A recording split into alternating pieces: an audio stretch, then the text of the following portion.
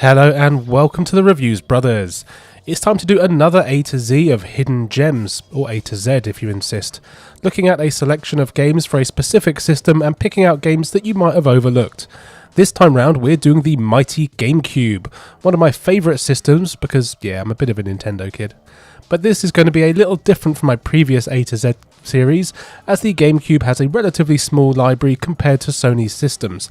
Normally I'd do 10 games per letter, but there just aren't enough games on this system to do that here. So instead I'm going to do 3 games per letter and have 3 letters per video. So that's still about 81 games that you might have missed for your sexy purple cube. But anyway, that's enough ramble, so how about I shut up, you press that subscribe button and we take a look at some games. First up is Amazing Island from Sega. Here you choose to play as either a boy or a girl, though it doesn't matter who you choose. You are exploring your grandparents' attic and you find a book about a mysterious island. And you're interested in it, and it turns out that the island is real and magical, and you end up getting transported there. The island is in trouble though, as an evil monster is taking over and brainwashing the locals to make them evil. Because you're pure of heart, you can't be affected and have to sort the whole mess out. But you can't go around fighting monsters because you're a kid, so instead you go to a magic mirror where you're asked a bunch of questions, and then what's cool is that depending on the answers you give, a monster of your own is created. I really like this idea, and the monster I ended up creating is an absolute abomination, and I love him, her, or it. Your monster also has various stats depending on your answers. Once you've done all that, you then have to explore the island where you'll meet a bunch of crazy characters. Eventually you get to the meat of the game, which is not at all what I expected. Basically, you play a bunch of mini-games. I really thought this was going to be an action RPG or something. But instead, you have to use your monster to take part in a bunch of different games.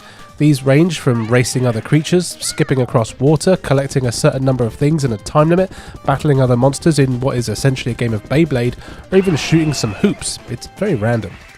The stats of your monster will affect how good they are at the various different mini-games, as you'll need strength, stamina, or good mental ability. You can boost these stats using potions that you win from competing in the games, and you can replay the games as often as you want. The better you do at them, the better the prize you win, which can include potions to boost your stats, or even new skins or accessories for your monster. And that's another big thing here, you can customize your monster using all the bits you unlock, and doing this will change its stats depending on what your monster looks like. Alternatively, if you just hate your monster, you can go back to the magic mirror at any time to create a new one, but be aware that doing this will get rid of your old monster completely, and you do kind of get attached to them. Playing the games themselves is fine, but I did find a few of them quite frustrating to learn, though that is the challenge I suppose. You will often need to replay the same game multiple times to win, and here you have to compete in a series of games before taking on a boss. If you lose a game too many times, then you have to go back and replay all of the ones before it, which can be a pain when you're figuring out what the game wants you to actually do. Thankfully, there is a practice mode, and this does come in handy. But the controls in them do actually work well enough, and I only felt that I lost games because I was figuring out the mechanics, not because the controls were shoddy. It all looks okay, it's got a very Sega look. It's bright and colourful, and the random monster designs are often quite funny, though not intentionally. The customization on them all is good though, and after you've beaten a few games, you can actually design a whole monster from scratch. This is a game I never hear anyone talking about, and it is actually quite fun. You can play against a friend as well, which would be good, being a sort of mix between Mario Party and the Monkey Ball mini-games. Worth a look if you like this sort of thing.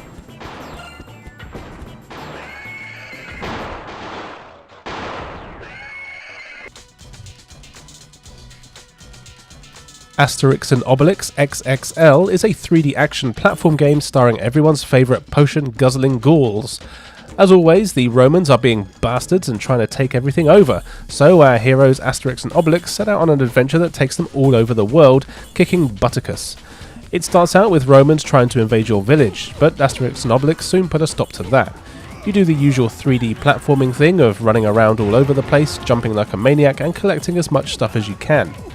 Thankfully, there's only a few things you need to worry about getting here though. You need to collect Roman helmets, of which there are hundreds laying around all over the place. These are basically your currency and can be used to buy things at the various vendors that you meet on your adventure. Then there's the golden crest things. These are harder to find and there's usually only 10 or so on each level. Now you don't really need to collect these to progress the story, but it's sort of fun to explore the levels and complete the various mini-games that you have here that you need to do to earn them. You can play as either Asterix or Obelix, and they do play very similarly to one another for the most part. It doesn't really matter who you play as, but there are sections of the game that do force you to use a certain character to interact with certain things. You can switch between the characters at specific change stations, which is a bit of a shame, as it would have been nice to just have a button to switch, but oh well, small gripe there. There's a lot of enemies to fight as well, mostly Romans and pirates like in the comics. The combat here is simple enough, and you only need to worry about punching bad guys in the face until they go flying off the screen. But some of the larger enemies have more armour and a shield, and you'll need specific tactics like hitting them from behind or just waiting for them to drop their guard. What's cool is that the character you aren't playing as is still always with you, so they will also do some of the fighting and generally do a good job of looking after themselves. I really like the variety in the levels here. There's only 5 or so, but they are large and pretty open, with plenty to do if you want to collect everything in them. Though it's not a crazy long game and you can beat it in about 5 hours, which honestly is perfect for a game like this. Something I really like are the graphics. This is a really good looking game, with plenty of detail everywhere and some great use of colour, and all the levels look vastly different from one another, which is nice. The only thing that is a little bit iffy is some of the animation, mainly for your attacks. They look a bit sped up and awkward, but still, the combat is fine itself, so it works well enough. It's a shame that this is a single player game though, as having a co-op mode where someone plays as the other character would have been really good fun. Unfortunately, this was only released in Europe, which I guess isn't sad for me, but you can buy the remastered version for all modern consoles, and after playing this one, I actually did buy it for my PlayStation 5. I think it's definitely worth playing if you like 3D platformers like I do.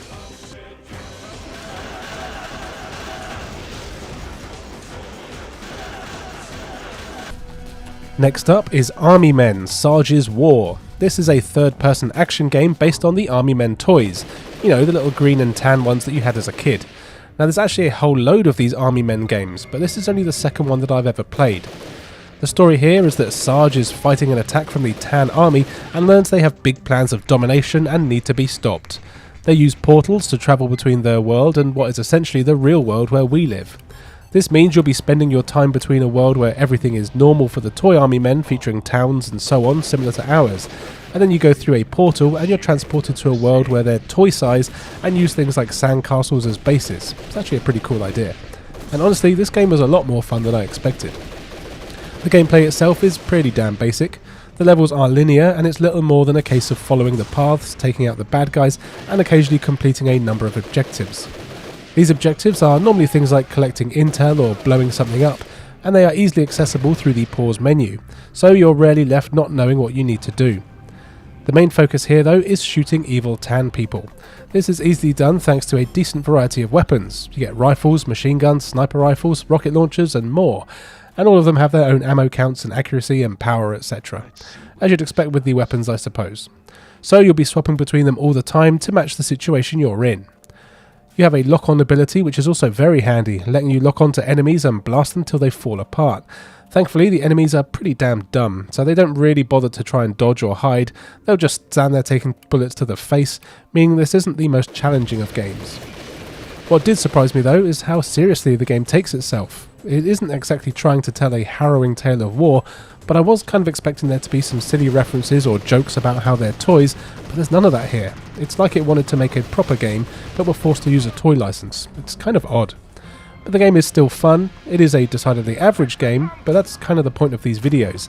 Games that aren't going to blow you away, but are still fun for what they are.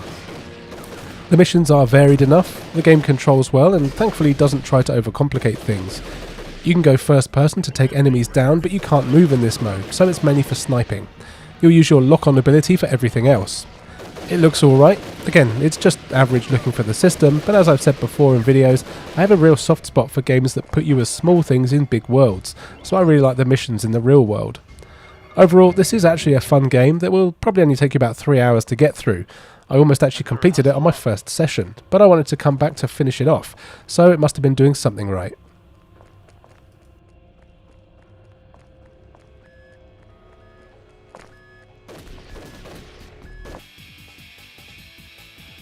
Let's get out of our army gear and into our bikinis now with Beach Spikers Virtual Volleyball. When I was in college, my friends and I played a hell of a lot of Beach Spikers. It's an arcade volleyball game that is a great pick up and play title that everyone can get used to after just a few games. Now, it's volleyball, so there's not a whole lot that I need to talk about really. You have a few game modes. There's a championship, single matches and tutorial. You can choose what country you want to play as, each with their own stats, and then you're off to play some ball. Gameplay is simple. It's 2-on-2 volleyball and you can play with up to 4 players. Then the aim of the game is just to hit the ball to the floor on your opponent's side of the net. It's volleyball. Controlling the game is easy. You only really have 3 buttons to worry about. When the ball comes to you, you can pass to your other player who can then set you up for a spike. Or you can try to be cheeky and knock the ball back over the net, which is easier for your opponents to return, but if they're not expecting it, you might catch them off guard. But the spikes are where it's at. When you set them up, the camera zooms in and a power bar appears. You obviously want it as high as possible, and you can also point with the analog stick where you want the ball to go, so you want to try and stick it anywhere that there isn't an opponent player. You do always get an indicator on your floor showing you where the ball is going to land, which is very handy and gives you a fair chance to return hits from your opponents.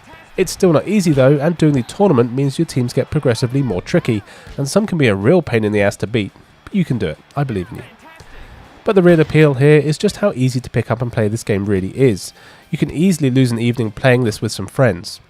It looks decent enough, again, very Sega, and surprisingly they haven't made everything super sexy and bouncy, but it certainly isn't Dead or Alive extreme. The main downside here though is there isn't a whole lot of content. It's basically just a volleyball tournament. There's not really anything to unlock or anything like that, which is always a shame, but the gameplay is solid and enjoyable. And if you do the sort of campaign mode here, you can create your own characters and you can make them weird colours and have green women if you want to. And what's cool is you can actually increase your partnership to make yourselves work better as a team. It's a nice concept. But yeah, don't overlook this one, especially if you like games to play with friends.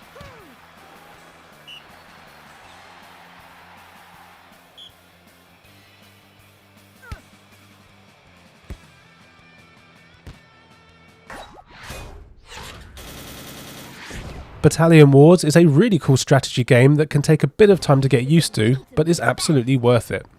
It's a real-time strategy game, but instead of being a top-down one like Command & Conquer and so on, instead this is a third-person game where you actually control units directly, as well as giving your rest of your squad orders. The story isn't anything groundbreaking. There's various factions and there's a truce going on. Then one day while you're out on a training mission, you come across some of the evil Tundrans and they're spying on you, thus kicking off another war that you need to win. And despite what it seems like, this has nothing to do with the popular Advance Wars games, though if Wikipedia is to be believed, it was at one point going to tie in.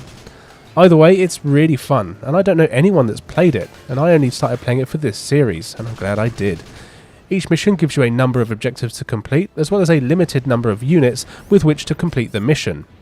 Unit types include a number of infantry units like riflemen, bazooka men, missile chaps, flamethrower people and so on. Then you have a pretty good number of vehicles throughout the game as well. You get scout cars, tanks, planes, choppers and so on. Then each level puts you into a fairly large battleground where you're told what you need to do. As you'd expect, you need to plan your attacks pretty carefully as each unit type has its strengths and weaknesses against other unit types. For example, your riflemen are really good against bazooka guys, but the bazooka guys are very strong against your tanks and other vehicles. For flying enemies, you want to use your missile troops with their homing abilities, and for other tanks, gun nests and so on, you want to use your tanks. There's more to it than that, but that's the basics. But the real cool thing here is that you can individually control each unit on the battlefield. The game is always played in third person, and you can choose to run your singular unit around the map trying to kill everyone by yourself if you want to, but really that will never work. So if you want to check your map and the intel to see what units are laying in wait for you, and then select a squad of units strong enough against those ones to take them out, before moving on to the next group of enemies and doing the same again. It's really damn fun. Switching units can take a bit of getting used to. You use the C stick to select the ones that you want, and then you press the Z button to take control of that specific unit. You can also give orders to all of the units that you're not in control of. You can tell an individual person to go and do something, or you can command a whole specific unit type, or you can just tell everyone at once to do something. Again, it can take a bit of getting used to and sounds a little confusing, but it's essential for winning and not too hard to get used to. It is really challenging though. The game doesn't go easy on you at all, and I've had to replay missions plenty of times while trying to figure out the best way to win them. As you have a limited number of units per level, if these are killed, it's back to the start for you. It all looks really great too. The game has some really cool graphics and a really good cartoony style, but it's very detailed. The animation is excellent as well, and everything plays super smoothly. I think the controls and learning curve could put a few people off here, but it is a game that's really rewarding the more you learn and play. And when you do beat that mission that you've been stuck on, it's so satisfying, and unlocking new unit types as you play gives you even more reason to come back. I'd say this is a must-have for the system.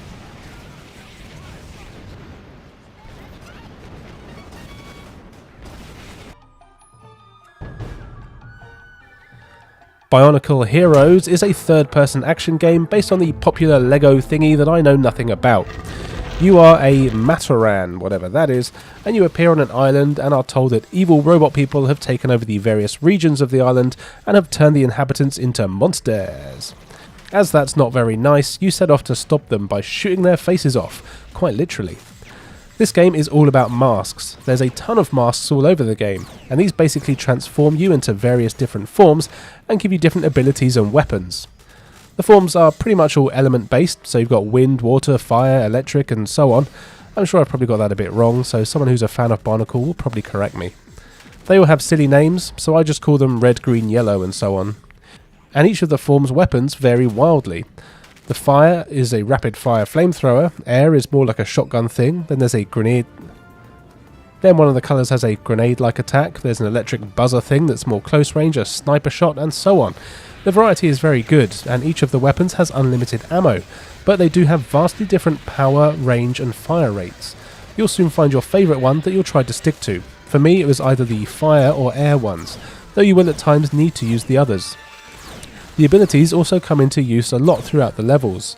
For example, the water form lets you move through water of course, air lets you jump between certain platforms, and the black masks lets you climb certain surfaces. Silver lets you zoom in with binocular vision and gives you that sniper rifle I mentioned, and one of the forms lets you be a Jedi and interact with various things in the scenery, basically letting you create platforms, items and even helper creatures out of piles of Lego using what is essentially the Force. The levels are nice and varied, seeing you go through the usual gaming tropes of jungles, caves, forests, ice levels, water levels and so on, but they're all quite large and filled with secrets. They are quite linear, but you might need to replay levels a few times if you want to collect everything. Also, you have a health bar, and instead of dying when you lose all your health, the mask you're wearing is just destroyed, and you won't have access to its abilities until you find another one. Lose all of your health when you don't have any masks, and that's when you'll die. This can change the levels a lot as you play, as there's certain paths or doors that can only be opened with specific masks, or accessed with specific masks, and not having the right one at the time might mean you have to take a different route. I actually really like this idea, and it's another way to give the levels some good replay value. There's plenty of enemies in the game, mostly just bug-looking Lego things. Attacking is easy, as you automatically lock onto enemies, so you just need to look in their direction and hold the attack button down. Killing enemies, as well as destroying lots of the scenery, will give you Lego bits, the same as it does in the other Lego games like Star Wars and so on. You'll want to collect as much of these as you can, as it powers you up and makes you really invincible for a few seconds. And also, between levels, you can visit a shop where you can upgrade mask powers, as well as buy items to help you track down the hidden things in the levels if you want to unlock everything, including new characters and masks. It's really fun to play through the levels, and this is the second Bionicle game that I've played, and both have been really good. The level design is simple but fun, and often quite challenging. It looks good, and I do really like how they incorporate the Lego aspects into real looking environments. It does have a big reliance on that bloom filter that was popular at the time, which can make things look a little blurry, but overall it's very good and the variety in the worlds is great. I didn't expect too much from this game, but it's one that I really found hard to put down. Definitely recommended.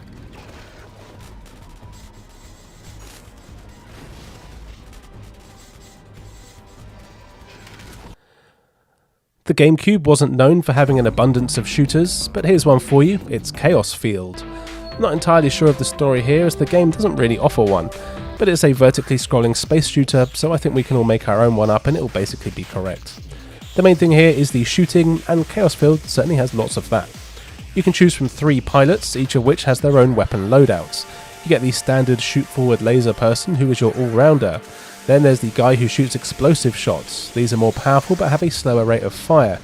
Then there's the homing lady, who locks onto enemies and fires a constant stream, but it is of course the weakest. I found they were all quite good to use though, but seemed to do the best with the homing lady, as then I had more time to avoid the enemy bullets. And there's a lot of enemy bullets. In fact, this might be bordering on the bullet hell genre. And it's a bit of a strange game as well. It's pretty much entirely made up of boss fights, apart from the first minute or so when you're killing a few enemy ships, presumably to let you get used to the controls, which are pretty simple. You've got a shoot button, a switch button that lets you switch between your ship's fire modes, and you have a sword button, and also a bomb attack that does massive damage to everything on screen. Shooting is exactly what you'd expect in a shooter. You hold down the button and let your ship do its thing. It's the sword that really mixes things up. This lets you slice through enemy bullets, not all of them though, so you'll need to avoid some bullets and use your sword to clear away others if you want to survive. Your ship does have a bit of a shield, letting you take a couple of hits before you die though. Almost every enemy is a boss, and they have a massive life bar as well as a time limit. You obviously need to try and take the bosses down within the time limit, though if you don't, there is no penalty. Instead, you just move on to the next one and don't get as many points for the stage. The bosses are tough though. They fire a ridiculous amount of shots, which makes things really hard to keep track of, but that's kind of the point I suppose. Destroying parts of the ship will make them drop orbs. You can collect these by touching them or by holding in the sword button and they'll be drawn to you. But you won't be able to use your sword while you're doing that. These orbs power you up and let you use your second form, which is more powerful, and also use your bomb attack and replenish it. There's times where you have to really be careful as you need to get the orbs or just avoid the bullets. You get a handful of continues here, they aren't unlimited, and it can be very tough to beat some of the bosses, and as with all games like this, learning their patterns is essential. I did find it was a bit of a shame that there aren't any proper levels or anything like that though. It is all just a boss rush, and it would have been nice to have more content, as this is definitely one of the game's downsides. There's just not a lot here. In terms of graphics, it's fine, certainly nothing special, and everything has that classic grey and brown look of the era. But the controls are solid and the music is pretty good, and I did have fun with the fast frantic action. Check it out if you're a fan of shooters.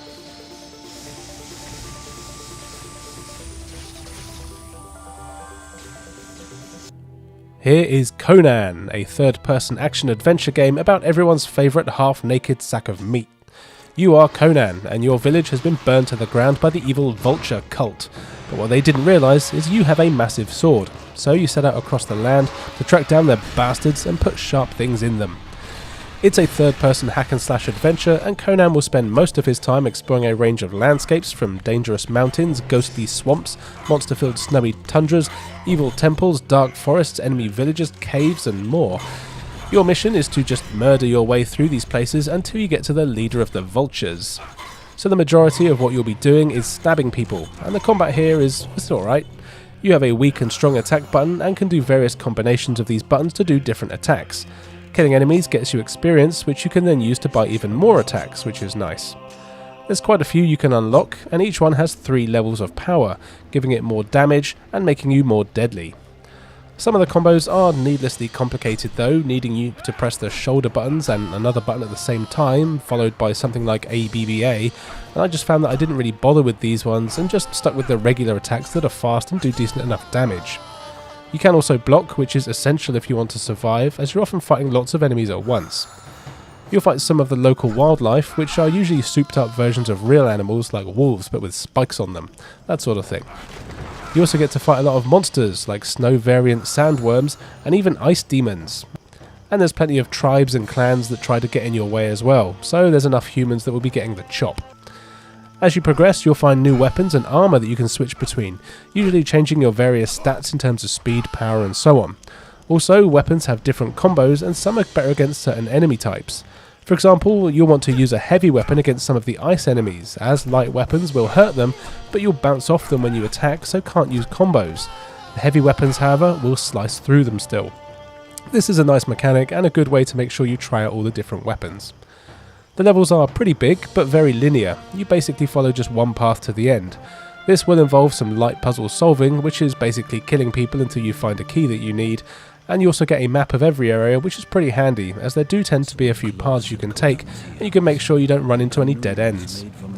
There's also traps in a lot of the areas, so you'll need to avoid falling spikes or boulders, as well as swinging things that will batter you all over the place.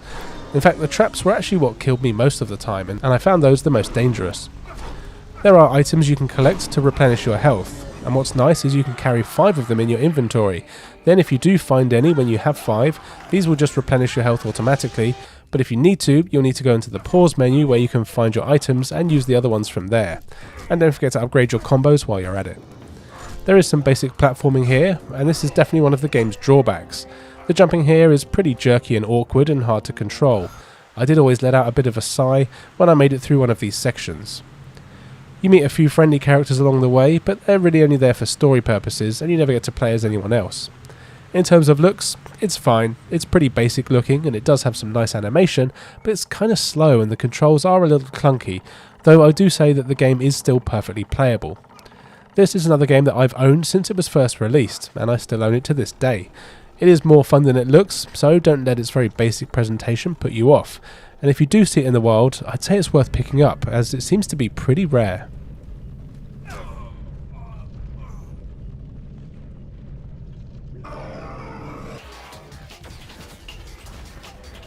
And finally for today, here is Cubix, Robots for Everyone Showdown.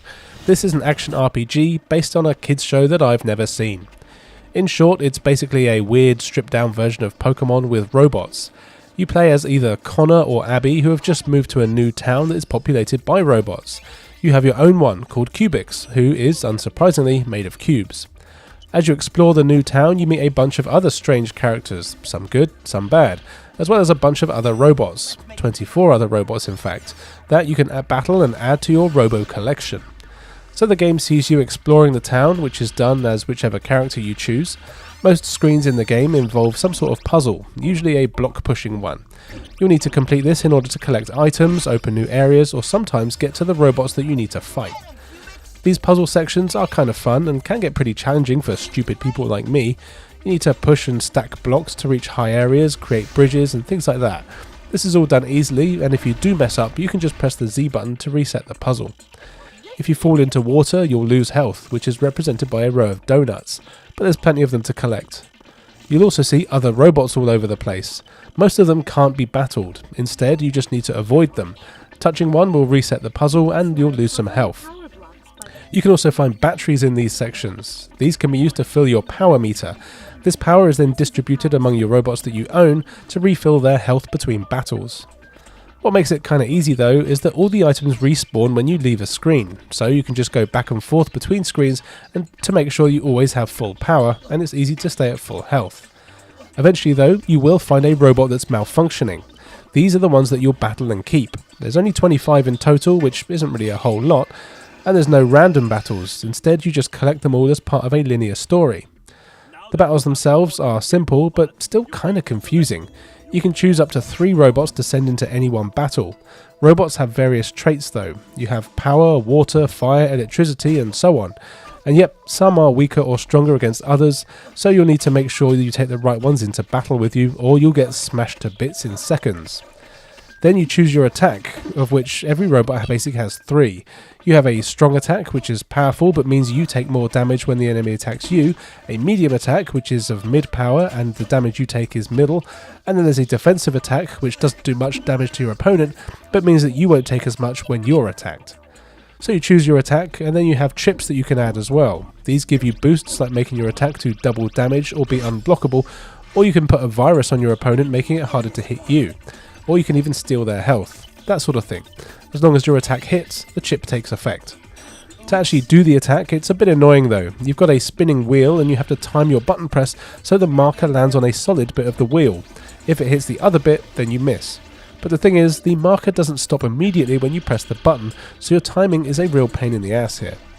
Still, the game is fairly forgiving and obviously made for kids, and although I did lose battles every now and then, it was never hard to power through. Your bots will level up as you play as well, and fighting is the best way to do this, but you can also find cubes in the levels which gives you power boosts. It is important to hunt these down, and I'm pretty sure some of them respawn like the other items, so you can be cheap and farm them for a bit if you have the patience, making yourself pretty powerful. And that's really all there is to the game. It's a very simple turn-based RPG, though there is something kind of addictive about it. I think it's because I just like collecting things and making them level up. It looks alright as well. The robots have fun designs and some of the attacks look cool, but there's very few of them, so you will be skipping a lot of the animations soon after seeing them once or twice. So yeah, this isn't exactly a groundbreaking game, but again, that's what this series is about. Games that are fun for what they are.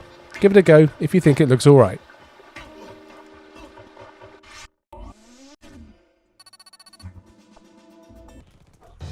First up is Dinotopia, the Sunstone Odyssey, based on a book and TV series that I've never seen, but I have heard of, and I remember seeing trailers for the TV show, and it looked crap. The game here puts you into the dino leather-clad boots of Drake Gemini. You've been living on the land of Dinotopia for about 10 years now after crash landing there with your brother Jacob and your father. Turns out, in Dinotopia there is a magic plant thing that lets things live lots longer than they should. And over the years, a bunch of humans have ended up in Dinotopia and are living in harmony with the dinosaurs who have survived. Oh, and also some of the dinosaurs can talk as well. Why not? Anyway, one day your dad is eaten by one of the evil meat-eating dinosaurs. This divides you and your brother, with you wanting to become a protector of the land, who protects the villages and land from these sorts of attacks, whereas your brother decides to be an outsider, a clan of humans that hate dinosaurs and want to wipe them all out. The game sees you exploring Dinotopia, fighting outsiders and evil dinosaurs, and completing missions. The main thing you need to do is track down the sunstones, which give the island its power before the outsiders do. It's a fine, generic story, and it really is kind of dragged out in the cutscenes, which go on for far too long. They could have summarised most of what happens a lot quicker. The actual gameplay is a fairly standard third-person action game. You run around with your staff fighting enemies. These range from other humans to huge dinosaurs, which really helps the game stand out. You do have a few combos, and as you fight you gain experience, which unlocks new combos for you to use. You'll meet other good characters, sometimes human, sometimes dinosaur, and they'll give you side quests, though these are basically always fetch quests where you just need to find something for them. The actual levels are very linear, with only a couple of paths you can follow, but you can revisit them whenever you want to pick up anything that you might have missed. The things you'll need to find for people are always in one area though, so it does mean you will do a lot of running back and forth on some empty levels, and enemies they don't respawn, so it can get a little dull. But doing these side missions will get you extra stones to put into your weapon. This gives it more power, magic or speed for attacks. These aren't needed, but can make combat easier. It's not too tough though, you just basically do a combo, then hold the block button until the enemy attacks, and repeat. I don't think I ever actually died because of the combat. They do mix things up every now and then though with flying sections, which is nice, and you do get a variety of stages. Now the actual objectives are basically the same on every one, fight things and find things, but I think my love for dinosaurs meant that I enjoyed this more than most people probably will. New ones are introduced all the time, and I loved seeing all the new dinosaurs as they came along. You even get to pilot a dino mech at one point. Now, the game really isn't perfect though. It is repetitive and can be pretty boring if you play for more than a level or two at a time. Also, it has some of the worst voice acting I've ever heard. It's by Billy West, the guy who plays Fry & Co in Futurama. He is doing the worst accent I've ever heard here, and I can't tell if he's trying to be Scottish or Irish. It doesn't look too bad though, fairly standard for the era. So I'd say that if you can deal with a bit of jank and you love dinosaurs, then you could do a lot worse than this game. But if you like your games polished and kind of fun, this might not be for you.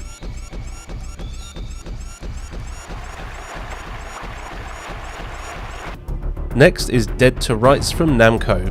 Here you play as Jack Slate, which is the most 2000s action hero name I've ever heard.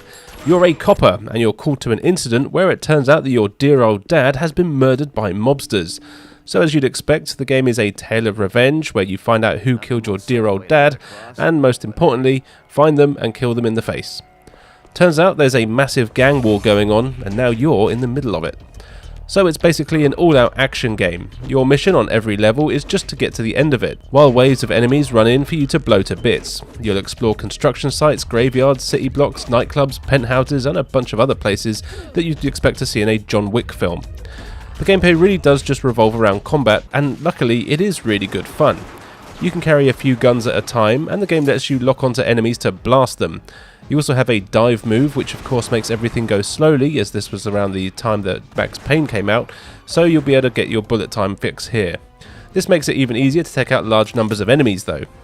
When you're locked onto an enemy, you get a coloured reticle, which basically tells you your chances of hitting them.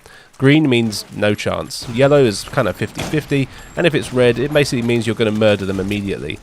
You'll get pistols, shotguns, machine guns, and every other type of gun that you'd expect. You can switch weapons when you're out of ammo, and most of the time you're not going to be too fussed about what weapon you're using thanks to the generous lock-on mechanics, though you can manually aim if you want to, and at times you will want to. There's a fairly hefty hand-to-hand combat system here as well, which you really want to get used to, as there's plenty of levels that actually rely on it. You've got a punch and kick button and can do a decent number of combos, and you can also grab and throw enemies. As well as this, there's a dedicated button that you can use to grab people and use them as a human shield. Once they've run out of use, you can just blast them in the head in a pretty brutal close range way. And you also have a dedicated disarm button, which I really love. You basically have to rely on stealing enemy weapons if you want to keep your ammo count up, so sometimes you'll need to sneak around disarming bad guys rather than going in guns blazing, and I really like the disarm animations as well, it looks really cool. There's also mini-games here, things like needing to pick locks, and what is probably the most surprising one is that you have a mini-game where you see Jack's stripper friend, and you have to play a rhythm game to get her to do a sexy dance while wearing basically nothing to distract guards so Jack can run past. I'm pretty sure this is the only case of something like this on a Nintendo family-friendly console. Honestly, I can't believe they actually let this stay in the game. Something I haven't mentioned is that one of the best things about the game is that you have a dog friend, Shadow. On most levels, Shadow is with you, and he can be commanded to attack enemies, killing them in just one hit. But this needs time to recharge. Shadow can also disarm bad guys and bring you their weapons, and at times you actually take control directly of him and can use the dog to run around and get into areas that Jack can't get into, as he's just not that nimble. These sections are always just the right length and help to break up the gameplay, and it never gets old having Shadow rip an enemy's jugular out.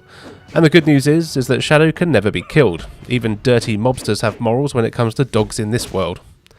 This is another game that can get a little repetitive if you're playing it for long sessions, as it is basically just kill everyone and move into the next room and repeat. There are light puzzle sections, but that's basically just a case of finding a switch and not a whole lot else. Graphics wise, it's fine. Again, nothing major and very standard for the time, but it does the job and it does have good animation. Overall, it's just a fun game to play. It's got good combat, fun gunfights, and an awesome dog. Definitely one that I would recommend. Next up is what is one of the strangest licensed games that I've played. It's Darkened Sky. You play as Sky, a woman, and you live in a fantasy realm where colour has been outlawed, and anyone or anything that's too bright and colourful is hunted down and destroyed. For some reason, a portal thing opens, in fact quite a few of them do, and colourful things start falling from the sky. And can you guess what they are? Yes, that's right, Skittles, as in the sweet, or candy, depending on where you live. Skittles. It starts to rain a rainbow, so the colour-hating monsters have a proper fit. You meet a good goblin guy, and together go on an adventure to get the Skittles, so you can put them on an amulet thing that you happen to be given by your mother, and get rid of the colour-hating bastards once and for all. And I'm guessing you'll probably find out what happened to your mother, as she mysteriously disappeared at some point. The game is a third-person action-adventure game, and it really reminds me of the Alice Madness Returns game if you've ever played that, or whatever the first one was called. You visit a number of different worlds, each with a different coloured Skittle that you need to find, and each world gets more and more surreal. I actually really like the look of everything here though, even if the gameplay is a bit wonky to go along with it. It's all a mixture of puzzles, platforming and combat. The camera is fixed behind you at all times, and the game controls more like a first-person shooter than an action 3D platformer, if you know what I mean. You have no control over the camera at all. There's enemies all over the place that you can fight with your magic staff. These games love a magic staff, don't they? Hammering the L button makes you attack, though it is quite clunky as the enemies don't react too much when you hit them, and they will hit you through your attacks. Also, you can't block, which doesn't really help. Thankfully, you get a number of magic attacks you can use, including ranged ones. These are helpful and your mana constantly replenishes, so as long as you're patient, it's not too hard to get rid of most enemies. You'll need coloured Skittles to use magic though, and different combinations of different colours enable the different attacks and powers. This is the game's way of not letting you just use all of the magic all of the time. You need to pick and choose what ones to activate based on the colours that you have, as each Skittle can only be used once at a time, though you can swap them in and out without losing them, which is nice.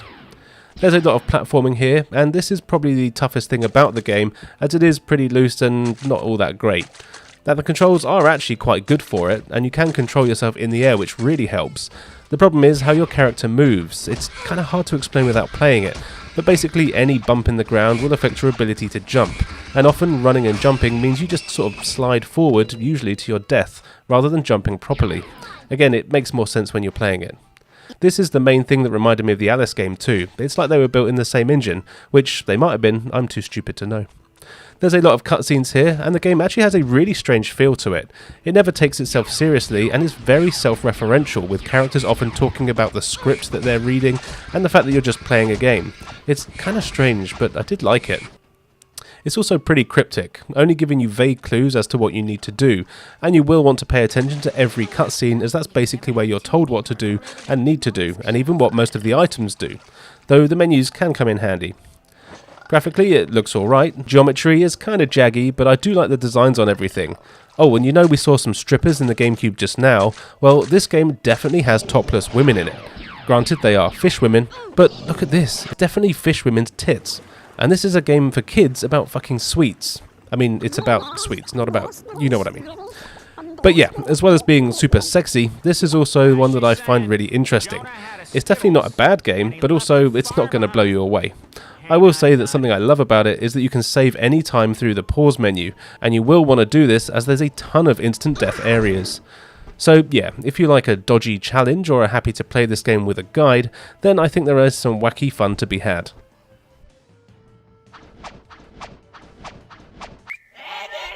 A game for kids that doesn't involve naked fish women is Ed, Edd and Eddy: The Misadventures. This is a 3D puzzle platform game based on the Cartoon Network series that I used to enjoy watching before Dexter's Lab came on. The game is split into different levels, which are basically different episodes, so each one has its own plot that's not connected to any of the previous ones, other than the fact that it's some kind of scam that those Ed, Edd and Eddy bastards are always putting up with. Most involve some sort of money-making venture, like needing to find ingredients to make a snow cone to sell. One sees you trying to break into a party that you weren't invited to. One sees you just trying to get to a sweet shop before it runs out of the new jawbreakers that you want to try. That sort of thing. This is all done in the usual 3D platforming way. You'll explore some pretty large levels, each of which can take an hour or so to get through on your first try. You'll need to interact with the environment to collect the various items that are needed either for the level's objectives, or you might come across hidden items that unlock bonus content like extra levels, artwork and that sort of thing. As there's 3 main characters, you get to play as all 3 of them, though this is only a single player game. And you can switch between the different Eds at any point with the press of a button, and yep, each one has his own abilities. Now, I've never been sure which one of the Eds is which, and this game didn't really help with that, as it doesn't say the name of them anywhere. You just get a picture of the one that you're controlling, but that's alright. People with more brain cells than me will likely just look it up. Anyway, one of the Eds, the tall one, is strong, so can pick up and carry things that the other 2 can't. You'll need to throw stuff around and smash certain things with it, and the one with the hat is good with tech, so he can interact with the various devices around the levels like vehicles, switches and so on. And then there's the one that looks like a deformed baby, who has stink bombs that you can use to stun enemies. And there are a few enemies here, mostly just things like rats and other animals, and really they're more there just to be a nuisance than actual proper threat. Each character has a regular attack that you can do as well. As well as this, there's team-up moves. There's 3 different ones, depending on the character that you're in control of. One lets you throw the other character across gaps or really high into the air, which basically acts as a super jump to get to high areas or across larger gaps. There's one that is basically a battering ram, where you human centipede the 3 of you together, and the one at the front's head will smash certain things. And then the last one is where you'll jump on each other's shoulders like a tower. This lets you reach items that are high up or cross platforms that would drop after one character touches them, that sort of thing. Levels revolve around using all of the abilities of all of the characters here, and you can access any previous levels through the cul-de-sac, which acts as the hub area. You're just going around the neighbourhood, but the levels are surprisingly varied, and some puzzles will require a bit of trial and error. It does have its fair share of jank though, of course, and the controls are the main culprit. Now, they do work, and the game is never too challenging, but sometimes things wouldn't really register properly, and often when the jumping and teaming up abilities were being used, I was never sure if they were going to work properly. But it didn't really matter, as the game doesn't really give you any kind of time limit, and there's no bottomless pits here or anything like that. If you do ever get stuck though, just cycle through the characters, and eventually you'll see something you can interact with get highlighted. It looks pretty good though, with a nice cel-shaded look that really matches the series, and I like the weird designs on everything here. It's got some nice animation too, and there's even some decent physics-based stuff in here as well. It's not really a game you'll likely come back to once you've finished it, but it is fun for what it is.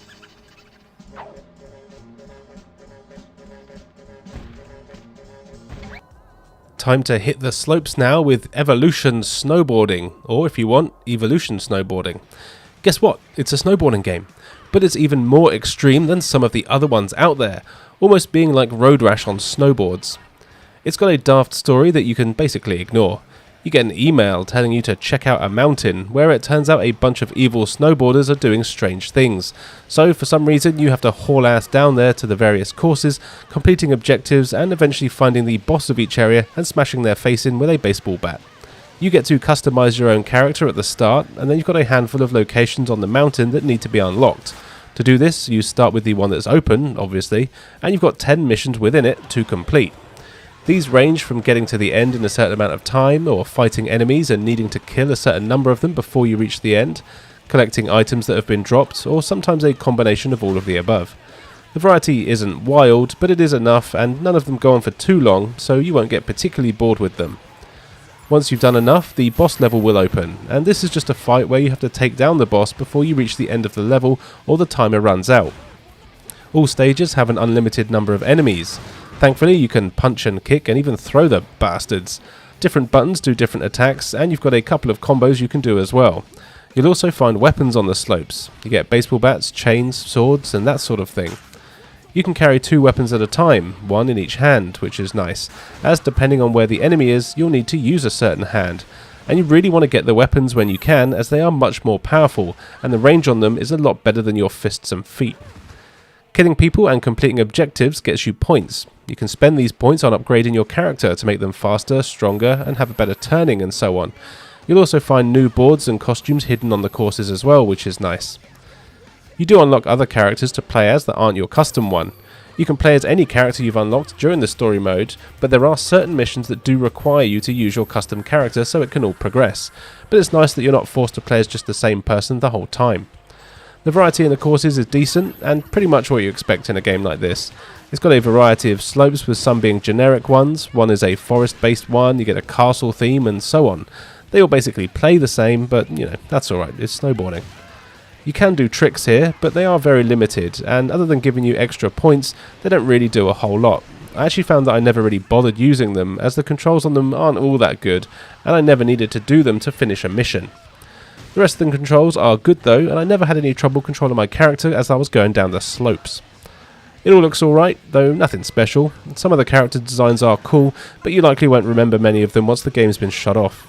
Still, this is a fun game that reminds me a lot of Dark Summit that you'll all remember from my snowboarding games video from a while back. And if you do like snowboarding and smacking people in the face, then you should give this a go.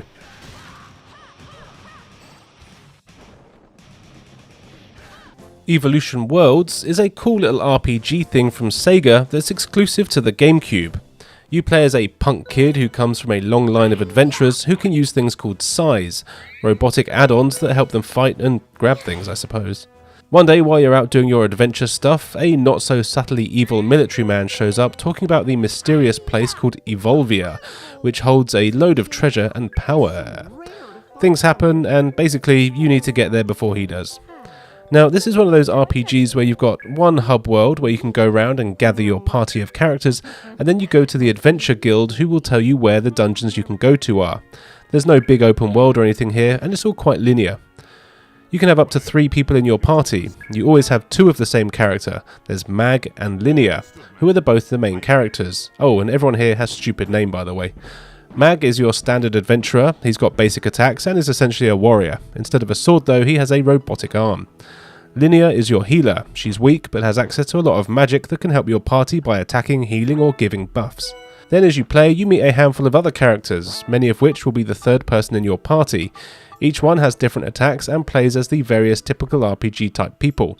So you've got a sexy woman that has a Mega Man style arm. She's the really powerful one and basically only has attacks and no buffs. You've got your butler, who is awesome by the way. He can join your party and has a whole range of attacks, as well as being able to serve you meals that give buffs, heal you or poison enemies. It's all simple enough, but there is a pretty big variety in the characters, and picking the right ones for the dungeon can make them easier to get through. The dungeons themselves are all fairly similar in design, mostly being maze-like affairs, where you just need to find the staircase to the next floor. Once you've gotten to the top, you'll fight the boss. Of course, you don't always want to immediately rush to the stairs, even if you find them early on. You will want to explore every inch of every floor, partly because none of them are that large, but also because you'll find chests with items that you might need, particularly healing items or potions that can cure poison and so on. Then there's a ton of monsters in the dungeons as well. There's no random battles though. Instead, you'll see the monster and you have to touch it to start the battle, at which point you might fight just one, or there might be 2 or 3 enemies to fight. If you manage to touch the enemy from behind, like Toby Von Doom likes to do, you'll take it by surprise and get a few extra turns before the enemy attacks. And likewise, they do the same to you, so watch out. And yeah, it's all turn-based, so you just choose what you want to do from the menu and watch it all pan out. I actually really enjoyed the battles here. It's all simple enough for someone like me who rarely plays games like this, and I'd say it's a pretty good introductory game for the genre.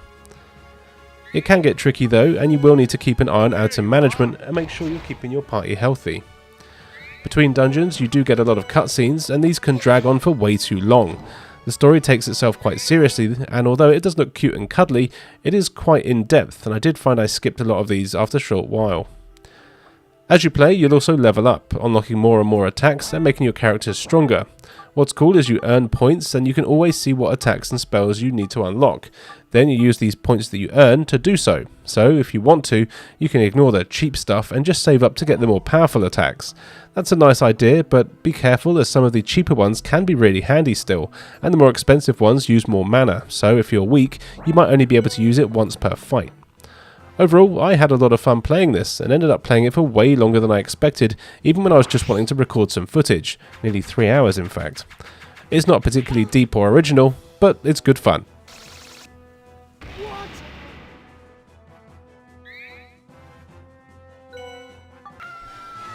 Another cartoon tie-in now with Fairly Odd Parents Shadow Showdown.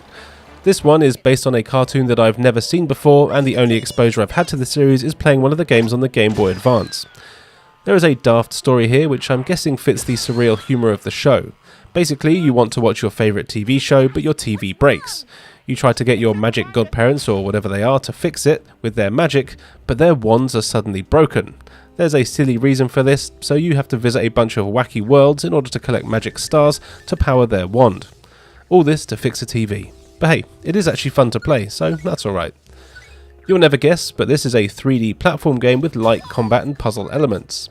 You visit some pretty large worlds which are all connected by a hub, and they each have a number of stars you need to collect in them. What's fun is that by collecting 3 stars of the same colour, you'll unlock one of that level's abilities. There's 3 abilities to lock on each stage, and you'll need to switch between these to complete whatever objectives or puzzles that you've got. The abilities you get range from things that let you attack, some that let you fly, some that let you pick things up from a distance, one that turns you into a literal cow magnet, and so on. They're all pretty surreal, and I did enjoy seeing what was coming up in each of the worlds. And the levels themselves are suitably strange as well, and they're all full of strange magic and creatures. There's a superhero themed one, a film noir one, crazy car themed levels. In one of them you go inside someone's dream, and more. They're all very different and have a different feel to them. I really like that. For example, the superhero level is flooded and requires a lot more precise platforming than some of the other levels, and one of the levels has noticeably more enemies in it, that sort of thing. It does a good job of making you want to see what's coming up next. The actual puzzles aren't particularly troubling, it's just a case of exploring until you've found enough stars to unlock an ability. Then, using that ability, you will be able to access new areas of the level to get the rest of the stars, and so on. But it isn't always straightforward, and there were times where I'd be wandering around, figuring out what to do. The levels are also quite well designed, with shortcuts that you can unlock as you play, so backtracking is kept to a minimum. There's also coins scattered around everywhere. You can use these in the shop to buy gadgets that actually really help out. You get things like a coin multiplier, new weapons, and even a device that points out where the star bits you need are. You can replay levels if you want to as well, to collect extra coins if you need to do some farming to get some stuff quickly. And you might want to do that, as the controls here are decent and actually playing the game is really good fun. It's responsive, and usually when something goes wrong you only really have yourself to blame. My only real complaint is that sometimes the levels can seem to drag on a bit, and really it can be a bit similar in that you need to just find stars, use powers to get new stars, and so on, but the varied levels and powers do help, to be fair. Oh, and something that really does start to grate on your nerves are the fairy god people. They won't shut up, and they have something to say every few seconds.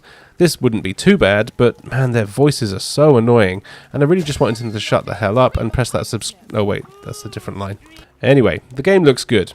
Again, it's a cel-shaded one, and I really do have a soft spot for some good cel shading. The crazy designs also make it fun to see what's going to be in each level. This is another game that is very much a middle-of-the-road one that you know they churned out probably pretty quickly.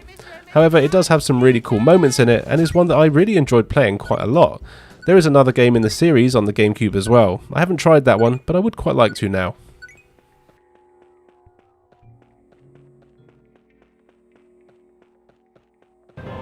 Here is Freedom Fighters. This is an excellent third-person action game, and another one that I played the hell out of while I was in college.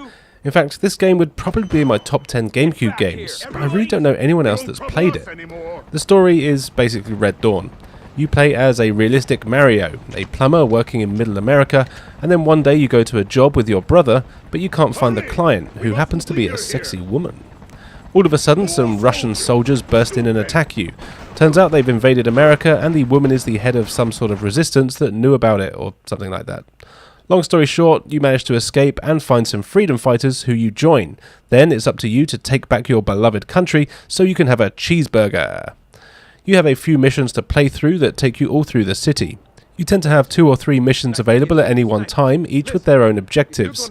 These are mainly to destroy something, capture a building, kill the enemies that are occupying an area, that sort of thing. But what's really cool is that you can use the sewer system to move between each of the locations that they're at, and things you do in one location probably will impact things in another location. For example, in one of the areas there's a bunch of snipers that make it basically impossible to be out in the open.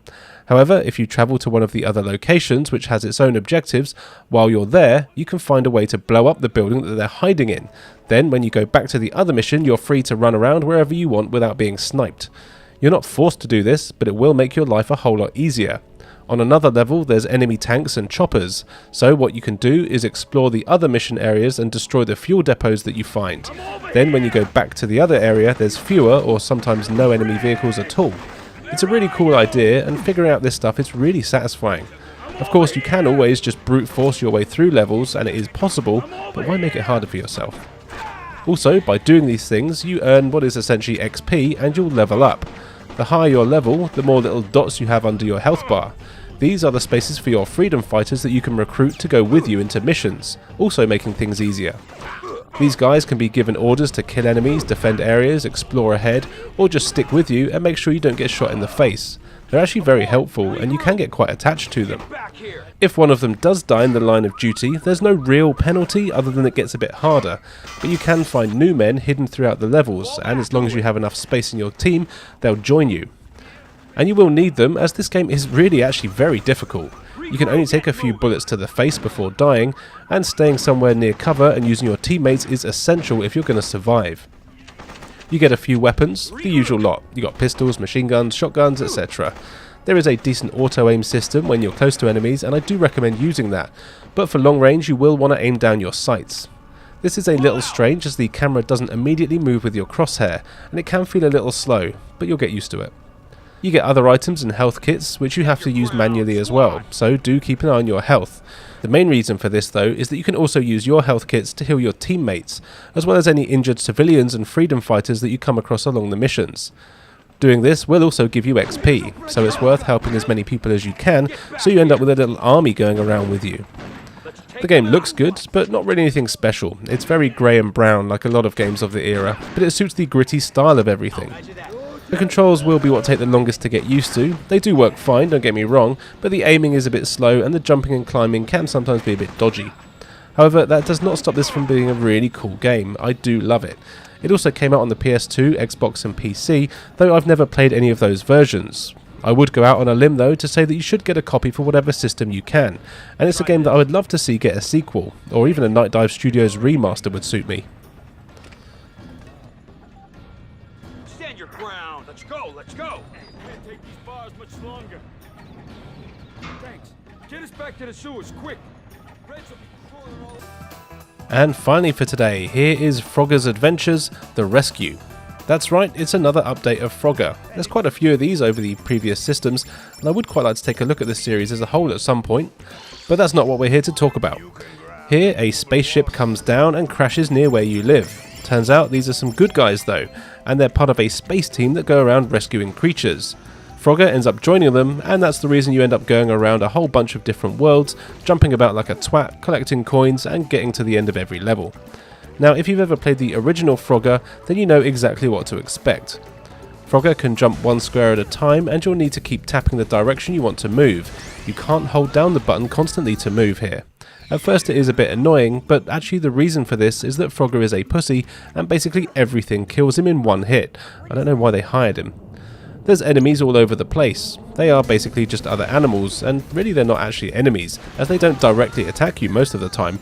They just wander about minding their own business in a pattern, but if you touch them, you die.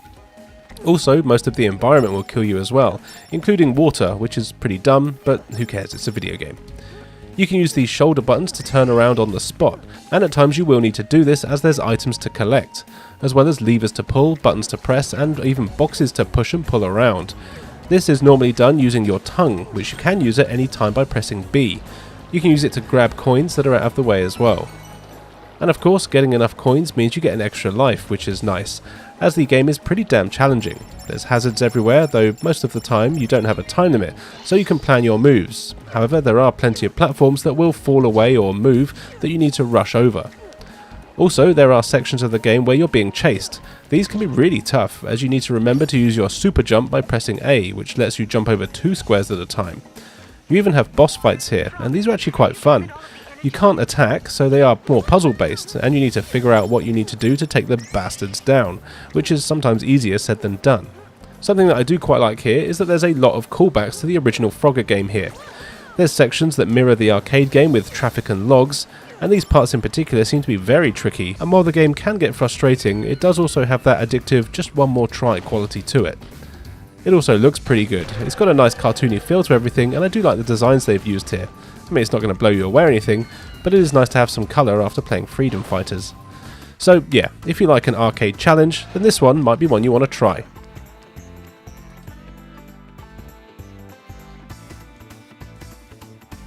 So there you go, even more hidden gems for the GameCube that you might not have tried. Which one is your favourite? As always, let me know in the comments below. I want to say a big thank you to my patron, and you too can be a sexy bastard patron, where I have even more content, including reviews too hot for YouTube, podcasts, gaming challenges, and more. Links are in the description below. On screen now you can see where you can follow me, so why not do so? I've got plenty of great content for everyone to enjoy.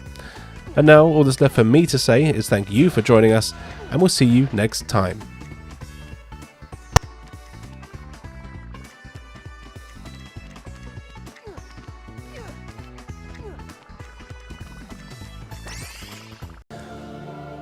Let's start off spooky with Geist. This is a unique first-person shooter where you play as John Raimi, a scientist and member of counter-terrorism team.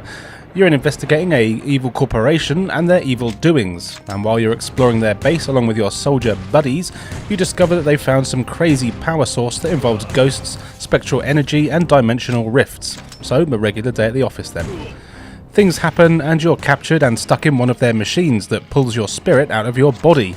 But your ghost, or Geist, manages to escape, and you spend the rest of the game finding a way to get your body back, and of course kill all the evil bastards along the way. This is all done in first person, and the game is a mixture of shooting, exploring and puzzle solving, and one big aspect of the game is the fact that you're a ghost, meaning that you need to do a lot of possessing other people and objects along the way. It's actually a really cool idea that could do with a bit of a revival. Basically, as you're a ghost, you can fly around, and while you're flying around as a spirit, time moves incredibly slowly around you, but you move at normal speed. You can interact with a lot of the scenery as well as characters in the game, and can possess them as well. But to possess people, they will need to be scared. This is where a lot of the puzzle elements come in. You often need to figure out the correct sequence of events to freak people out. For example, there might be a ladder or something in the room with someone, so you can use your ghost skills to make the ladder fall over to spook them a bit, at which point they'll move to another area of the room where there might be something like a paint pot. You can use this to explode and freak them out and get paint all over the place. Then they might end up next to a mirror, and then you can do that classic horror trope of possessing the mirror to make it look like they're a zombie or something. At this point their aura turns red, and you can take control of them. What's cool is that you need to also possess a ton of different things throughout the game, and they each have their own abilities or uses, and you get a portion of enemy memories as well when you possess them, which can progress the story or give you hints as to what you might need to do next. There's soldiers with their various weapons that you'll need to possess in combat situations, there's engineers who have tools that you'll need to open doors or use various bits of machinery, scientists to use computers and that sort of thing. But what's cool is that you can even possess animals, so you get to be a dog, rats, bats and so on, and they each have their own abilities. Of course, birds and bats let you fly around, the dog is fast and lets you bark at things if you want to, and rats can fit into very small places. You'll also need to interact with the environment quite a lot to make things happen. You can do things like make boxes explode to kill enemies or blow holes in walls, and you can interact with things like lights, phones, and it's all good fun. It's kind of a cross between something like Space Station Silicon Valley on the N64, Poltergeist on the Mega Drive, and Half-Life. You will want to be in human form as often as possible though, as being in your ghost form basically means you have a timer, so you will need to possess people so your spirit doesn't disappear into the other realm. What's cool is that you'll need to try and act not suspicious as well, so if you are a soldier and you start pointing your weapon at your teammates, they'll get suspicious and eventually figure out that you're the ghost in disguise and kill you. There's also some enemies that can tell if you're a ghost, for example the guard dogs, they can sniff you out. And you can die easily here. If the host dies, you will then have to just try and get a new body before you move on to the spectral plane. It's got some really cool sections like this, and it is very unique. And yes, it has a mildly famous part where you do have to take control of a sexy lady scientist who happens to be taking a shower at the time of you finding her. It's not perfect though, the controls here are probably the biggest issue.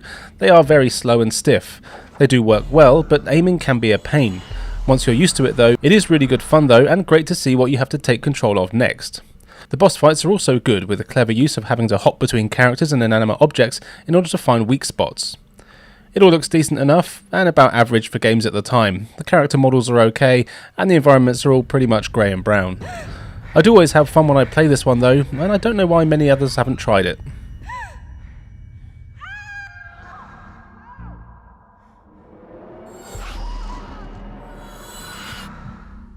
Here is Godzilla Destroy All Monsters Melee. It's a fighting game where you get to duke it out as some of your favourite Toho monsters. There's a story mode where an alien tells you that they've mind controlled all of the monsters, and they even try to put some comedy in there. So you choose your favourite one and you set out to stop their evil plans of world domination.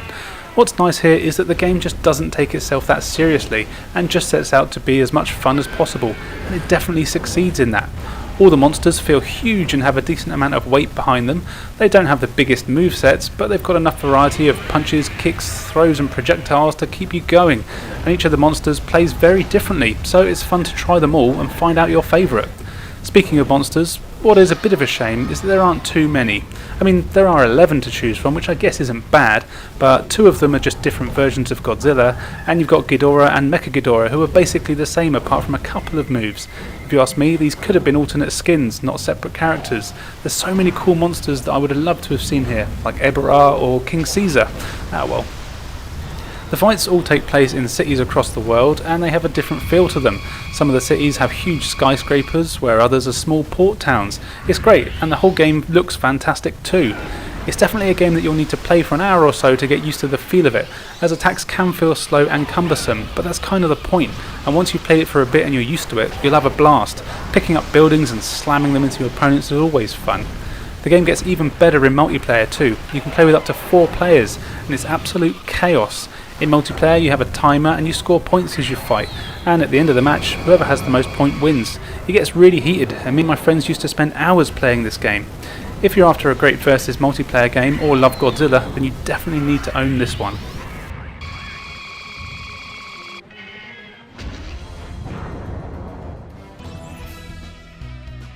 Another fighting game now with the Grim Adventures of Billy and Mandy. This is based on a Cartoon Network show that I've never seen, but I'm sure it's great. It's a 3D arena fighter featuring what I assume are all of your favourite characters from the show, and I do have to say I quite like the characters here. You get a few game modes to play through, including a story mode where some mojo balls have been stolen, so you have to fight a bunch of different people in various locations to find out who stole them. This is all presented quite nicely with some great cutscenes. You also have single fights, a challenge mode, and of course multiplayer for up to 4 people. The gameplay here is simple, and it is quite a basic fighting game. You get a whopping 15 characters to choose from, most of which need to be unlocked by playing through the various game modes, which I always appreciate. Each character has a weak and strong attack, as well as a throw move. These all work the same for every character, which is a bit of a shame, though there are differences in speed, power and reach, so that does make a difference. As you fight, you build up a special bar, which has 2 layers. The first, of course, does a decent special, but get it filled all the way and you do a much more powerful attack. These are often large combos or flashy blast attacks, that sort of thing. They're easy to pull off as well, and again, it's just the same button press for everyone. There's no special moves to learn here. Also, there's a ton of power-ups and weapons you can pick up in the levels as well. These are often essential for winning too, as they're really powerful, and some being way better than others. You get guns, swords, bombs, grenade things, flamethrowers and so on. It's all wacky and they're good fun to use. Fights see characters having a few lives and you'll need to deplete all of them in order to win a round. You can also find health in levels, so make sure you grab it before your opponents do. And the stages themselves are nice and varied, with some really fun ones to play on. And as you'd expect, they're packed with hazards and things that you can use to damage your opponents, so you've got to be careful of things like spikes, deep water, lava, radioactive waste, beehives and so on. It can be confusing at first, but doesn't take long to get used to. There's also things like gun turrets in the levels that you can jump in to use. That's a really cool touch. What I also like is that some of the levels are just standard arenas, whereas some are multi-level ones requiring some platforming, and some are even auto-scrolling stages that constantly move. It really keeps you on your toes. Once you've got your opponent down to his last life, then you'll need to finish them off with a special move. This is done by hitting them when they're stunned and have no health left. Then you essentially get a quick time event where you have to follow some button commands.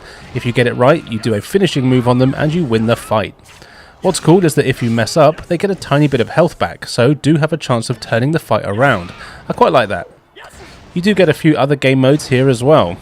As well as the regular fights, you also have a King of the Hill mode where you've got to take control of flags in the levels, and you get points for holding them for a certain amount of time. There's also a coin mode where attacking your opponents makes them drop money. Whoever has collected the most coins at the end of the timer wins the round. It's a nice variety, and with up to 4 players could be really hectic. They can do any combination as well, so it could be all against all, 2v2 or even 3 versus 1, and I imagine it would be good fun with some friends if I had any. My only real gripe with the game is that the combat is super basic. There's little to no nuance to any of it, it's just the 3 attack buttons, and it does feel like your character also moves kinda slow. There is a dash move that helps with this, but if the characters moved just a little faster, I think it would have helped with the basic combat, as you wouldn't have really had the time to notice how basic it really is.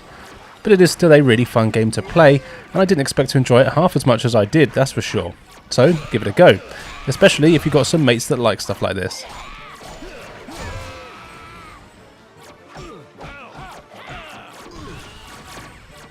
Mr. Delgado, meet my fist.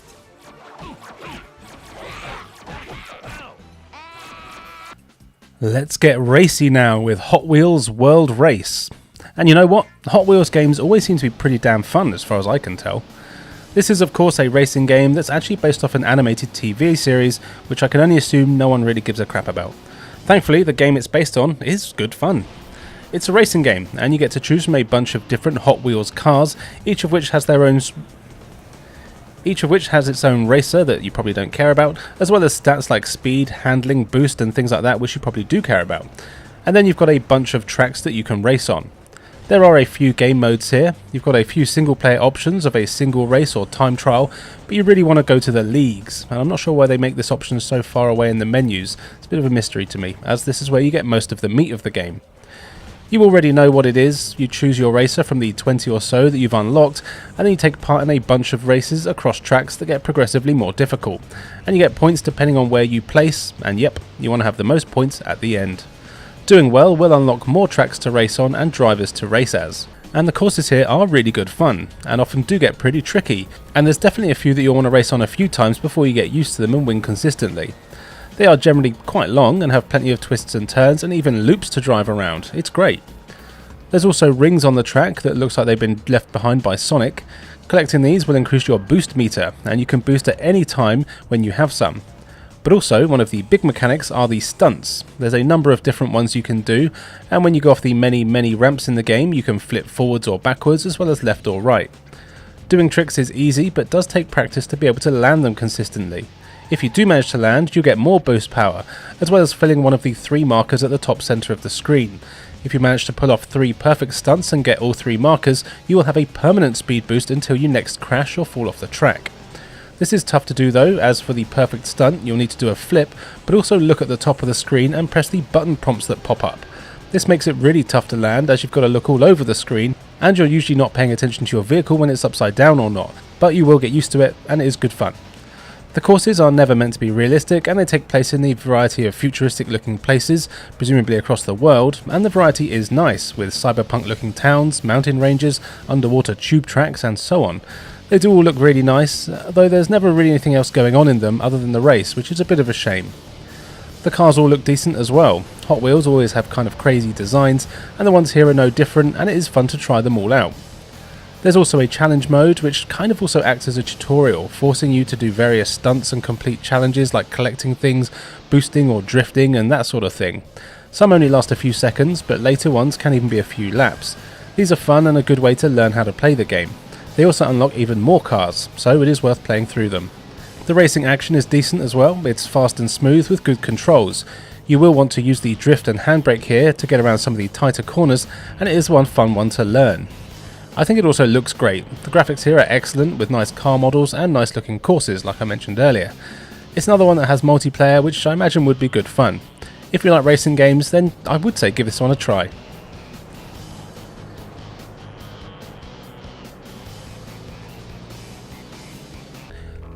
Here is Hunter the Reckoning. This is one of those games that I used to play all the time with my mates in college. It's a top-down twin-stick shooter that, as far as I'm aware, is based on a tabletop RPG game thingy, kind of like D&D, but not.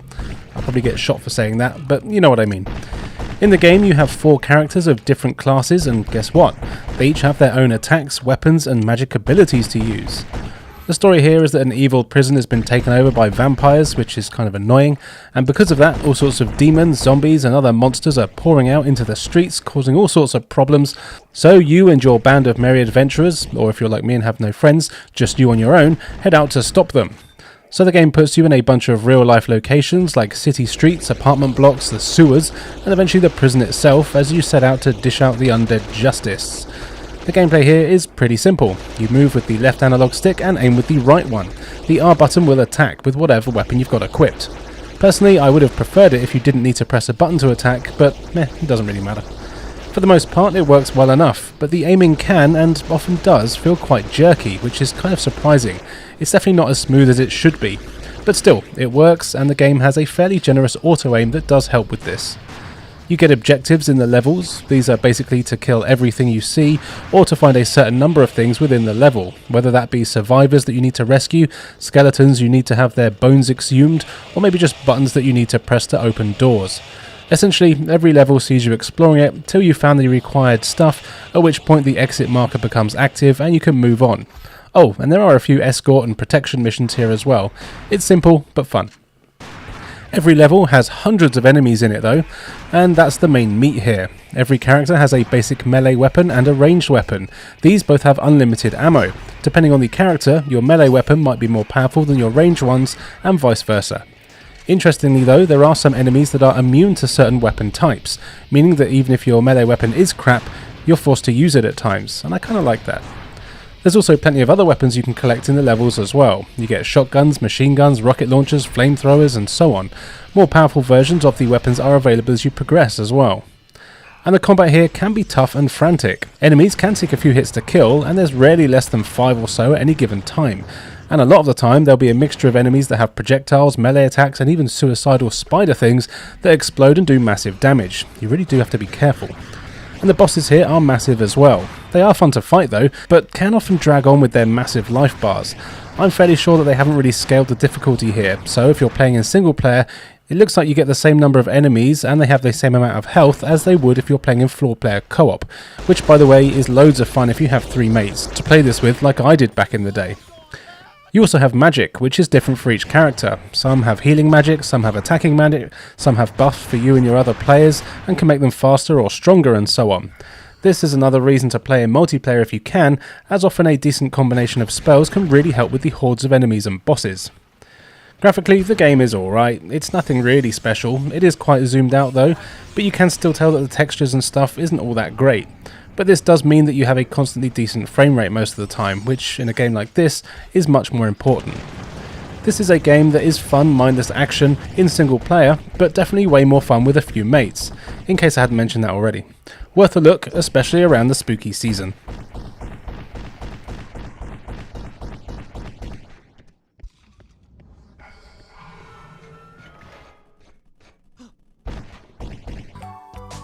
And if you really want scary, then check out Hello Kitty Roller Rescue. No, really.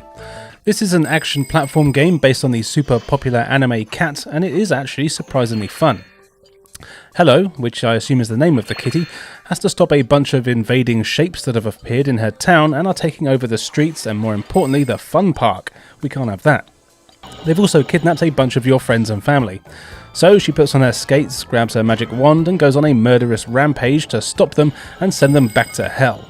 This is where, if I wasn't so lazy with my editing, I'd put a montage of the game with the Doom Eternal soundtrack in the background, but you'll just have to imagine that for yourselves.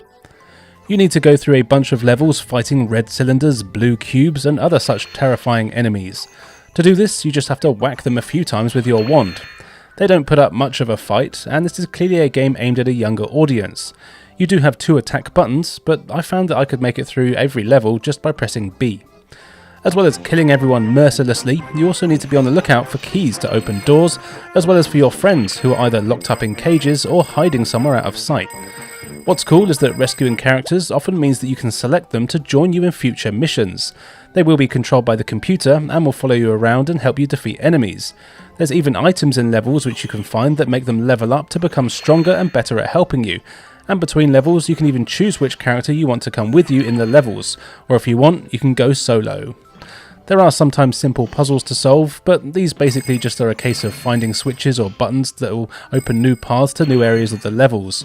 You also find coins in the stages, and these can be used to buy health and extend your health bar. You do have boss fights here as well, and these are actually pretty damn fun. You will need to do something different for each boss, and they each have their own weaknesses and ways of killing them that you'll need to figure out. Or actually not really figure out, as the game basically tells you exactly what you need to do every time. Controlling Hello is easy, though she does have a strange momentum thanks to being on roller skates. It actually makes it a bit more annoying to control than if you were just running around normally, but it's not exactly hard to get used to. It is also a little slow, and a bit more speed would have helped. Completing levels unlocks new costumes to wear if you're into that sort of thing, and even different weapons, though they do all play the same, it's just basically a new skin. But graphics wise, the game is actually pretty damn good. It's super bright and colourful, and all the characters look and animate well, with new enemies being introduced all the time. And the cutscenes between levels are really well done, with some excellent graphics. It won't take long to finish though, and you can easily beat the game in less than 2 hours. But again, this is a game that's clearly made for kids, and I can really see them having fun with it. Hell, even I had some fun with it. It's one of those games that I can imagine a lot of people really not liking or saying is awful, but it won't be because it's actually a bad game, it's just because it wasn't made for that person, if you know what I mean. So yeah, if you've got a younger sibling or you love cute Hello Kitty things, then I think you'll get a kick out of this.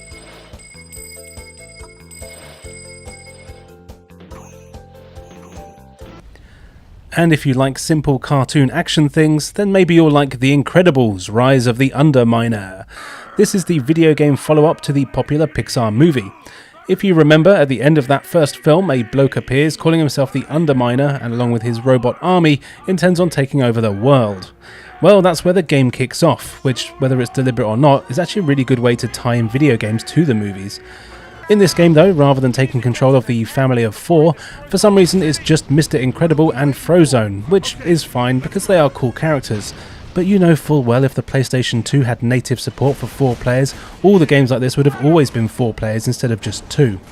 Anyway, in this 1 or 2 player game, you play as the people I just said, and you have to fight the Underminer's robot army and eventually find him and his underground lair and then punch him in the face. It's a very simple run and punch, but it is quite addictive. If you're playing single player, you can switch between the 2 characters at any point with the press of a button, and you'll need to do this at times as they have their own abilities. Mr. Incredible is super strong, so can pick things up and destroy things that Frozone can't. And likewise, Frozone can freeze things, including almost every enemy, as well as creating ice paths and bridges that you'll need to use to get over certain chasms, so you'll switch between them regularly to do all of this. There's also a load of enemies in the levels, and you're almost always in some kind of combat. This is easy, and you can just hammer the B button to punch enemies to death. You can also use the freezing and throwing abilities of the characters, and some enemies will require you to do this, and I was actually surprised at how many enemies I had to fight. There's times where you can freeze the projectiles of some enemies to throw back at other ones. It's actually pretty fun. Killing enemies earns you XP, and each of the characters levels up as you play, letting you give them more health, stronger attacks, and even unlocking a few super moves, which is a nice touch. The super moves are basically screen clearing ones that get rid of most of the enemies. They're fun to use. There is a bit of platforming here as well, and some of it can be tricky, requiring precise jumping, even needing to hit switches and time things really well if you want to survive. It all looks alright as well. The designs are decent thanks to it being based on a Pixar property, and I do think they've done a decent job of recreating the characters. It's just a shame that pretty much all of the environments are grey and brown, though they do try to mix it up with some ice levels and things like that. It's not a particularly tough or long game, which is probably a good thing to be honest, as it could get boring if it dragged on. You can beat it in about 3 hours, but it would be fun with a friend or maybe a younger kid. The cutscenes here are pretty decent, and the voice actors are fine, doing mediocre to bad impressions of the actual cast. I will say that they do talk far too much during gameplay though, and that's something that I can't wait to stop in games, especially when characters are usually just more annoying than funny. I don't get it. But yeah, this is a simple, mindless, fun game that will kill a few hours.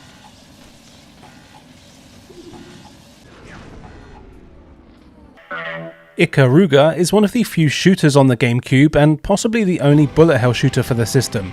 I might be wrong on that, I guess I'll know by the end of this series. So yeah, it's a bullet hell game from Treasure. It doesn't really bother with a story, so you can make your own one up if you care about that sort of thing. All you really need to know is that there's a bunch of enemies that come in both black and white varieties, and you need to stop them. Being a Treasure game, there is a gimmick, and the one here is that you yourself have a ship that can change between being black and white, and that is very important. Enemies will fire out a ton of shots at you at all times. These bullets are the same colour as the enemy that shoots them. Basically, you can absorb the bullets that are the same colour as your ship at that time. So if there are black bullets, you want to make sure that you're switching to the black form, and white for white. This means you're constantly switching colours so you don't take damage.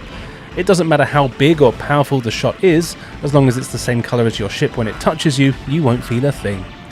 Absorbing these shots also builds up your special bar, which lets you fire out a load of energy missiles that home in on enemies. But also, enemies are weak to the opposite colour, so if you shoot a white enemy when you're black, it'll be destroyed much faster than if you shoot a black enemy with a black bullet.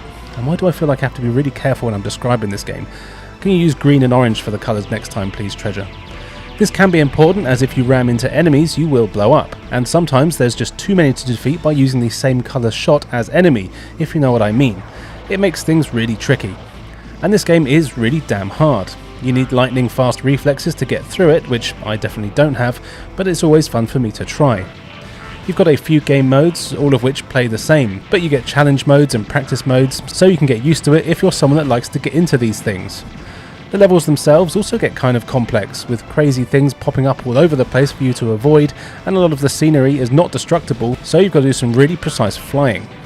There's also some really massive boss fights, as you normally expect in a game like this. These are always fun to fight, and timing your colour changes is really tricky in these fights. It is tough, but I don't think it's ever unfair, you just need to practice. Graphics wise, it looks good, it's all polygons and it plays super smooth. I will say that I've never really been a big fan of the designs in games like this. I find the big robot ship stuff kind of boring, and I just think all the enemies in games like this all look the same, but it's fine. I do really like the music here though, it's pretty epic. Bullet hell games tend to have a certain audience, and I think by now this is one that you probably do know of if you like the genre. But if you haven't tried it and it looks fun, then definitely give it a go.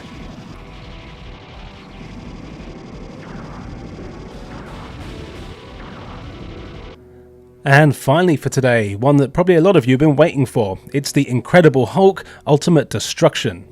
This is a really great action game where you take control of everyone's favourite anger management poster boy, the Hulk. Never that puny banner, he can do one. It's your standard Hulk tale. He's slightly miffed about the fact that he wants to just do some experiments so he can stop being so damn irritable, but the army, as well as a bunch of other heroes, aliens and all sorts, want to capture or defeat you and try to figure out why you're so mad. He probably just needs a Snickers. So the game sees you taking on various missions to try and get the things you need to build the various bits of equipment you need to do your sciencing. This involves exploring some pretty large sandbox cities where you're often rewarded for causing as much destruction as possible. And really, although you do need to complete missions which involve finding things, smashing buildings, protecting stuff and so on, the game does a great job of letting you just run around doing what you want and, more importantly, having fun. The world is large and fairly open. There are different areas of the city as well as badlands and places like that you can visit, and the Hulk has access to a whole bunch of moves and abilities that really make getting around a whole lot of fun. Firstly, you can run pretty damn fast, and even just flat out run up the side of buildings, making it easy to get to the top of them in seconds. You can also jump really far, and can charge your jumps to literally bound over buildings. Of course, doing all this will attract enemies. These start off being the local police, who of course don't ever stand a chance. So then the army will come in, complete with tanks and choppers. Later in the game, you also have to contend with skyscraper-sized mechs, as well as some Hulk villains like Abomination and Devil Hulk, who I'm really not familiar with. And the combat is what most people, including me, really like about the game. They've done such a good job of making you feel like the Hulk. You have basic punch and kick combos that you can do, but you can also pick up a hell of a lot of the scenery to use as projectiles or weapons. You can slam cars into people's faces or smash people in the face with a light pole just acting like it's a baseball bat, or of course you can do the classic where you pick up a car, rip it in half and then use it as boxing gloves. You can also unlock more silly moves that are actually devastating, like the awesome elbow drop that lets you jump off of skyscrapers and elbow drop onto a tank, completely demolishing them. And some of the stuff is just so cool, like learning to catch missiles that enemies shoot at you, at which point you can just carry them around for a while and then throw them back at whoever's trying to kill you. And it's also easy to do with great controls that are intuitive. You can honestly spend hours outside the missions just running around and causing mayhem, or ultimate destruction I suppose. You can be killed though, so watch out. Hulk will take a hell of a beating before snuffing it, but the game is actually quite difficult while you're getting used to your abilities and the controls and learning the best way to take out certain enemies, and there really are better ways to deal with certain enemies than others. The bosses in particular are really tough. I actually don't like the fights with Abomination very much, as I never really felt like my moves were doing anything, and for me it just became a case of running away and throwing things from a distance. Anytime I got up close to him he just seemed to annihilate me. But it's okay, I'm a pro gamer and I won eventually. You'll earn XP from killing enemies and completing side missions and minigames, which is where you get your new moves. And the minigames here are often really fun, and they don't take themselves seriously at all. You've got things like having to glide as far as possible using a giant inflatable gorilla, or there's one where you have to drop kick a car as far as you can, and even one that's basically golf, but using one of those massive globe things that you'd see outside a shop or on top of the Daily Planet or something like that. It's great. There's also loads of stuff to find in the game, letting you unlock various comic books, as well as different costumes and skins for the Hulk, so there's lots of reason to keep coming back to the game. The graphics are decent, the draw distance here is particularly impressive for the system, and there's rarely any slowdown, even with the crazy amount of action that's going on with half a dozen tanks and choppers blowing you up with rockets. Meanwhile there's a building falling down in the background, but you can still suplex a mech at the same time with a decent frame rate. It's great. This is a perfect example of how superhero games should be made, and it's still crazy fun to play today. It's definitely a tough game, but one that you will want to keep playing, that's for sure.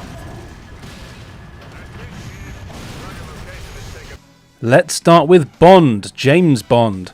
This is James Bond 007 Nightfire. This generation of consoles was actually great for Bond games, and you couldn't really go wrong with any of the 4 released on the console. In this one, you'll never believe it, but there are evil foreign people being bastards and mucking around with nukes. So James Bond, has to travel the world meeting sexy women and completing missions in order to stop them. It's nothing groundbreaking, but it's fun.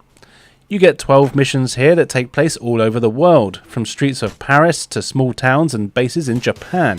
Each of the missions gives you a number of objectives to complete, and these range from breaking and entering, stealing plans or items, destroying things, killing people, hacking into other things, and generally doing spy action stuff. But it's all done very well. The majority of the game is a first-person shooter, and you'll explore some quite large levels that are filled with enemies and traps.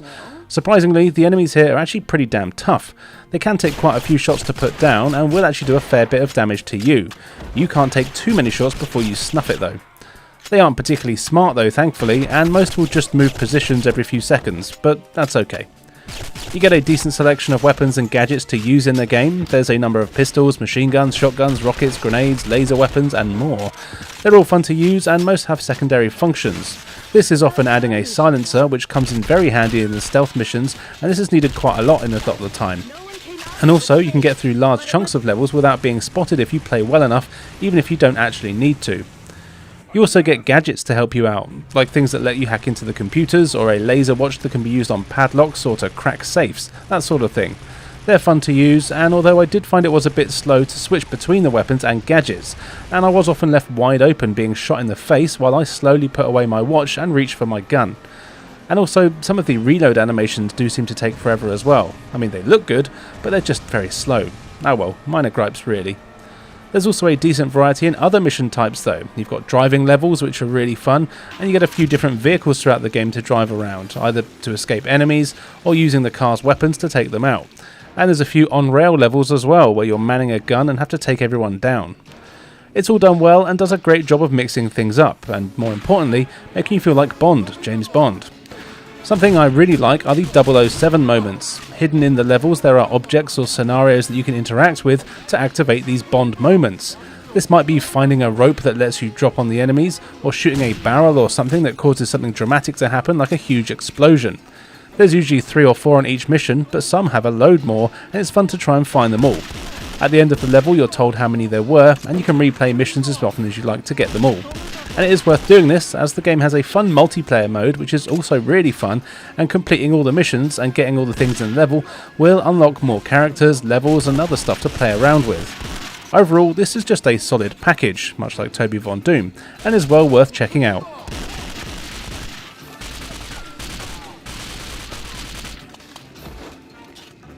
Next up is Neutron, Jimmy Neutron, Boy Genius. This is a 3D platform game based on the animated show and movie that I've never seen or care about.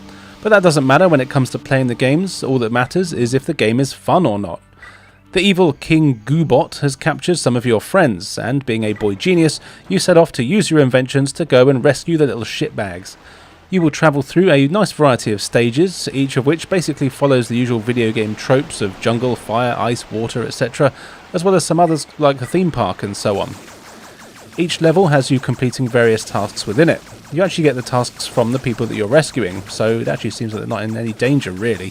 They're just useless and can't be bothered to go and find the things that they've lost. Being a 3D platform game, most of these errands are basically finding items within a level. Sometimes you just need to find whatever it is and take it to that person, but sometimes you'll need to find a number of items in order to make a new gadget that you'll need. Getting around is easy, and the game actually controls pretty well. I will admit, when I first started playing, I thought it was quite ropey, and actually it is quite ropey. But the more I played, the more I actually started to enjoy myself and thought this isn't too bad a game. Jimmy can run and jump, and there's a fair amount of platforming to be done here. You'll find atom things in every level that you can collect, though I never really saw any point in doing these other than being there to collect. There are enemies in most levels, in the form of things like aliens or giant insects. These can either be kicked to death by Jimmy, which is pretty brutal, or you can often find gadgets in the stages to help, like ray guns, baseball bats, and so on. You'll also find Jimmy's robo-dog laying around the place. He has the ability to transform into a few different forms that can help you out. This could be a pogo stick to help you jump higher and reach new areas, or a scooter that moves really fast. There's also a bunch of mini-games on every level. There are side-scrolling shooter stages that are actually pretty tough, though this is mainly because they're a bit janky in the control and hit detection departments. There's also carnival-style games that you can compete in. These sometimes give you items and things, but sometimes they're just there for something to do. Another thing to keep in mind is that the game is clearly aimed at a younger audience, so it's not the most challenging or in-depth of games out there. In fact, you could probably breeze through this in no time if you wanted to, but it's fine for what it is. You can tell that it was made pretty quickly with a relatively low budget. The graphics are fine, but the basic of music and sounds are all very stock sounding. But the game itself actually wasn't terrible, and there's definitely some fun to be had, especially for the younger people. Hey, Zachary, why didn't my mommy? No worries, little... Here is Judge Dredd, Dredd vs. Death, a first-person shooter. The story sees a death cult bring the evil Judge Death out of prison, so of course Dredd and the other judges lock and load and head out to stop Death from turning everyone into vampires and zombies, which by the way is one of the coolest stories in any video game ever. Anyway, The first thing I noticed is that the game looks great. The art style really matches the look of the comics, and these cyberpunk cities and all their inhabitants look fantastic. Everything can skirt the lines of sometimes being a bit drab though, with a lot of greys and browns in the colour palette, but it does kind of match the aesthetic of the comics. Controlling Dread is good, but definitely not perfect. The jumping is very clunky, but thankfully there aren't that many places where you need to jump. Also, aiming can be very tricky even with the auto aim turned on. Here you need to be extremely accurate, and most enemies are very slim and fast moving, which can make accuracy pretty tough. Thankfully though, you do get a decent amount of ammo, so sometimes the spray and pray method will work. You also have a melee attack, but I did find that this was kind of useless, and I hardly managed to hit anyone with it. In the end, I just stopped trying. Most enemies in the games are vampires and zombies, and will actually kill you pretty easily if they get too close, so it was best to just stay away from them. When you're in gunfights, your enemies will often surrender once they see that you're a badass. Some levels require you to arrest perps rather than kill them, and this is done by holding the Z button and pressing the action button when you get close to them. It's a little clunky, but you get used to it. What's cool is that the message comes up on screen telling you who they are, what their crimes were, and how long they're going to jail for. This is a really nice touch, and the humour thrown in when it comes to the names of the perps and their crimes is pretty good. You get a few weapons here, but the main star is your Lawgiver pistol, which has loads of firing modes. It's got a regular rapid fire, heat-seeking, explosive, ricochet and flame shots. These all use the same ammo type, but some use more ammo per shot than others. This can make choosing your ammo in gunfights quite strategic, though to be fair I did find that thanks to the tricky aiming I mainly stuck to the rapid fire, so I could just spray and pray like I said earlier. There is also shotguns, sniper rifles and a few other pistols you can find. The levels themselves are pretty large with multiple objectives, which are usual fare of killing, rescuing, destroying and activating things. But they do a good job of mixing things up, and each level does feel quite different to the previous. It is a bit of a shame that there weren't more types of enemies to keep things more fresh, although to be fair they do introduce quite a few as the levels boil on. I did find that on a few of the levels I was wandering around aimlessly a lot more than I would have liked to. Although you do get a marker showing you your objectives, I still sometimes wouldn't know what the hell I needed to do to get there, and it turns out I might have missed a tiny button or a terminal that I needed to destroy to progress. As well as the story mode, which by the way can also be played in 2-player split-screen co-op, which is great. You also have an arcade mode where you're given a series of challenges to complete, usually within a time limit or with only one life. These are things like arresting a certain amount of perps or killing a certain number of zombies. This mode is pretty fun, and you'll use it to unlock more characters to use in the multiplayer. Unfortunately I didn't get to try this out, but I do have a feeling that with the tricky aiming and limited weapons that it may not be the best one out there. But as for the single player, I really would recommend getting a hold of it if you can. It is a little rough around the edges, but I had a really good time playing through it. I'm going to assume that the PC version is probably the best one out there, as the mouse and keyboard would make a huge difference. But playing on the GameCube was still a very good experience, and it's a shame that no one talks about it. I would have loved to have seen a sequel.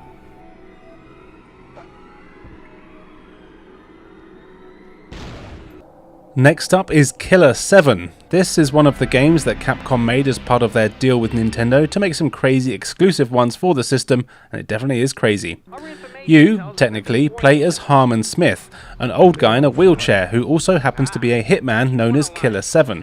This is because he has a personality disorder that lets him physically manifest 7 different personalities, each of which has their own style of assassin with their own attributes, weapons and special abilities. You've been hired to investigate and take down the Heaven Smiles gang, a bunch of creepy bastards that appear to be doing loads of weird stuff. And weird is definitely a key word for this game, and I love it.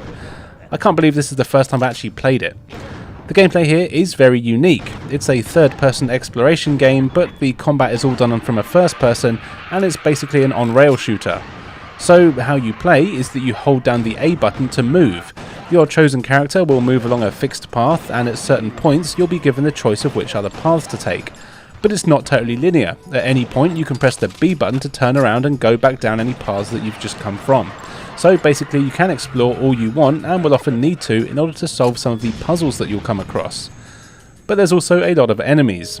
The Heaven Smiles gang have an army of creepy zombie monster things, and the game has lots of ghosts, zombies and ghouls all over the place. The trouble is, they're invisible, obviously. This means you can be running along and suddenly die for no reason, and it's because you were grabbed by a ghoulie. What you have to do is stop running every now and then and press R to go into first person mode. While you're in first person mode you can scan the area, and any invisible enemies will become visible for you to blast to bits. Top tip, listen carefully to the game. You'll need to listen for clues that enemies in the room that you're in. They'll often laugh or growl or something, and if you hear anything that you're not sure what it is, make sure you stop and scan everywhere, as it means something is probably coming towards your face and they might be right in front of you. The combat is pretty simple, but not actually quite easy. You can't move while you're in shoot mode, only aim. You have unlimited ammo, and each character's weapon have different ranges, power, zoom, and so on. Enemies can be blown to bits, but what you really want to do is aim for their yellow dotted area. This is their weak spot and will cause the bad guys to explode in a torrent of blood. And you do want the enemies to bleed here, as their blood is what replenishes your health, so it's in your best interest to be as violent with your kills as you can. I mentioned earlier that the game has a few puzzles, and it's true. These really remind me of Resident Evil style puzzles, as you'll be finding items and clues that you'll need to then backtrack to older rooms to put in the correct place or rearrange the order of certain things and that kind of thing. Some can be a bit of a pain, and this is not just your average rail shooter. You can also change characters quite a lot in the levels in the various save rooms that you come across. If one of the personalities is killed though, they're gone, so basically you have 7 lives. Graphically, the game is stunning. It has an awesome cel-shaded art style. I mean, it's a Suda 31 game, and the art style really makes the game stand out. It's stylish and creepy, and it is surprisingly violent, with plenty of adult words and things in here as well. I can see why a game like this would be overlooked at the time, as it is just so unlike anything else out there. It is totally unique, but it's an absolutely fantastic game, and I would even go so far as to say this is a must-have for the system.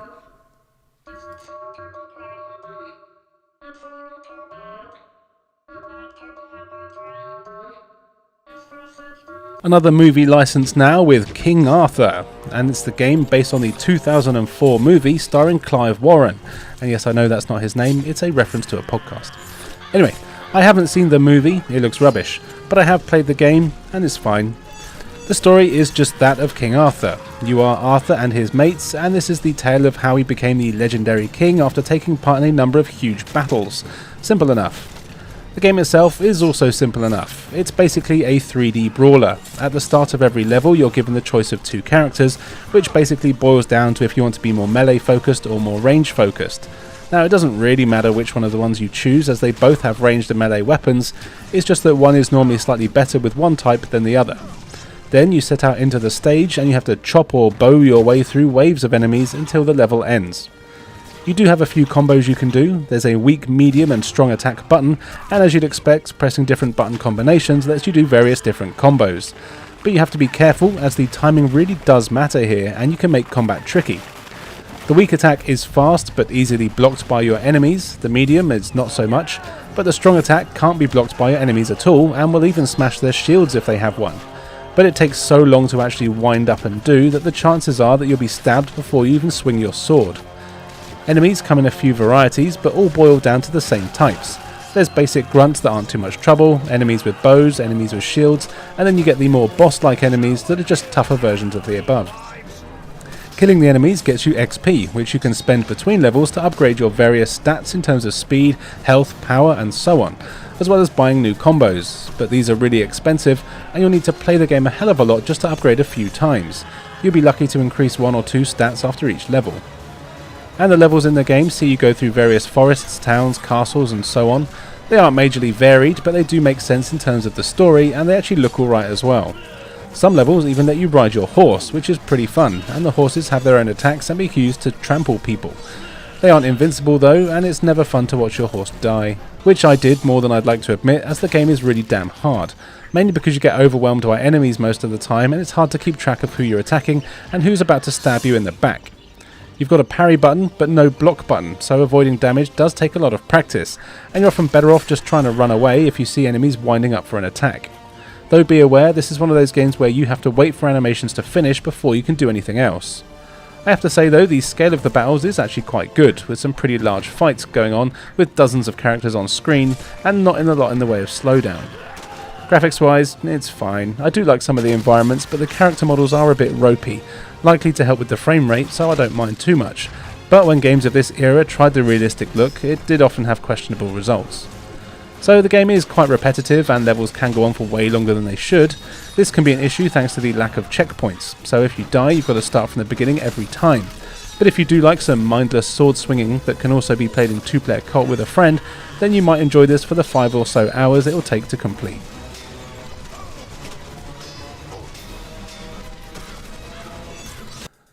We're going over the pond to Japan now for the first and possibly only Japanese exclusive in the series. This is Kururin Squash. You are Kururin, a penguin type thing.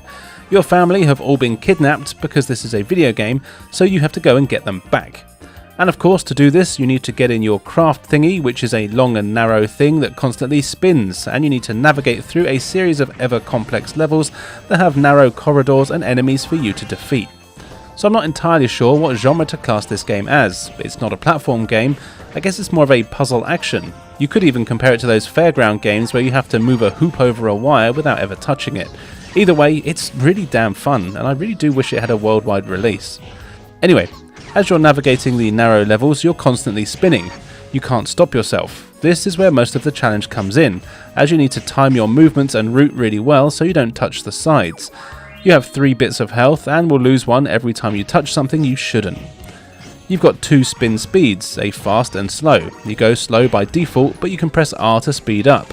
You'll be doing this a lot in order to make it through the various gaps. As the game progresses, you also get more abilities, like having boxing gloves attached to the end of your ships and being able to punch to take out enemies. This is really fun, and you can also punch certain bits of the scenery in order to smash it to bits. Later, you get the ability to go underwater for a short time, and will need to use this to avoid certain obstacles and that sort of thing. You can't choose the power-ups you have, and are basically only given the ones that you need for the level that you're on. I kinda like that, it keeps things simple. There's even boss fights in the game. These are really fun and can be surprisingly tricky thanks to the fact that you're always spinning, making it hard to dodge some of their attacks. But learning their patterns is fun, and there's always large fights to be had. You can collect coins in each level, and between stages there's a shop you can visit to buy various things. A lot of it is just cosmetic, which I actually quite like, but you also get a few upgrades for your ship, like extra health, more time underwater, and that sort of thing.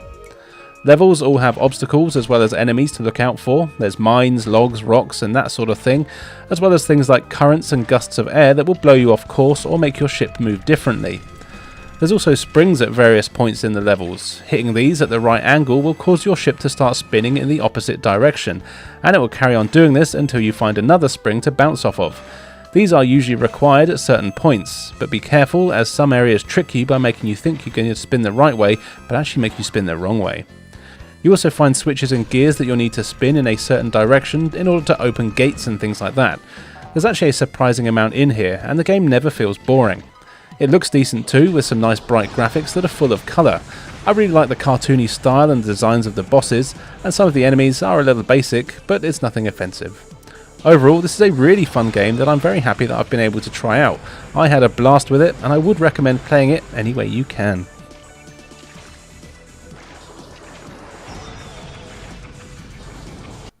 Driving game time now with Lotus Challenge. Yep, it's a racing game where every car is from Lotus. I couldn't care less about cars, so don't really know any of them, but it's still fun to take them out for a spin. There's a surprising amount of game modes here. You've got tournaments and championships, single races, time trials, and even challenges which you'll need to unlock for the various different cars by completing the various other game modes. So you choose your game mode, and then you have a decent selection of cars to choose from. You have classic cars from the 50s all the way up to the modern times. Well, modern for the game's 2003 release, that is. As you know, all the cars have their own stats in terms of speed, handling and so on. But what I like is that it's not super realistic, so you can still choose the cars from the 50s and outrun the modern cars in races, and it's really cool seeing them all on the tracks.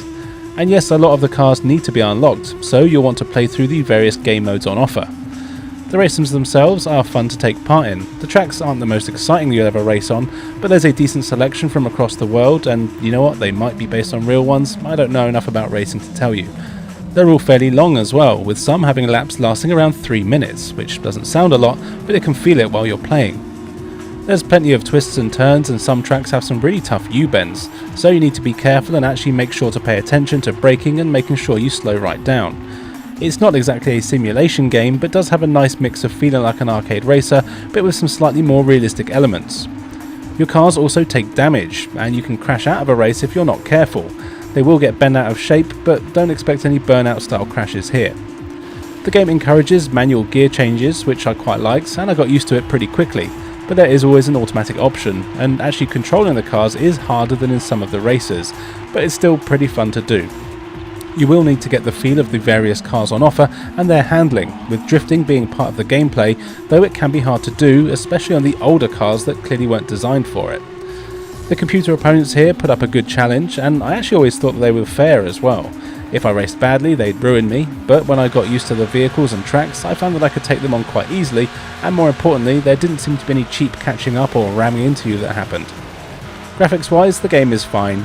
The car models look decent enough, but to be honest I expect more from racing games of this era, and it does look more on the cheap end. The tracks are also kind of bland with very little going on in them. But that doesn't matter too much, as the main focus here is the racing, which is actually done well.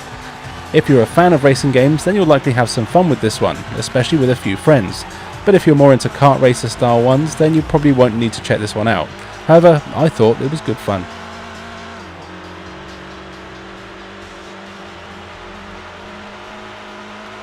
Next is Lost Kingdoms from Software. You've probably heard of them. This is a cool RPG that's all about finding cards, capturing monsters, and giving people paper cuts. You play as Princess Katia. Annoyingly, your dad, who is also the king, has gone missing after setting out to help his kingdom that's been overrun by a mysterious fog. What is this, the N64? Anyway, so basically the story revolves around Katia exploring the land and is now filled with deadly monsters, and she's got to try and find her dad and help save their kingdom. To do this, you have a series of self-contained levels. Each of the levels is a series of quite linear paths, and you'll need to explore them all. You do have mission objectives in each stage, which are things like killing all the monsters, finding certain items, flipping certain switches, and so on. Nothing particularly complicated. The levels can be explored freely though, and are never particularly big. Having said that, the limited camera control can actually make it hard to get around them, as it is easy to miss something that's just off screen. Anyway, as you're exploring, trying to complete your objectives, you'll be thrown into random battles against a load of evil monsters, more than 100 different types I believe. And the battles are where it gets kind of complicated. Well, not that complicated, but I'm stupid, don't forget. It's all about cards. Katia herself cannot actually attack, stupid woman. Instead, you have a deck of cards. Each card contains a monster that will fight for you. You've got to use the cards to take out the monsters, but if you run out of cards, well, then you're screwed. Between levels, you'll see all the cards that you have available to you. You don't start out with many, but you'll soon have a few dozen and can end up with hundreds, but you can only take a maximum of 30 cards into a level with you, so you'll need to go through all the ones you have and make sure you've got the best deck for that level. Now at the start of the game, you'll just have to take what you have, but later stages will require more thought. This is because some monsters are better and more offensive against others. You know how it works. Water is good against fire and that sort of thing. But also, cards work differently to one another. For example, some cards can be thrown and will actually spawn a monster that will fight for you for a while. You don't control them, they're basically on a timer or just have a health bar, and they do their own thing, hunting down enemies and attacking them until it runs out. Other cards are essentially melee attacks and will just attack instantly from wherever you are when you press the button. Some cards are buffs that will heal you or make your other monsters stronger for a while, and some cards actually turn Katia into a monster where she'll do one powerful attack. You really need to learn what each card does to be effective in battle, but each card can only be used once per level, so you do have to make sure you have the right cards with you. What's good though is that you never actually lose the cards, so you'll always keep the ones that you have, and they can be used again in different stages. Cards you use will get XP and can be leveled up, basically evolving them into new, stronger monsters, which is really cool. And in fact, I have to say that I do like the designs of the enemies and the monsters in the game. They all look really great. What you can also do is capture enemies. If you have an enemy that's on low health, you can sacrifice a card in your hand to try and capture that particular monster. This is tough to do, but it is well worth it for some of the more powerful ones and to complete the set of course. But you can only do it when they have low health, and you want to make sure that you sacrifice a card that you've got lots of, maybe like a goblin or lizard man, and not a super powerful one like I accidentally did. That's the only time you don't get a card back.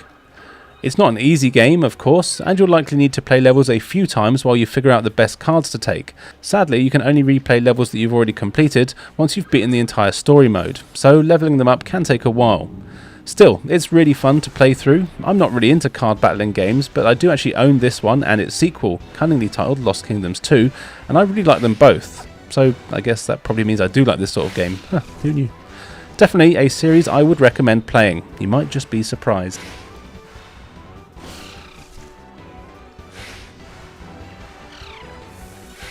And finally for today, here is Lord of the Rings: The Third Age. This is a turn-based RPG based on the Lord of the Rings films, kind of. It follows the adventures of some new characters taking place at the same time as the movies and actually ties in nicely with the events of the trilogy. It is worth noting though that even though the game directly references the films and even features characters, events and clips from them, it is not meant to be what the kids call canon, and it is its own thing. So if you're precious about lore and all that shite, be warned. Though I would say that fans will probably get a kick out of seeing how it's all put together. Anyway, you start out as Berethor, a warrior who's trying to track down Boromir, and you're hot on his heels when you're attacked by a ring wraith. You're about to have your ass handed to you when you're saved by an elf called Idrial.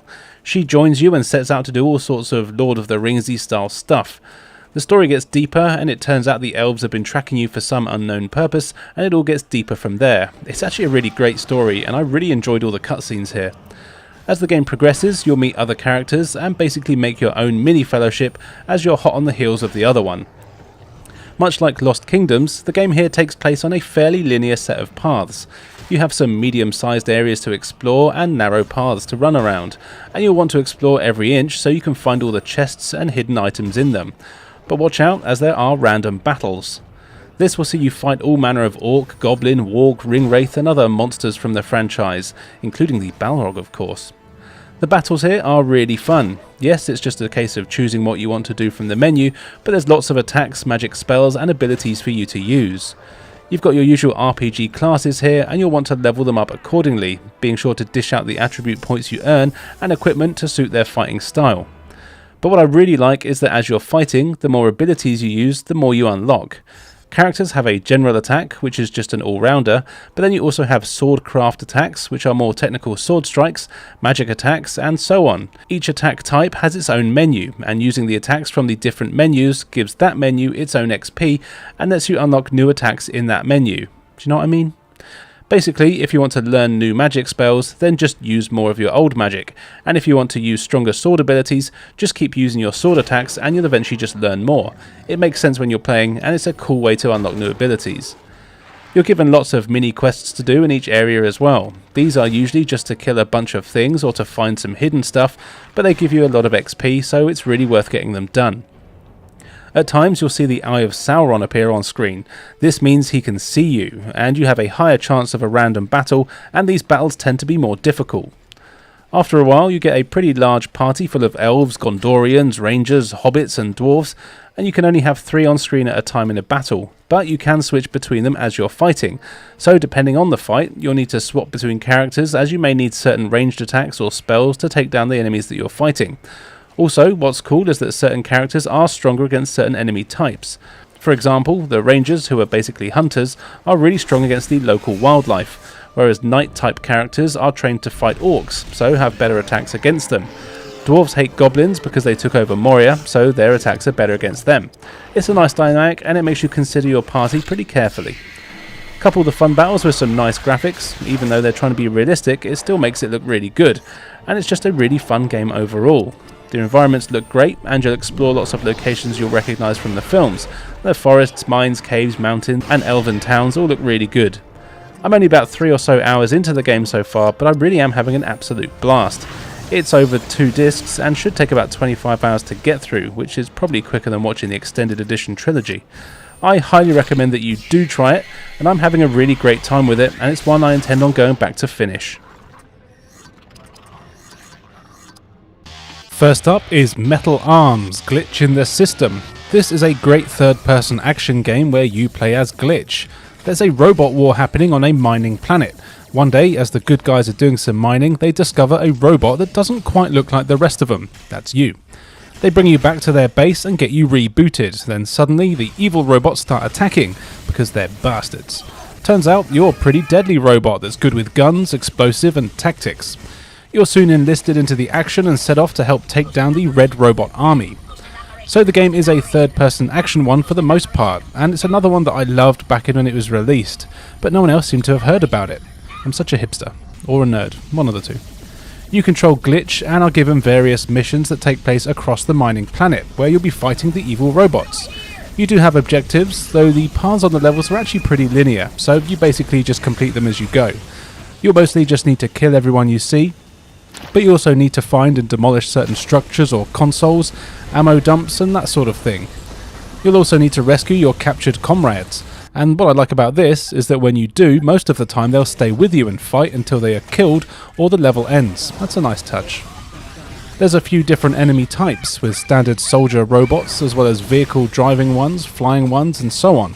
Later in the game you go to various scrapyards and places where you'll meet deadly Frankenstein robots that are made up of scraps. These are really cool, but they are stupidly hard to kill and really fast as well. There's also a few bosses in here, and the fights are often quite tough. In fact, the game in general is pretty tough. This is mainly because the enemies take a hell of a lot of shots to kill. And one of my gripes with the game is that a lot of your weapons feel incredibly weak, especially early on.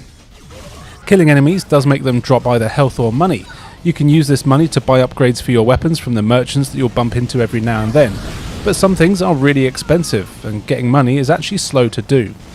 The game does do a good job of mixing things up though. Most of the game is on foot, but there are vehicle sections, sometimes when you take over enemy mining crafts, and other times where there's dedicated driving levels. There's even sections where you take control of enemy soldiers. These are fun as you have the option to try and be sneaky and not let on that you're actually the good guy in disguise, or you can just fight as the bad guy. It's fun. Graphically, I really like how it looks. It does have a few jagged edges, but the level of detail in here is very good for the system, and I would say it's one of the best looking games on the little cube. The lighting is great and the animation is superb, though this does mean the frame rate takes a hit. Because the game is set on a mining planet, the variety in locations isn't exactly exciting, being caves, mines and grey and brown buildings for basically the whole game. A bit more colour would have been nice, but oh well. Also, the level design can be confusing at times, mainly because most things look very similar.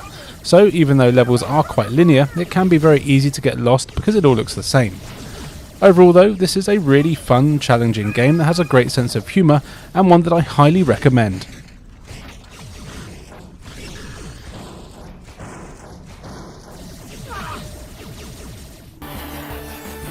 Time to get racy now with Micro Machines. Now, I've played a few Micro Machines games in my time, and I still own my copy of the NES one, and I've always had a soft spot for them because they're fun. And this one is no different. It's a racing game where you take control of some tiny characters and tiny vehicles, and you race around some tiny courses that take place in sort of real-world locations. There's 8 characters to choose from. You've got Frankenstein, a space lady, a cop, a redneck, an old woman, Australian. So basically everyone's covered. Except anyone that isn't white. They didn't include anyone that isn't white. That wouldn't fly these days, would it? Each character has their own set of vehicles that they use depending on the track that you're on. So for regular tracks you've got a car, anything with water has a boat, and for sandy ones you get a dune buggy thing. These cars are all themed around the character, so the cop has police themed ones, the spacewoman has space themed, and so on. This is about the only difference with the characters though. In terms of speed, handling and so on, they're all basically the same as far as I can tell. That's alright though, as it means it's all about the racing. Though I have to say I do prefer what the 8 and 16-bit games did, letting you choose a character which had different stats, and each course gave you a specific car to ride in. Oh well. The courses here are fun. There's a few themes. There's a house, a science lab, a garden, a graveyard, a beach, a farm and so on. Each theme has a number of tracks within it. There's quite a few to race on. As you'd expect, they've all got things that are normal size, but to the racers, they're giant. So you'll be going around coffee cups, avoiding wildlife like frogs, rats and chickens, over sinks, across computers, and so on. I actually really like this, and it's fun to see what's coming up. None of the courses are massively long, but they definitely get tricky, and they'll tell you the difficulty of them before you start. This basically lets you know how many twists and turns there's going to be, or things to crash into or fall off, and there's often a lot. This is definitely a game that you'll want to play a few times, as most courses will require you to learn the track if you want to win consistently. Now it is possible to win on your first try, but you will need a bit of luck, I'd say. The camera doesn't always help. It is an isometric view, which is fine and works, but it will often swing around to change angle, which affects your controls. So you might be trying to turn a corner only for the camera to move, which means that you go off the track or fall into something and crash. And speaking of going off the track, you can't cheat too much, and if you try to take shortcuts, you can go too far and try and cut a corner too much, you'll get a warning above your car. If you don't correct yourself, you'll automatically be teleported back onto the track and you can lose a position or two, and it can sometimes be really hard to catch up again if you're behind. There's a few power-ups on the tracks. These are your standard racing weapons. You get rockets, boosts, shields and a frying pan that you can whack people with. There's also a load of game modes. You get races, a Grand Prix, a mode where you can have to get points against other characters by getting further ahead of them. There's a bomb mode where you have to blow each other up, and you can even unlock a football mode. There's a lot here, and it is really fun with a few friends especially. It looks decent enough, though it's not exactly pushing the system, but it does mean you get a constant solid frame rate. If you like multiplayer racing, definitely give this a go.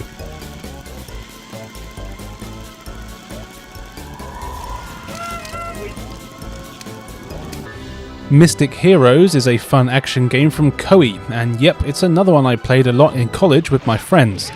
The story is a long drawn out one about evil warlords that have had their spirits captured and contained in a temple, but a comet flies overhead so they're able to summon a dragon, which gives them their bodies back. Then they raise an army of zombie warriors and beasts. You know, feudal Japan stuff. So there's 4 characters, each of which are super tough and can use magic. These are the generals of the good army. You choose which one of the 4 you want to play as, and you set out across a bunch of missions which are basically just arenas filled with hundreds of enemies, and your mission is to kill all the enemies and save the land. And honestly, that's all the explanation you really need for the game. Your mission on every level is just to kill everyone. The 4 characters that you choose from do make a difference though. There's 2 sets of levels that you play through, and depending on your chosen character, that decides which set of levels you play. Basically, they have different starting stages, but will eventually meet up with each other and you start playing on the same ones. You can't change character at any time though, so if you decide that you don't like the one that you have, you will need to start the game from the beginning. The characters do have noticeably different stats and abilities though. This is basically a case of your attack damage, health and magic. As you probably guessed, there's a few all-rounders, but you also get characters that are better with magic but have weak attacks and vice versa. The combat here is really fun though, and basically plays the same no matter who you choose other than your abilities. You've got a few basic combos and you'll spend a lot of your time hammering the attack button over and over again. Depending on when you time your button presses though, you will do a few different combos, and it's actually worth getting used to this, as some are more powerful and some have wider ranges, so it can help the situation that you're in. Or if you're lucky, you can do the infinite combo that, if you manage to land on a boss, means you can literally do them in one combo on them and they'll just die. It's great. But the magic is the real star of the show. Each character has different elements, so you get fire, grass, ice and electric. You've got a few different magic attacks. You can tap the button to fire a projectile ahead of you, hitting just one enemy. Or you can hold the button down to enter a first person mode and target a bunch of enemies, but this will leave you open to attack. Or you can jump in the air and do a massive attack thingy that is great if you're in the middle of a bunch of enemies. I love using this no matter what character I am. You have a load of allies in your levels as well. You get a few other main characters and they'll all be fighting alongside you. Of course, they're not that effective and you will need to do most of the work yourself. And at times you'll get a call for help from them if they get overwhelmed. If they lose too many units or take too much damage, they will actually retreat for a while, leaving you on your own. And when there's literally hundreds of enemies, this can make it tough. You will find items in the levels to replenish your health, as well as giving you temporary stat boosts to your speed, magic or attack. But you also find upgrade items that will permanently increase your health, magic and attack power. Between levels you can even upgrade your magic spells and also change the element of your magic that you're using if you find the correct things hidden in the levels, so it is worth smashing everything that you can to try and find them. As I mentioned, I played this a lot in college, and that's because there's a really fun 4-player co-op mode. It is separate to the single player though, and it's dedicated levels for them. There's not a whole lot of these stages, which is a bit of a shame, but it's still fun to have the massive battles with friends, though the frame rate will definitely be taking a beating. Completing the various game modes even unlocks new characters for you to play as, which is always nice. Although this is probably best played in small doses, as it can get quite repetitive very quickly, this is still a really fun game that is especially fun with mates.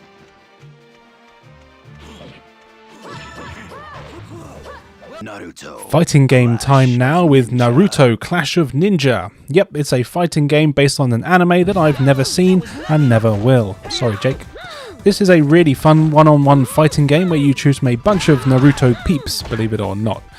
You choose your game mode from the usual suspects, including a story mode, tournament, one-on-one, survival, and so on. Then you punch people in the face until there's no one left to punch in the face. And honestly, I had way more fun with this one than I thought I would. There isn't a massive selection of characters, only about 10 once you've unlocked the hidden ones, but they all play well and have their own moveset to get used to. The gameplay is very simple. It actually has more of a Smash Brothers style control setup than something like Street Fighter or Tekken, so basically you have a regular attack button and a special attack button. Depending on the direction you're holding when you press the buttons, you do different attacks. It's simple, but it means the game is super easy for anyone to pick up and play, and you can pull off impressive looking combos very easily. You will need to figure out the combinations though, as switching from between pressing A and B and holding different directions is all about timing, and doing it during the combo will do different ones, if that makes sense. Though there is a move list in the pause menu, so I guess you could just look there. Hitting your opponent causes your special bar to grow at the bottom of the screen. This lets you do a few things. Mostly you're going to want to use it to pull off your massive special attack. This is easy to do as you just press the X button, but it does take a second or so for the animation to connect, so your opponent does have a chance to get a hit in, and to stop you from using it. And you also have to make sure you're the right distance for your characters to hit.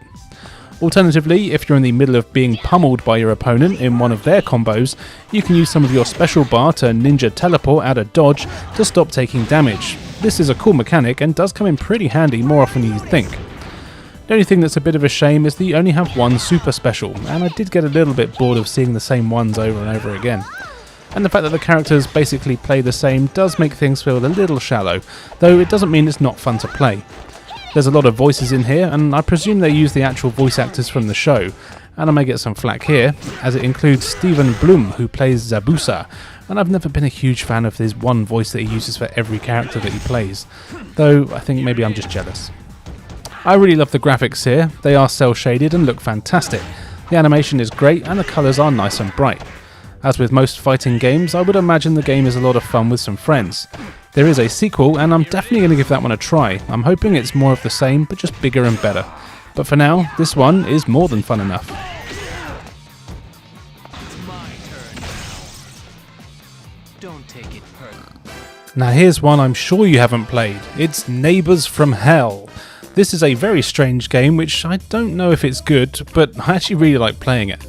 You are Woody, a mild-mannered man who's just being Woody. Sadly, his neighbour, Mr. Rottweiler, is a bad neighbour, causing all sorts of noise, smell, destruction and so on, and on top of that he's constantly leching on Olga, the big-boobed woman from across the road. Woody has had enough, so decides to get some revenge on Mr. Rottweiler. And that's the premise of the game. You want to be a twat to your neighbour because he's a twat, which is fair enough. So the game is set out across about 20 single screen levels. These levels take place in Mr. Rottweiler's house, on a beach, a cruise ship, and various places across the world while he goes on holiday. You've snuck into these places, and your mission on each one is to set up traps to hurt Mr. Rottweiler, all the while staying away from him so he doesn't catch you in the act. So it's basically a puzzle game. What you need to do on every stage is explore everywhere that you can, and to find all the items in the level that you'll need to pick up, as well as the objects that you need to interact with. Basically, the game is a case of trial and error, where you just need to figure out what objects can be used with which items in order to make the traps that you'll need to piss off Mr. Rotty.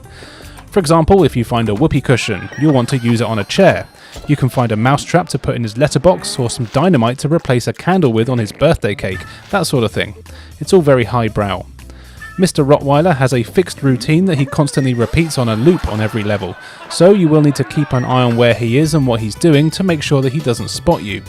If he does, you'll need to try and get away before he catches you, which is often nearly impossible as you can't actually run, just slowly walk.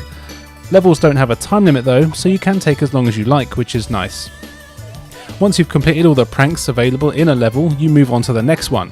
You are graded on your efficiency though, and to get the highest possible score, you want to do it as quickly as you can, and you basically want to set up all the traps in the correct sequence, so it kind of all plays out in one long prank.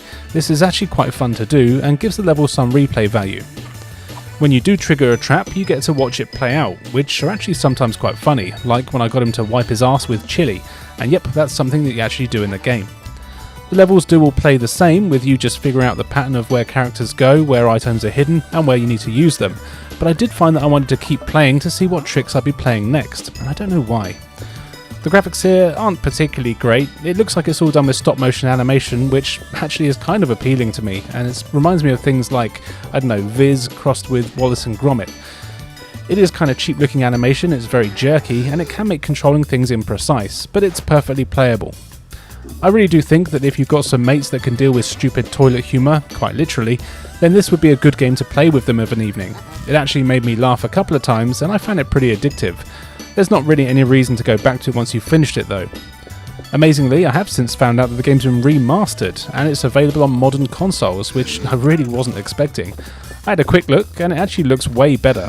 I would say if you can find it for cheap, then it might be worth a look.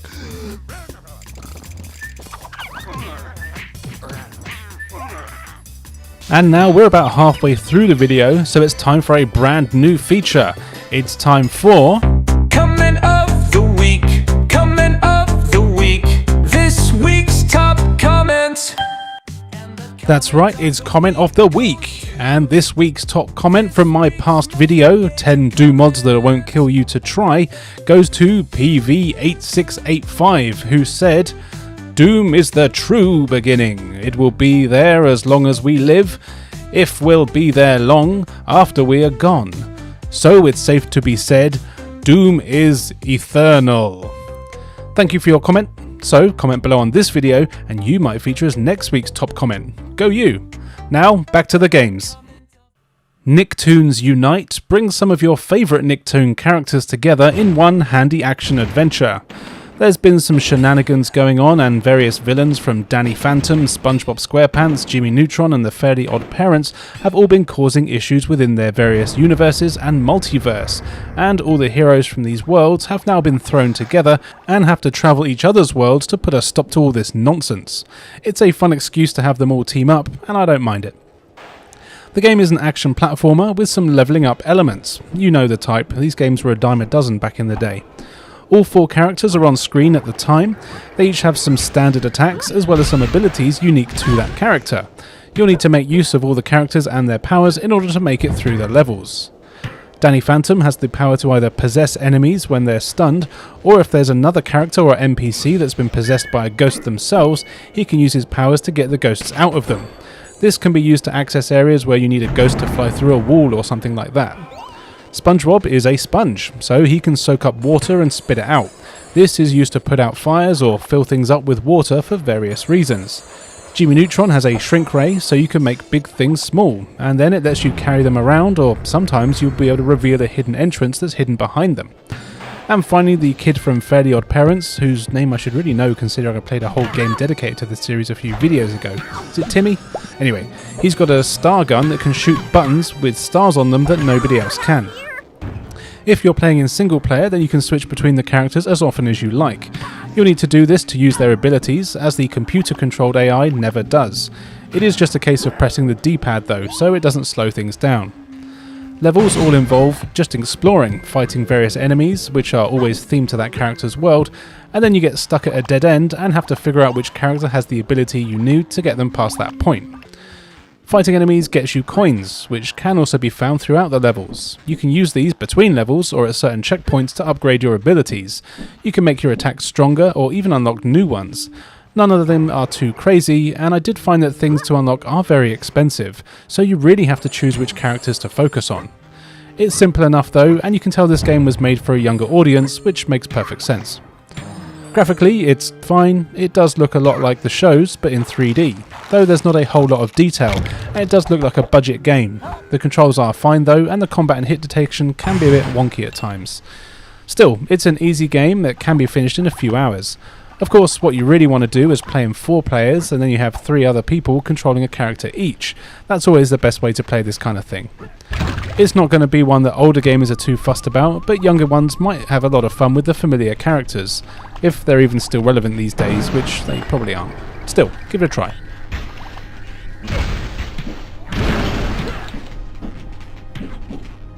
Time for some more animated adventures with Over the Hedge, based on the DreamWorks film that I did watch years ago. I'm sure it's fine.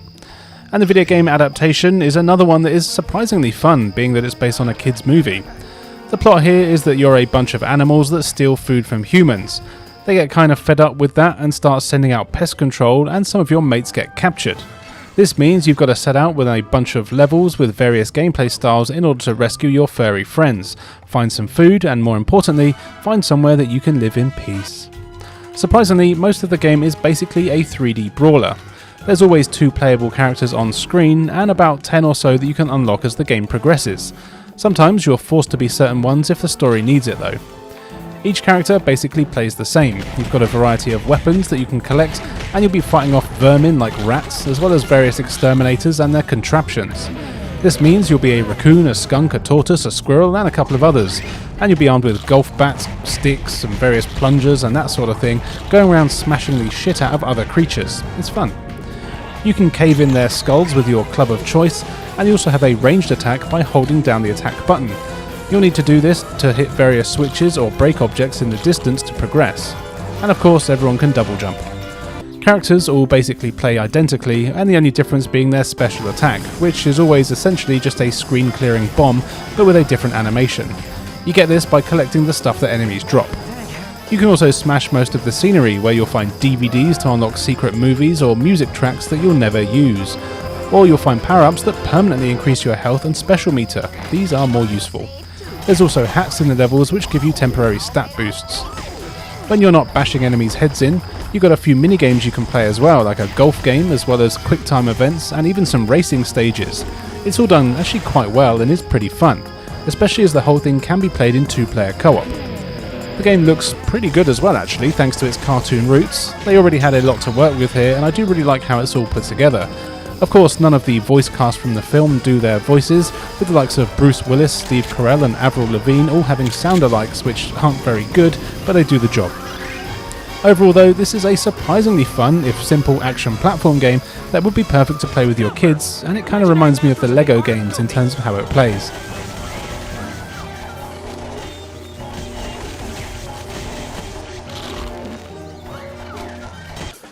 Time for some sports, but don't worry, it's sports with attitude. It's Outlaw Golf. The Outlaw series actually covered a number of sports, but for some reason the golf one was the only one to make it to the GameCube. Maybe there was just too much tood, or more likely, too much boob jiggle.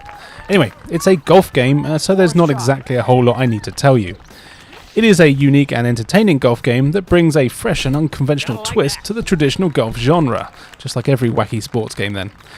You get a crazy cast of characters, and they each have their own distinct personality and backstory, because they gotta have tood. You get a biker guy, a stripper, a convict, and a few more. The actual golf mechanics are easy to pick up, and are actually quite intuitive, though I really suck at this game.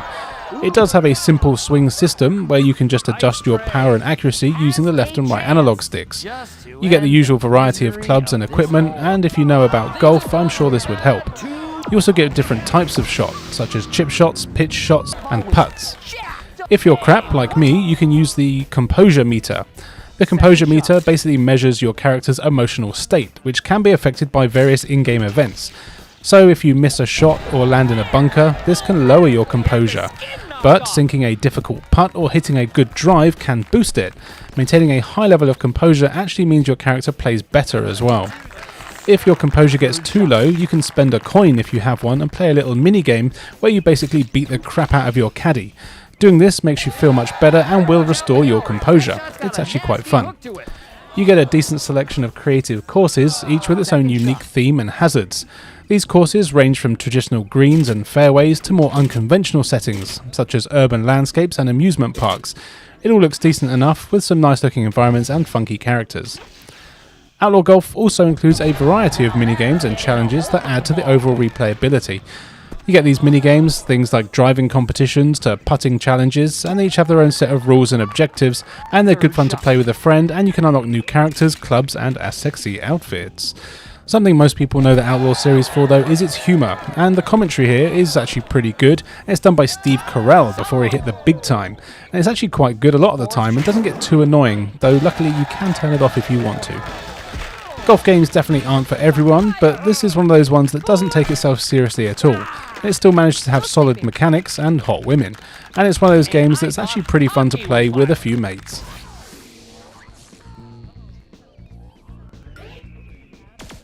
And finally for today, here is One Piece Grand Adventure. This is another fighting game based on anime. These sure are popular, eh? This one is based on One Piece. It's about pirates with crazy powers being pirates. I've never seen it, but you don't need to have seen it to enjoy this game. This is more of an arena fighter in the style of Power Stone rather than a traditional one-on-one fighting game. This means you're put in some 3D arenas where you have free reign of them, and there can be up to 4 characters in the battle at any point. You get a pretty decent roster of characters to play as well as a bunch of assist characters you can unlock, which you can then summon into the fights who will help you out for a short while. There's a few game modes. You've got story mode, which is actually very fun. Then there's various tournament modes, survival, multiplayer, etc. It's a fighting game, so you know what to expect. But the story mode really is a fun one that's quite fleshed out. You start out as Luffy, and you have your boat. You can sail to various islands on the map screen, each of which has its own set of battles you can take part in. As you complete these, you unlock more islands and battles to do. Fighting certain characters and winning means they'll join your crew and be selectable for future fights. Characters also level up as you play, and by the end of the story mode, there'll be 8 people in your crew that you can fight as. You can usually choose who you want to fight for each of the levels, and you can replay some of them as many times as you want, just not the boss ones. You will actually want to do this quite a lot as characters get XP and level up, and when you do, you can choose how to upgrade them, whether it's their power, health, special, item abilities, and so on. It actually pays to work on one character for a bit, just as a lot of the bosses can easily defeat weak characters in 2 or 3 hits. The actual fights themselves, much like Naruto earlier, are actually pretty simple. You only need to have to worry about 2 buttons, regular and special attacks. Different combinations of these do different things, and you build up a special bar as you fight. I'll be honest though, I couldn't get any of the special attacks to work. They're done by holding L and pressing button combinations, but none seem to work for me. This might be because I was playing the story mode mostly, and you actually have to unlock the moves in there, but it's also more likely that I'm just stupid and was doing something wrong. The stages you fight in are quite varied, but I was a little disappointed at the lack of interactivity in them. There are items you can pick up, like weapons, health and so on, but I was expecting more hazards and things like that. Now some levels do have other characters or animals in them, and there's even water and lava in a few, but the majority of them are just plain and there's not really anything in the way of platforming or anything like that. Oh well, the game is still fun to play. It looks good as well. Again, it's got a cel-shaded style, which always seems to age really well if you ask me. The characters do have a chibi sort of design to them in the battles, which is a bit odd. I don't know why they did that, but oh well. You can play this with 3 friends, and it would be good chaotic fun. If you're a fan of the series, then you probably really enjoy this, but even if you're not, I think it's lots of fun and worth checking out. First up is Pitfall: The Lost Expedition. I believe this is still the most recent entry in the Pitfall series that started way back in the arcades and on the Atari. Now it's a 3D platform game where you play as Pitfall Harry, a jungle explorer. You've been hired by a rich bloke to help find some treasure on a remote island that's filled with all sorts of perils. The game is presented as a large open world and interestingly kind of plays like a Metroidvania. You need to explore the jungles, caves, rapids and ancient towns to try and track down the treasure, as well as finding the other members of your party that you managed to lose after your plane crashed. But it's okay, they all survived. As you explore though, you'll find lots of areas you can't reach. And what's nice is that Harry will mark these on his map, as well as telling you what you might need to get there. For example, you might need some form of light or fire to burn through something, a way to jump higher to reach a ledge, or a gas mask to get through some smoke, that sort of thing. So you keep exploring the jungles looking for these items so you can get to the new areas, and honestly it's really damn fun. Treasure is the main thing you want to find, and there are these little idols dotted around all over the place. These are important as you can give them to the local shaman, who will then teach you new attacks or techniques to get around. These are often required for reaching the new areas as well. Being a 3D platform game, you'll often see an idol but then have to figure out how to actually get to it and might need to come back a bit later. Often you need to do some pretty perilous platforming, and that's where the game really likes to show its roots. You've got plenty of vines to swing on and jump from, you'll have to dodge giant holes in the ground that open and close and even have teeth. And yep, if you see crocodiles, they're not just dangerous, but actually platforms you can jump on, but don't take too long or they'll get annoyed and eat you. It's all great and a good throwback to the original. There are enemies here as well, mostly the local tribespeople who, quite rightly, don't take too kindly to you turning up, crashing your plane into their homes and then starting to steal their shit. Yet somehow they're still the bad guys. You'll also need to fight a lot of the local wildlife. You've got a few punches and kicks, and you'll find some weapons like a slingshot as you progress. Graphics wise, I think it looks brilliant. It's got excellent cartoony style and the animation is fantastic. A lot of effort has clearly gone into the game, and it's one that's just really enjoyable to play. The main downside though is the camera and some of the controls. The game tries to be new here by having the C stick move your right arm. This is used for grabbing things or if you're holding an item to use it. This means the camera is done by using the shoulder buttons and doesn't give you the kind of freedom that you really need. The whole C stick controlling your arm really isn't needed, though it does work fine I suppose. This is a game that I've owned since it was released, but I don't know a single other person that's even played it. I actually really like it, and you can even unlock the original game as a bonus. Definitely one to check out.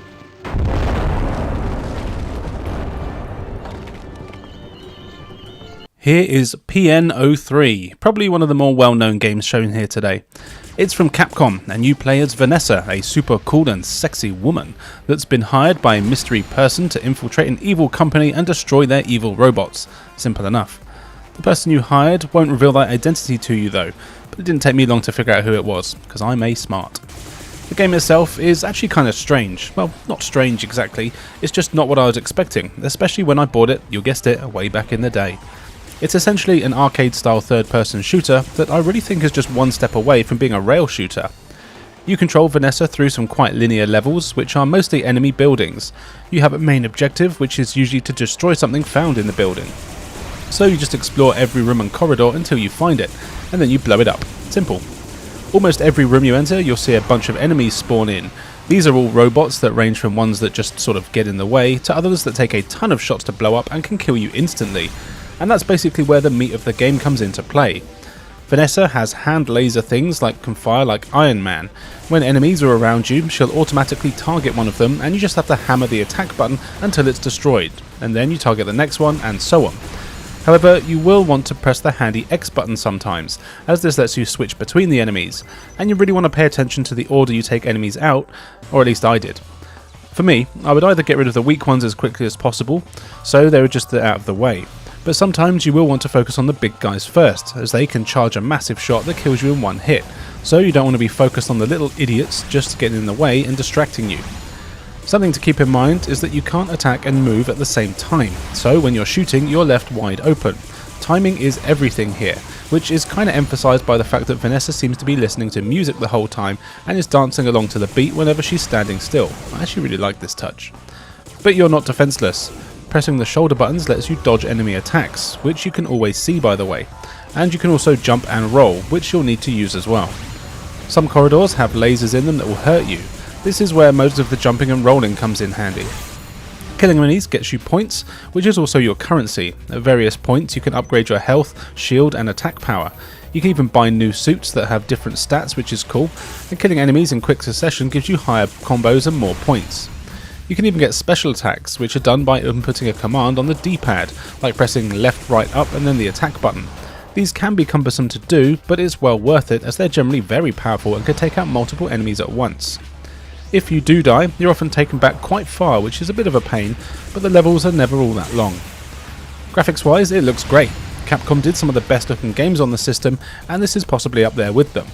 It's got a really cool style, though it definitely could have done with some variation. Most levels look basically the same, and it can be easy to get lost as all the corridors are so similar. And that's about it. It's a simple game. I was expecting a proper action game when I first bought it, and actually didn't really like it to begin with. But when you realise that it's more of a timing based arcade shooter, not a massive adventure, you realise that it's actually a lot of fun and very unique.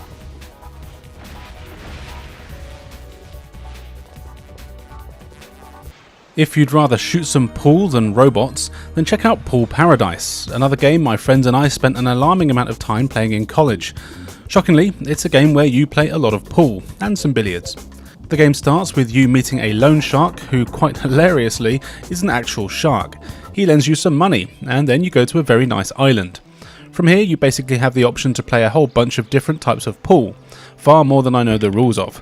There's US and UK rules, billiards, 8-ball, 9-ball and some more as well.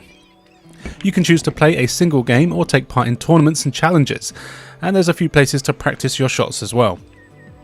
Actually playing the game is easy. You just aim your shots, then hold the A button and use the analog stick to push and pull your cue, so you can dictate the power. It works well. You can also use the D-pad to move the little blue dot around. This is basically where you hit the ball with your cue, and it's important to actually use this to put spin on it to stop it from rolling too far in any direction after you've hit it and to set up your next shot. If you're a pro like me at real pool, it all makes sense. And no, I'm not a pro, but I do like a game every now and then. The physics here are pretty much spot on, and it's a game that's easy to pick up and play. Now what you really want to do here is take part in the challenges and tournaments. These are always against computer opponents, and you've got to do a buy-in to take part, hence needing the loan at the start of the game. There is a nice mix of various types of rules, and it forces you to play the ones that you're not familiar with, which is nice, and it's actually a cool way to learn some new games. The computer opponents range in difficulty, with some being crap and missing most of their shots, but the tougher ones of course rarely miss and are punishing you if you mess up. But the better the opponent, the more money you win. And this money can be used to buy a whole load of stuff. There's cosmetic things like new cues or skins for the pool tables themselves, or you can even buy accessories like a laser sight or goggles that show you various things and make your shots easier to take. You can even buy mini games like darts, skee ball, and even the Drop Zone arcade game to play. And what's really cool is that you can buy crazy tables. These are pool tables that come in a bunch of random shapes like an L shape or a plus or a hexagon. These are fun to play on and actually make things quite different. They are all quite expensive though, so you will need to save up. What's nice is that you can actually replay events, so if you're not great at the game, you can just playing against the crapper characters, but of course it will take you longer to earn enough money to buy the stuff, but at least it is still doable. The graphics here are fine, it's nothing really special, it's just pool. You don't actually see any of the other characters, which is a bit of a shame, they're just disembodied hands. But I do like that it's all bright and colourful, rather than being set in a dark, dingy pool hall. And I've got to say, I really like the music here. This is genuinely a relaxing game that is fun to play with friends that maybe don't play a lot of video games. Well worth checking out. It's pretty cheap now, and I really think you'll get more out of it than you'd expect.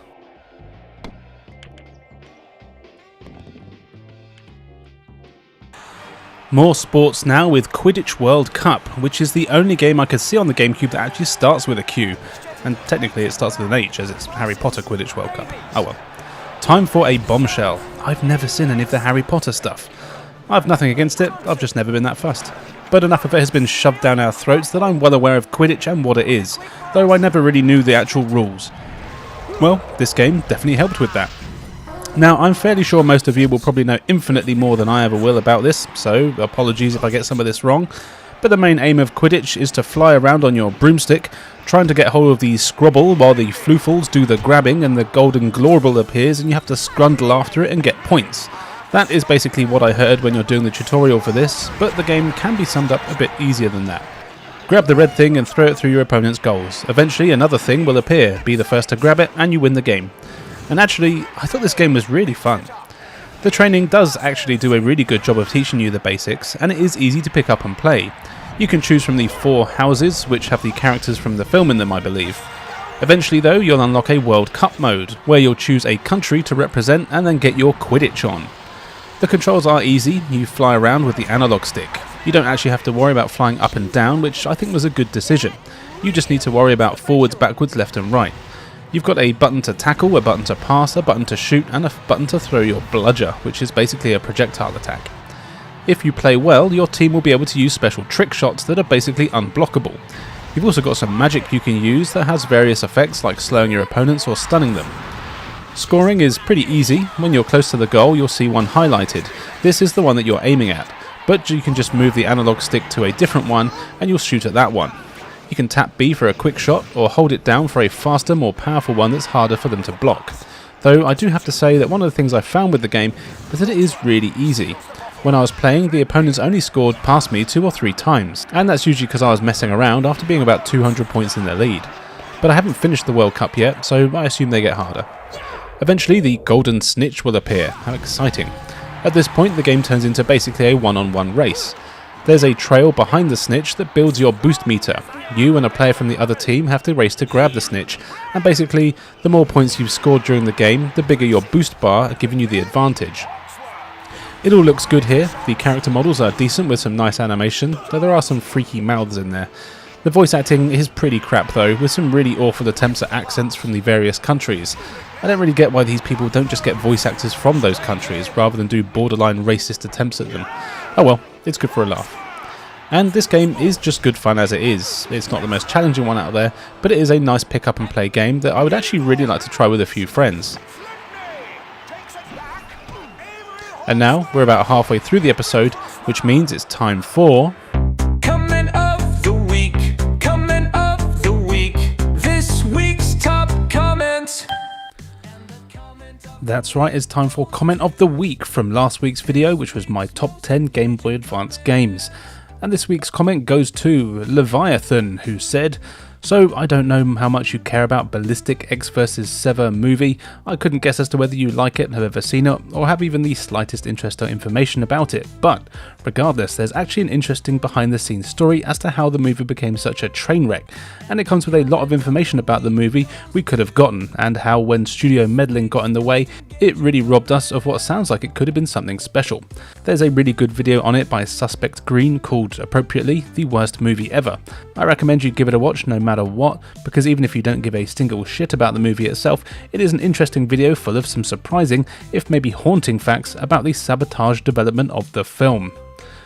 Well, thank you very much for the comment, and you know what? I did actually watch the video, and you're right, it is damn good, and I highly recommend everyone else does too. Thanks very much. Now back to the games.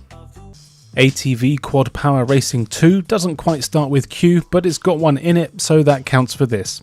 This is actually a really fun arcade racing game that I ended up playing for quite a while. It's a fairly simple racing game, though not in a bad way. You just choose from the bunch of 2000s edgy characters, and then you take part in a bunch of racing championships across a bunch of locations. You'll be on beaches, in forests, construction yards, and, well, not a whole lot more. But there are various tracks based on these locations, and they're all more than interesting enough, and they're better than I made them sound.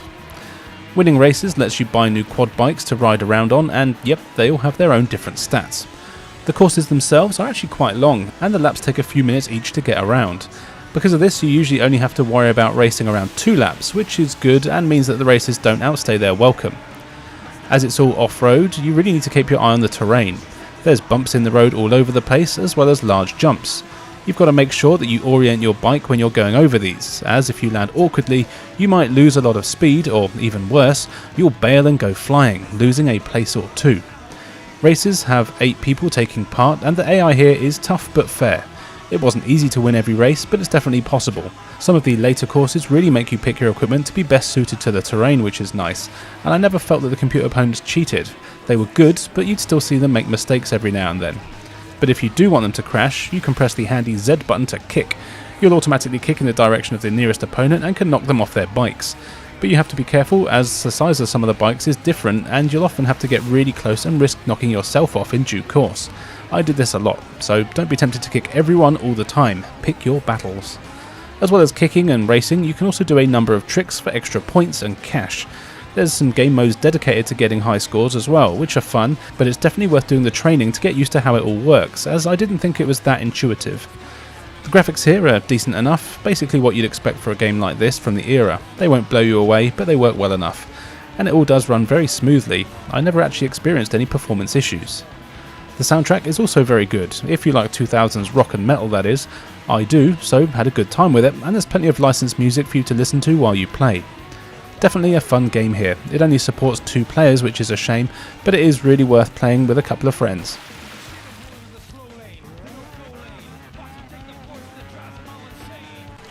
Next is Ty the Tasmanian Tiger 3, Night of the Quincan, another game that doesn't start with a Q, but has one in it. Also, this is the obligatory game in the series where I record 2 hours of footage, only to realise I forgot to actually press the record button. Great. Still, I was having fun with the game, so I didn't mind playing a bit more. So this is the 3rd in the Ty series. Before this, I'd only played the first one, which I enjoyed, but don't think I ever actually finished. The 3rd one is similar, but not the same. It's a 3D platform game where you play as Ty, a Tasmanian tiger. He's part of a bush animal rescue squad, and one day some weird stuff happens and a bunch of your mates go missing. Then you end up in another dimension where there are different versions of you, but they're still good. Oh, and there's zombie animals, they're all over the place as well. Turns out these evil creatures called Quincans have been causing all sorts of havoc, so you grab your boomerangs and set out to help. It's a 3D platformer, but it does have a few other game styles thrown in for good measure. Unlike a lot of the ones from this era, it's not about collecting everything you see, although there is plenty to collect. Instead, you have actual missions to complete. These involve rescuing animals, going out and finding items and equipment, and most importantly, killing evil monsters. Ty has his boomerangs as weapons, and you have 2 that you can throw and will collect various different ones as you play, each with different properties when it comes to speed, power and range. What's nice is that you can also find elemental stones that you can add to them which give other properties, so if you want flaming boomerangs or ice boomerangs, you absolutely can.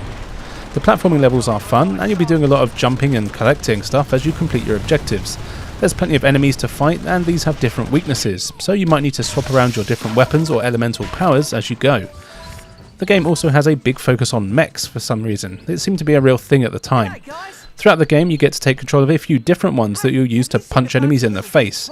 These are much stronger of course and make light work of what are often some quite tricky enemies. Collecting the red orbs is important when they drop them, as these are your currency. You can use these to buy new equipment and weapons, not just for Tai but also the mechs that you've unlocked, giving them much more powerful arsenal. You even get racing levels. These are fun but some can be hard to control, and there's even flying levels which I actually really liked, and you're in a plane. These are simple, but the game does a great job of mixing things up. The levels themselves are never huge. You do have a hub world to explore, and the levels you can enter are marked on there for you. You can replay old ones with new mechs as well at times, and you get slightly different objectives. Something that is a bit of a pain in the ass though is that when you die, you do actually get sent back quite far. There are checkpoints, but there's times where they weren't quite close enough together for my liking, especially on the later levels. But stick with it and you'll make it through. It's not the toughest game out there. It all controls well enough, though the camera is a bit crappy at times, and I never felt I had full control over it like I would have liked. It was often a bit too close all the time. It all looks decent enough though. I actually really like all the character designs, and I really like 3D platform games as it is. The levels are what you'd expect, from the Aussie outback to flaming fields, icy tundras, and the usual platform stuff. The Tai series as a whole definitely has its fans, but not a whole load of people seem to have actually played it. I do recommend trying them out though.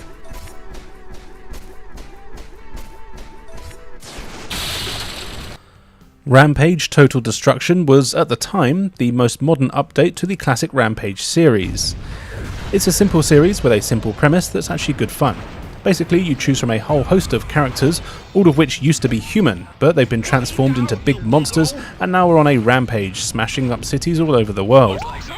Honestly, the story doesn't really matter and is barely mentioned.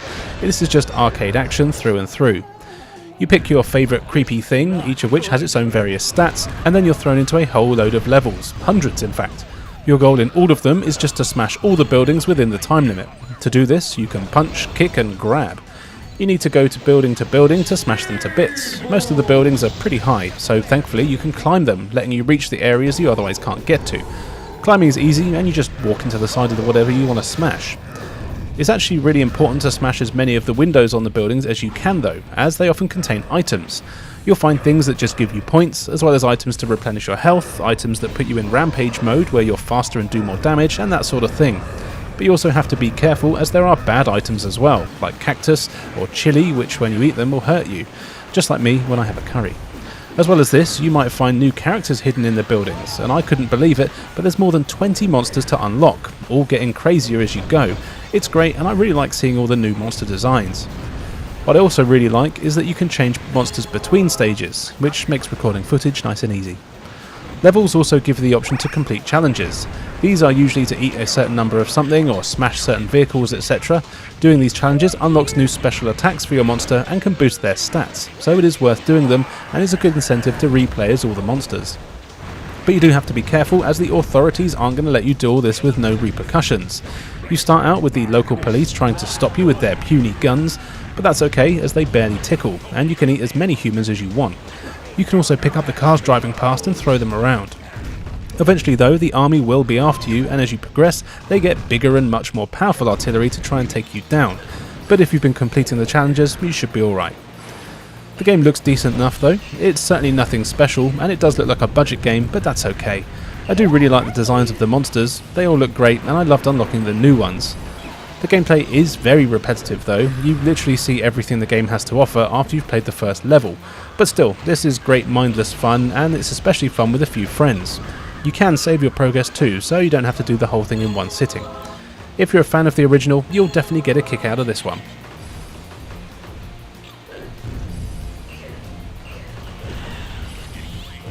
Here's one that a few of you might know about, but certainly not enough of you. It's Red Faction 2. This is a very fun first-person shooter for the system. You play as the edgily named Alias, a demolitions expert who's been brought in to help find some nanotech that an evil bunch of bastards have got their hands on and are doing naughty things with. It's one of those stories that, if you ask me, takes itself way too seriously, but that's fine, as the gameplay is really fun. It's a pretty linear game, so you really just have to worry about getting from A to B on the levels, completing some basic objectives along the way. Most of the game takes place in enemy bases, and I was hoping for some more outdoor environments, but actually there's kind of a reason for that. This is one of the first games to introduce proper scenery damage, so basically if you have a weapon powerful enough, you can blow holes in most walls and create your own paths through levels. This is really fun to do. As you're making your way through the level, looking for your objectives, you might come across a blocked passageway. Just get your assault rifle out with its grenade launcher secondary fire and shoot a wall, then you've got a hole to walk through. Great. Or one section that I really liked that had motion sensor gun turrets in it.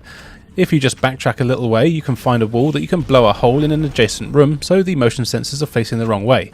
It was really fun to do this. There's also a lot of human enemies for you to take down in the levels. These guys can be a pain in the ass, and you can't take a whole lot of damage, so try to stay near some cover and don't blow it all up. The enemies aren't all that smart though, so they will tend to just sort of stand around, or at a push they'll run away from you when you're attacking, and you do have a decent selection of weapons to kill them with. You've got a number of the usual types of weapon, as well as some unique pistols, machine guns and laser weapons. It's all kind of futuristic, and I think it takes place on Mars, though I did get a little confused. Maybe that's one of the later games in the series, so don't quote me on that. The weapons are all fun to use and usually have a secondary fire mode. Many of them can even be dual wielded. I do have to say though that the game does something I really kind of hate in first person shooters, which is that most of the time enemies just don't react to being shot, and there's no real indication or any blood, so you don't really know when you actually hit them. Quite often the only time I knew I was doing something is when they'd fall to the floor dead. And sometimes they take way too many hits and the gunfights can take a while, though that's where the explosives come in. They sort it all out. Despite my gripes though, the gameplay is really fun. The controls are decent and the action is often fast and frantic. The game also has an all-star cast for the voice actors. You've got Lance Henriksen, aka Bishop from Aliens, and none other than Jason Statham as your best mate, a character that couldn't look further from the kind of voice that they've given him. He is suitably terrible in his role as well, so keeps his familiar standards. I know you're probably bored of me saying this, but this is another game that I played a lot with my friends. And yes, I do have a lot of GameCube games. That's because the multiplayer here is fantastic and we spent hours shooting each other and blowing up walls. It was great. You can also include bots in the multiplayer, and I will always remember that there was one particular bot that was called Owns You, and yes, it used to kick our asses, and we still reference that bot to this day when playing multiplayer. Overall, this is just a solid first-person shooter that doesn't quite feel as polished as it could do, but it's still a lot of fun and has some unique things in there. If you're bored of playing Time Splitters 2, which I know is impossible, but bear with me, then this is well worth a look.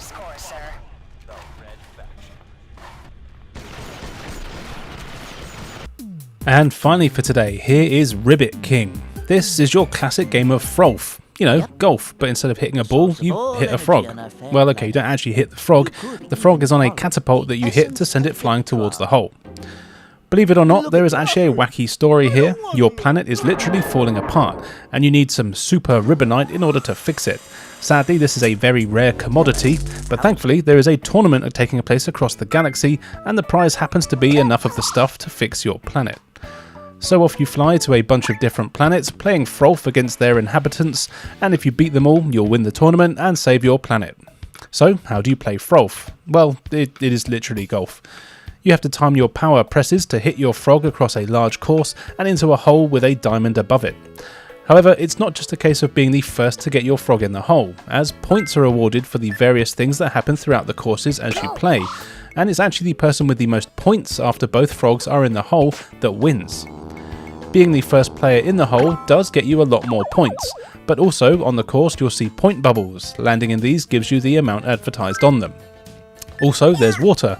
Getting your frog into the water to swim gets you more points, though only very few, so don't rely on this. There's also other bonus pads that give you points or sometimes even take them away depending on what they are, like if you go out of bounds or land on one of the less friendly animals that are wandering around. There's also flies on the course, and as we all know, frogs love flies, so if you land near one of them, your frog will automatically jump towards it and eat it, bagging you some points. However, you have to be careful as the fly might not be in the direction you want to go and could cause all sorts of havoc. In fact, it's very possible to hit your frog, have it land near a fly, which makes you jump into a teleport. That teleports you near a monster, the monster will eat you and spit you out of bounds, and then you end up further back behind the starting point, and you're in 0 points. I know this from experience. Likewise, you can go completely the opposite way and a series of good events can happen and you end up doing an awesome combo by accident that bags you tons of points and you end up right near the hole. This also happened. Doing all of this is super easy. You just aim where you want to hit your frog and the power bar automatically adjusts, so you always need to try and hit it as close to the top of the bar as possible. This is great and makes such a fun pick up and play game. You also earn money along the way, and you can buy new frogs as well as items that let you hit your frog further, or have them ignore hazards and flies, or give more points, that sort of thing.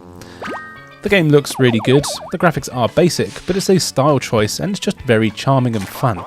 And the gameplay is also simple but really damn addictive, and I had an absolute blast playing this, and I've already got it planned in for a games night with some friends. This is a great game that even people who don't play video games will enjoy. Definitely check it out.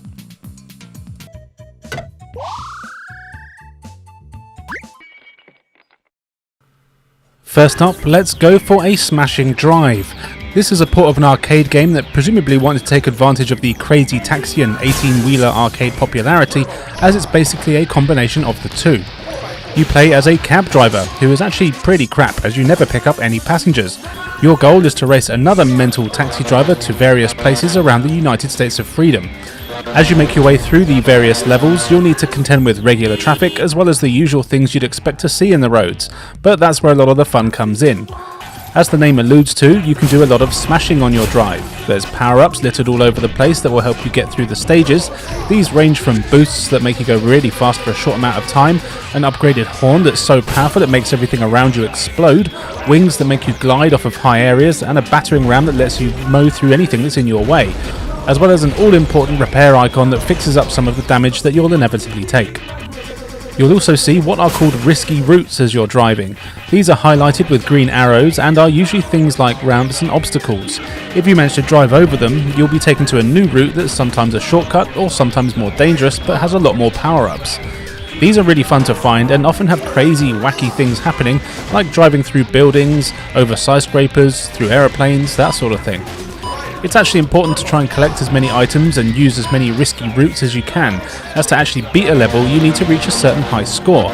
You get points for beating your opponent of course, and for doing those things I just mentioned. Your combined score at the end has to reach a certain amount for you to progress. It's not as easy as it sounds though, and you will likely need to play each of the levels a couple of times so you know where everything is, as well as which risky routes are better to use. You get a few difficulties to unlock, each of which adds a few new tracks to race down, and they're all pretty damn fun. Controlling your car is easy, though it can be a little twitchy, and there was definitely times where I missed things thanks to the controls, rather than me being terrible, though I am still terrible. The graphics here aren't anything too special, they scream early 2000s arcade, which I do have to say I have a soft spot for, but the main thing is that it runs fast and I don't see any slowdown.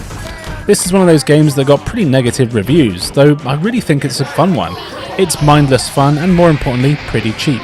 So if you can handle some simple arcade action, definitely give it a go.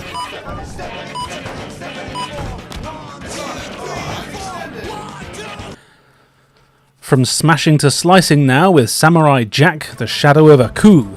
This is a cool game based off an awesome cartoon that I highly recommend you watch, and for a change, it's a cartoon I've actually seen. The game here puts you in the Gita of Jack. He's a samurai who travels through all sorts of dimensions, time and space in his eternal battle against his evil nemesis, Aku, an ancient evil spirit. And that's the story here. You're battling your way to Aku to see if you can finally put an end to his evil bastardry.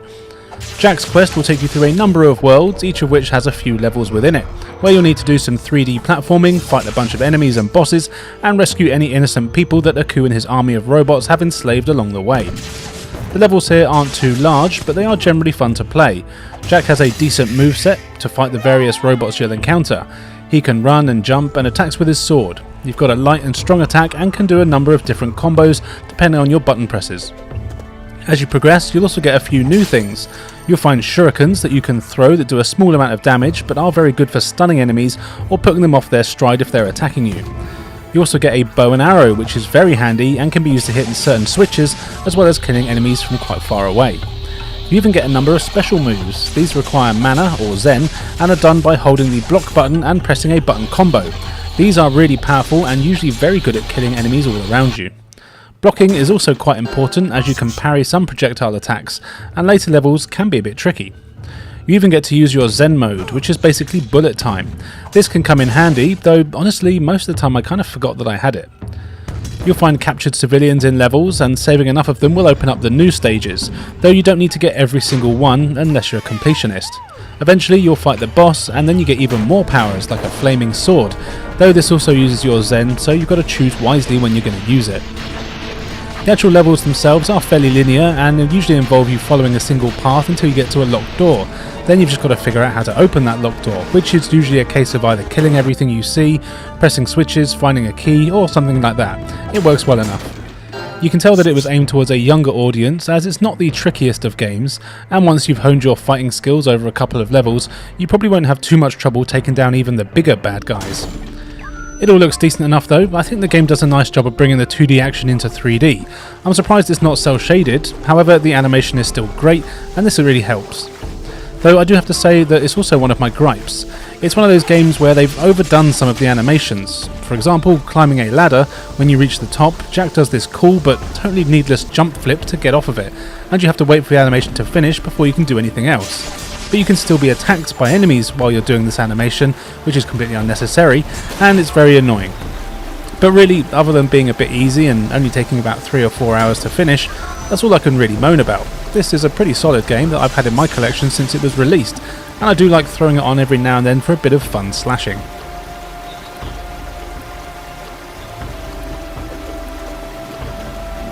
Smuggler's Run Warzones is a driving game made by everyone's favourite naughty people, Rockstar. There's a simple story about the fact that you work for a smuggling company and your job is just to complete the various jobs that you're given, all of which involve collecting and dropping off contraband. It definitely isn't as repetitive as it sounds though, and actually it is pretty exciting if you ask me. There's a few different styles to the contraband delivery mission. The main ones are you choosing from the cars that you've unlocked. These range from ATVs to dirt buggies, fast-looking sports cars, tough trucks that are slow but great for ramming people, and so on. There's about 8 that you can get as you go through the single-player missions. Then you'll be put in a pretty desolate area that's mainly rocky plains. You've got to drive to pick up your contraband, which is literally done by driving over it. Then you've got to follow the marker at the top of the screen to take it to the drop-off point. Sounds easy enough, but it doesn't take long before the authorities are on your ass, and they can be relentless. You'll need to outrun them. Sometimes the contraband can still be delivered while they're on your tail, and then you'll need to lose them afterwards to complete the mission. Other times you've got to lose them before you make the drop. Other missions see helicopters dropping contraband, and you'll have a very strict time limit in which to grab it before the choppers bugger off, and you'll need to get a certain amount of drops within a time limit. Then other missions see you competing against other contraband delivery services, where you'll be racing them to grab the stuff and make the delivery. If they get the goods before you, you need to ram them to steal it from them and try to get to the drop-off point before they ram you to steal it back. It's kind of like capture the flag with cars basically, but it is really fun. Completing missions unlocks more than just cars. You also get new gadgets and weapons for your vehicles. There's no guns here, but you get boosts, mines, EMPs and things like that. Most of the stuff you get can either be dropped behind you and will either help keep the contraband or maybe blow up anyone that's chasing you. The gadgets really do make a difference when choosing what vehicle you want to use for each mission as well, as does the actual vehicle itself. They're all noticeably different to control, and you'll learn which is best for which mission type, as well as which terrain type. If it's a hilly place you want something rugged with good grip, but on the more flat levels you'll want something low and fast. The game looks decent enough, though it's nothing special. In fact, I actually remember it looking way better than this. I haven't played it in about 10 or more years though, but it does look fine. The vehicles aren't too detailed and there's not a lot going on in the environments. However, there is no slowdown and it's a pretty fast game, so I'd rather have that anyway.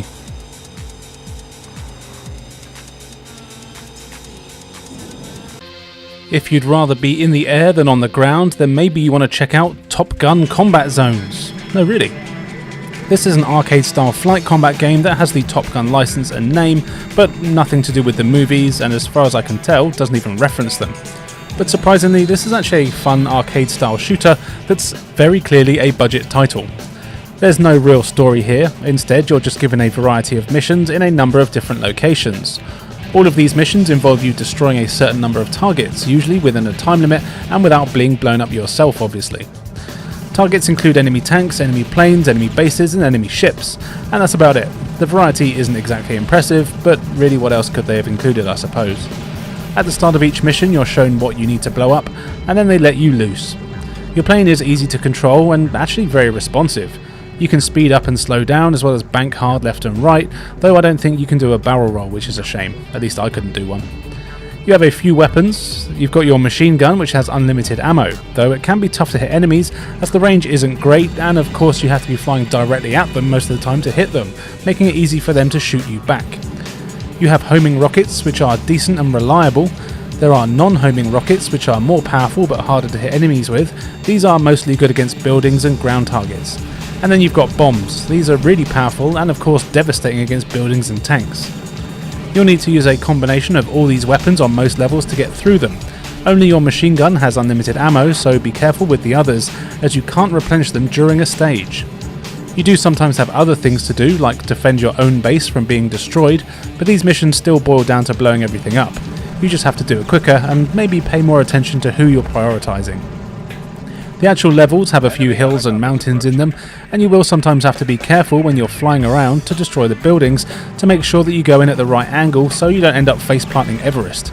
If you fail a mission, you have to start it again, but they only last about 10 minutes or less, so it's no big deal.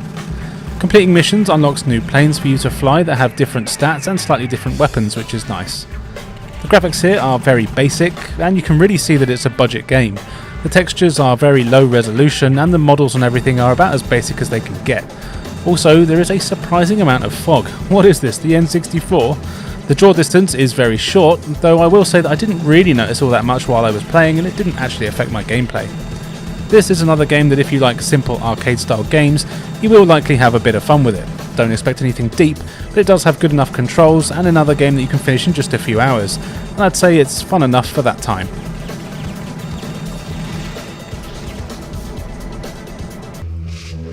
Another budget title that I had way more fun with than I was expecting to is Tube Slider.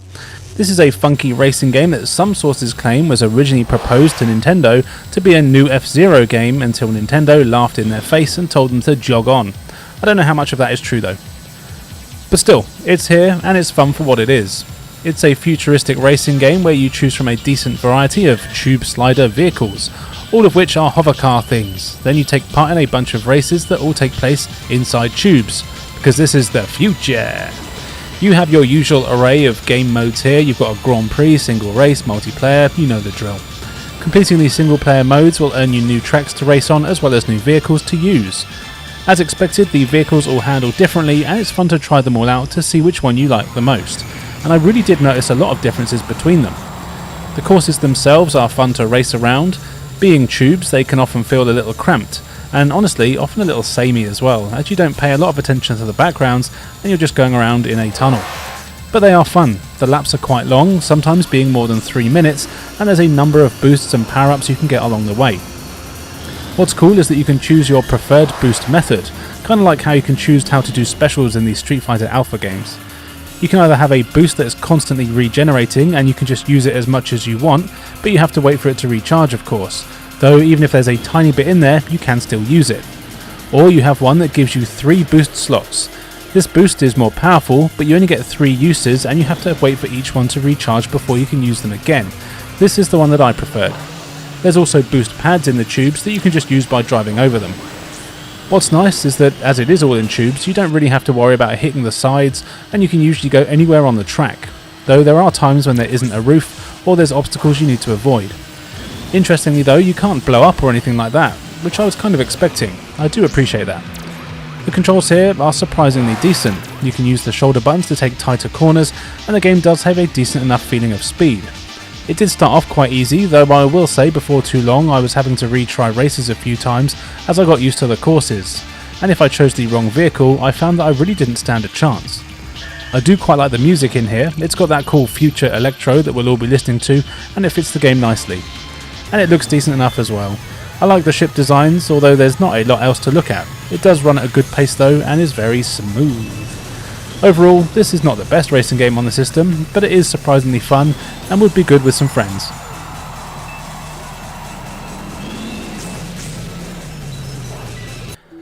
Tak and the Power of Juju is a really fun 3D platform game that has a few games in this series which not a lot of people played, and when I say not a lot of people, I mean me. You are Tak, and according to the prophecies of his people, an evil git with a name that I'm not going to try and pronounce is going to start messing with your spirit guardian. It's all very silly. Basically, shenanigans happen and the evil bloke turns all your people into sheep, but not you. Turns out you're the chosen one, which is handy. So yes, it's your job to go around the various parts of your world collecting items and, more importantly, magic plants that you need to create these spells and potions to get everyone back to normal. And you might as well beat up the evil bloke at the same time, I suppose. Being a 3D platform game, you know what to expect for the most part. You explore a large hub world that lets you enter the main levels in the game, where you've got to run around collecting as much stuff as you can as you track down the things that you need.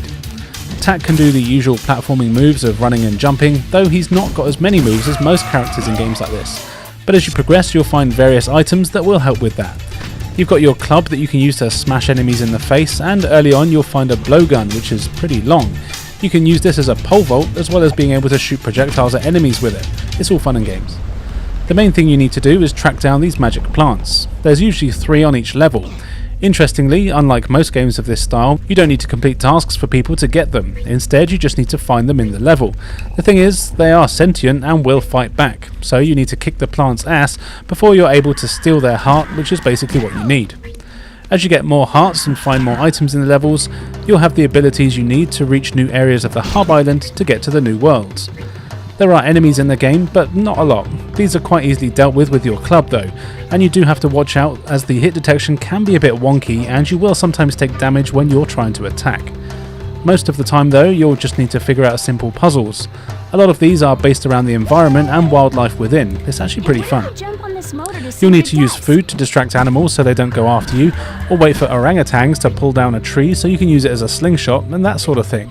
You'll even need to ride animals like a rhino at times.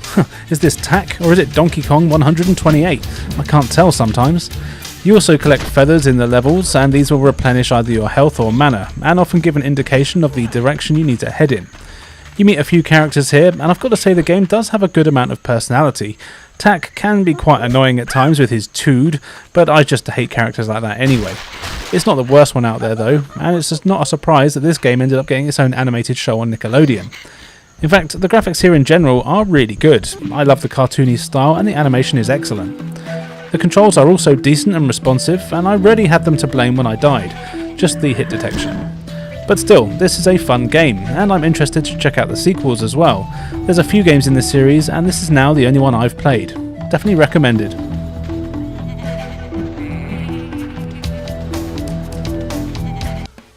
That's enough kiddie shit now. We just want to punch people in the face. So let's take a look at UFC Throwdown. Unsurprisingly, this is a fighting game where you choose from what is actually a pretty impressive roster of what I presume are popular fighting people from the early 2000s. I know nothing about UFC and didn't know a single one of them, but hey, you might. You have a few game modes to choose from. There's an arcade mode where you just compete in a series of fights. There's a career mode where you take a fighter from nobody through to being the champ. And then there's the training, exhibition, multiplayer, etc, etc. There's a good selection. There's also a legend mode, though I've not managed to unlock that yet, so I'm not entirely sure what it is. Presumably it'll be opened when you finish the career mode. All of the fights are one-on-one, as that is the way of the UFC. The fighters each have a preferred fighting style. There's wrestlers, kickboxers, martial artists, regular boxers, and so on. There's even a few weight classes, with some people being massive hulking bruisers, and some being much smaller. As you can imagine, this will determine their speed and power and so on. The different fighting styles all make a difference as well. The fighters each have a fairly decent moveset, and thankfully there's a move list in the pause menu. This comes in really handy as there's lots of different moves depending on the position of your opponent, as well as if either of you are moving, if you're standing still, grappling, or so on. It's actually quite impressive on how much there is in here. And it's actually quite easy to pull off the moves as well, as the controls are pretty good. You can put together nice combos of punches and kicks, or you can try your hand at grappling, trying to slam your opponent to the floor, where you can then either pummel them or, if you're lucky, throw them in a submission move and make them tap out instantly. What's cool is that the fights can last a couple of minutes, but most likely they're going to be over in a few seconds if you manage to get a particularly good kick to the head or get them in to submit straight away. Be careful though, as this applies to you as well, and there's times where I was kicking the shit out of the other bloke only for him to reverse a move of mine and put me in a submission move where I'd instantly lose in about 10 seconds. So yeah, learn to block and reverse. Something that I actually kind of like, that is also a bit of a shame though, is that there's a lot of characters here and they each have their own fighting styles, but they do all kind of feel exactly the same to play as. And when you know a few of the button combinations, you can pretty much play as any character, which is good because it means the game's easy to pick up and play, but also a bit of a shame as it doesn't really matter who you choose, as they're all maybe a little too similar. But still, the fights are fast and frantic and surprisingly meaty. It all looks decent enough as well. The character models are alright, the images they've used in the character select screen are a bit questionable though, and some are not flattering at all. Oh well, I'm sure they don't mind. You only really get one arena to fight in, which does mean it gets a bit boring, and there is literally one type of fight as well. There's no variety, but I guess the same could be said about Street Fighter, which is one of my favourite games of all time. Overall though, this is a cool game to play. The fighting is solid, and this would definitely be a fun game to have tournaments with your friends.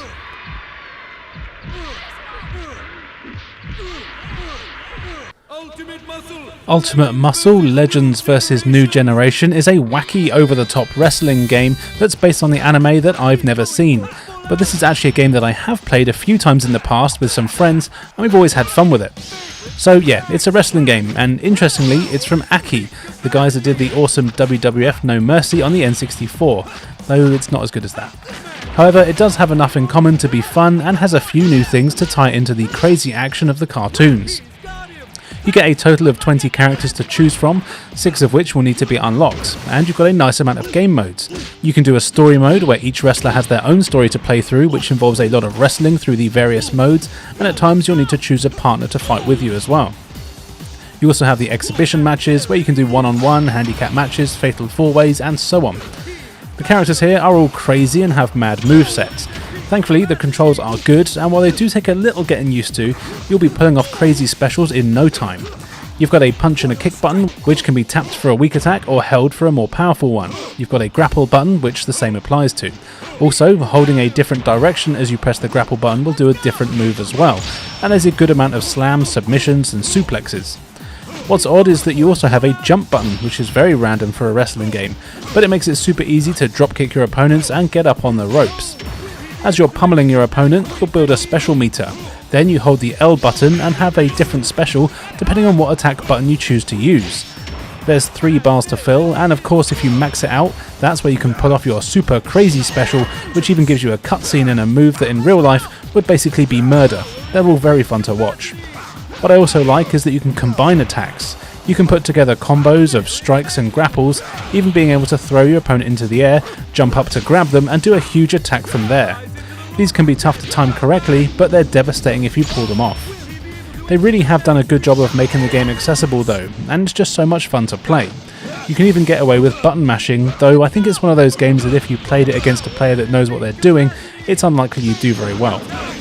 There's a few other ways to play, like tag matches, and these are also good fun. I used to play this in 4-player with a few friends, and we had a blast with some 2-on-2 action that went on for quite a while. You don't have to pin your opponents here though, instead you just have to deplete their life bar, which is fine, though I do think I would have preferred to pin them and then have these spirit bars like they had in the N64 days. Ah well, this is not really a game you can compare with those. It all looks fantastic as well, these cel-shaded graphics are great and detailed, and there's a lot of personality here. You even get a good selection of rings to fight in, and I love the animation. I even recognise some of the moves from the WCW vs NWO days on the N64, maybe I played those ones too much. But either way, this is an excellent wrestling game that's a lot more arcade-like, but really is great fun with a few friends. Definitely recommended.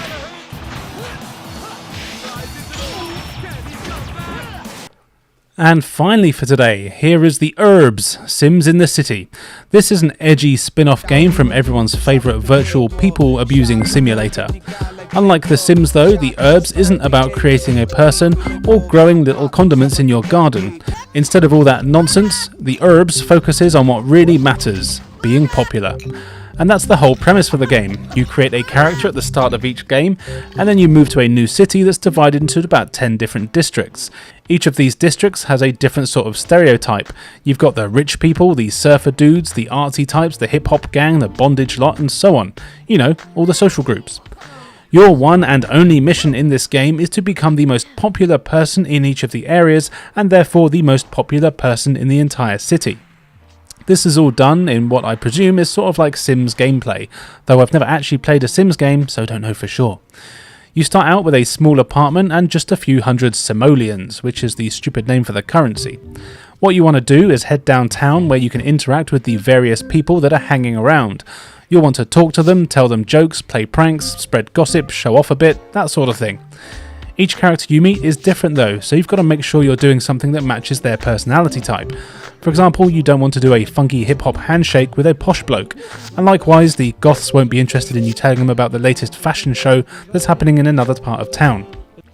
So it's important that you try to blend in, and this even means that you need to change your clothes to match what they're wearing.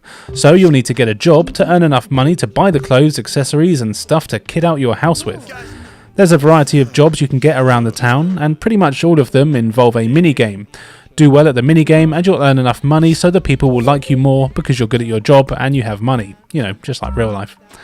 And you'll want to do each job a few times to get better at it, as this will open up more opportunities at that workplace, giving you better jobs there and earning you more money.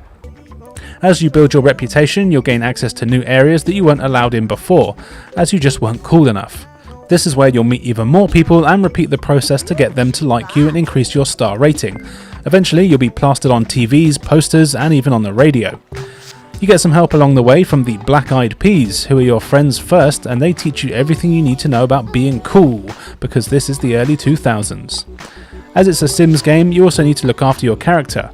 You'll need to eat, sleep, be entertained, and even shower and take a shit every now and then. You get bars that tell you how your sim is doing, and you'll need to keep your stats high if you want to make sure you have the best interactions available. So, although it's tempting to stay out at all times dancing the night away, every now and then you will want to take a few days off to sleep, eat and have a much needed shower. And basically that's it for gameplay. You just keep doing the grind until people like you enough and you're the king or queen of the city, but it's actually a lot more fun than I've made it sound. It's not a quick process though, and it does take a while to earn the money that you need to get the stuff you need to impress the people you don't want to impress, but you kind of need to. Certain characters and events only happen at certain times, so you've really got to pay attention to what you're doing and when. Controlling everything is easy enough. You don't directly control your character, instead you move a cursor around and can queue things up to interact with, which is handy as you can tell your character to basically do 5 things and then they'll just get on and do all of it while you're deciding what to do next. It looks good enough. I actually quite like the graphic style of the Sims games, and there's always a lot of cool animation in here as well. Sometimes I would wonder exactly what I needed to do, and having to repeat the same minigame over and over can be a bit tiresome. But actually, I had a lot more fun playing this for the 3 or so hours that I sat down with it, and I'm actually quite tempted to go back to unlock a few more parts of town. What's also good with this is that it's a game that really can appeal to most audiences, and you can even play it in 2-player. I've got no idea how that works, but I kind of want to try it. So yeah, if you like The Sims and you've always dreamed of learning how to be cool, this game can teach you everything you need to know.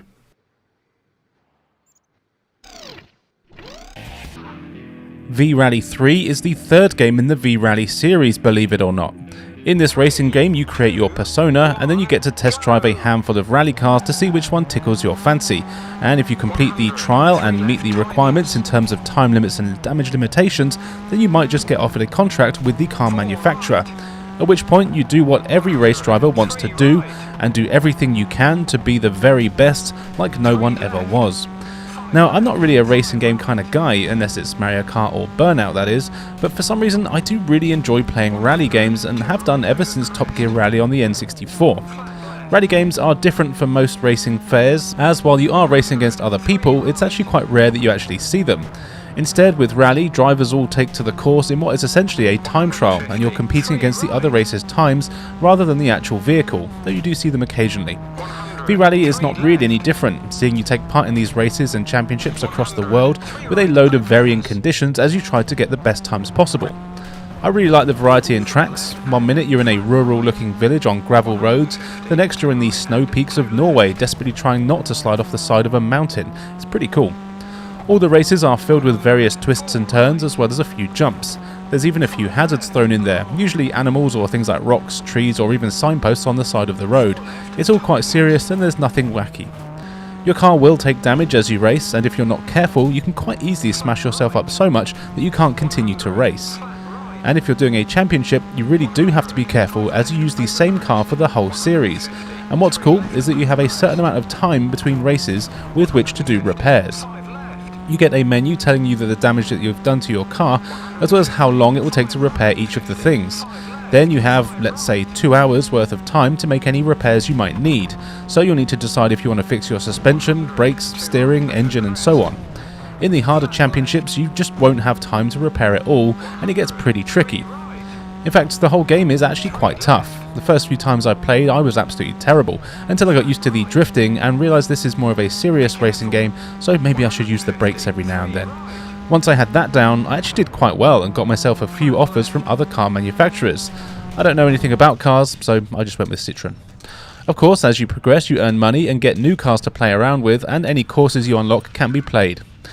Each car plays noticeably different, and this is the sort of the game that really made me wish I had a steering wheel to play with. I used to have one on my Xbox 360 and loved it. The graphics here are really good actually, the kind of what I expect with racing games. There's good car models and the damage is all in real time, and you'll also get mud and stuff sticking to your vehicle as you're playing. The cool thing about rally games, at least the ones I've played, is that they really do tend to skirt the line between simulation and arcade quite well. And this game is a very good example of this, really offering something for anyone with a passing interest in racing games. Well worth checking out, especially as it's pretty cheap.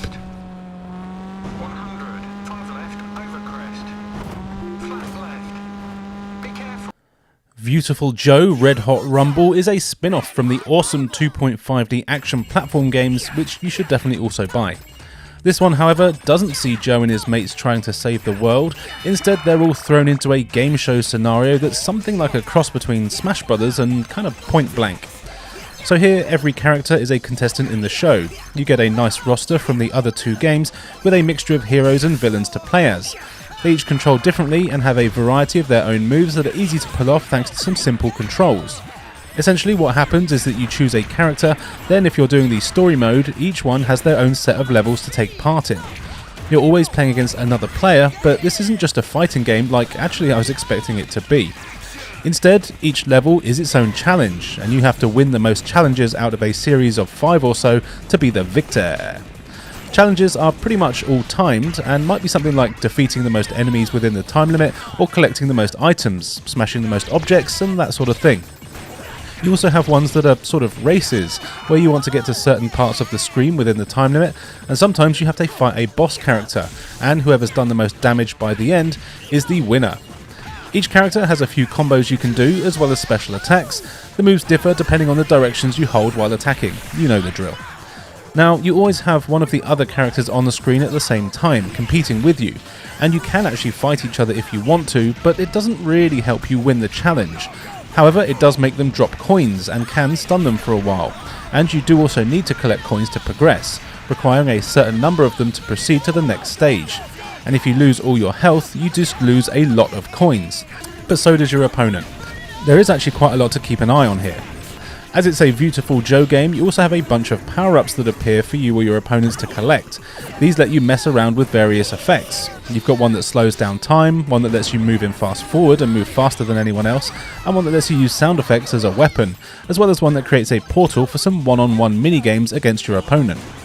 Collecting these really does give you an advantage, so you want to be on the lookout for them. You can hold a few power-ups at a time, but you will always use them in the order that you've picked them up, and if you get hurt too much, you will drop them. Graphics wise, the game just looks awesome. The whole series has a really unique cel-shaded look to it, and this is no exception. The character designs are excellent, and the animation is superb. I didn't bother playing this one when it was released, as I was a big fan of the first two games, and thought this was just going to be a bit of a boring cash-in. But actually I really quite like it, it's very different, and I do think I missed out, as me and my friends would have loved playing this in 4-player against each other. Don't be like me, check this one out.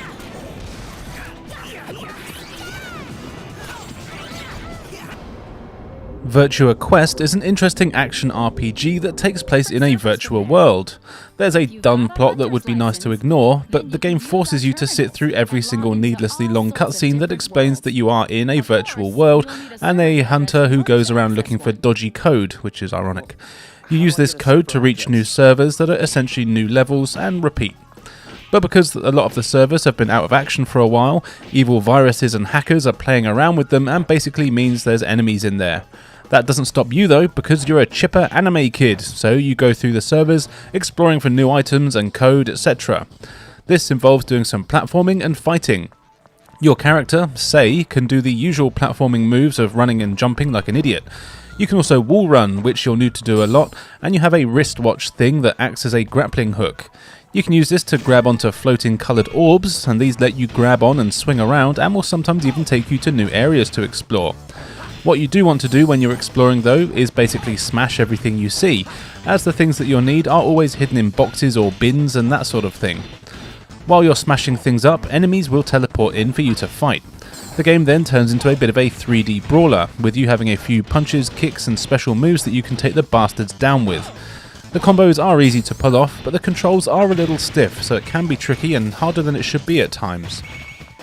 Enemies come in a few varieties, mainly soldier-looking things and robots. Some of them are flying things that you'll need to use your grapple to get hold of to get on their level or pull them to you.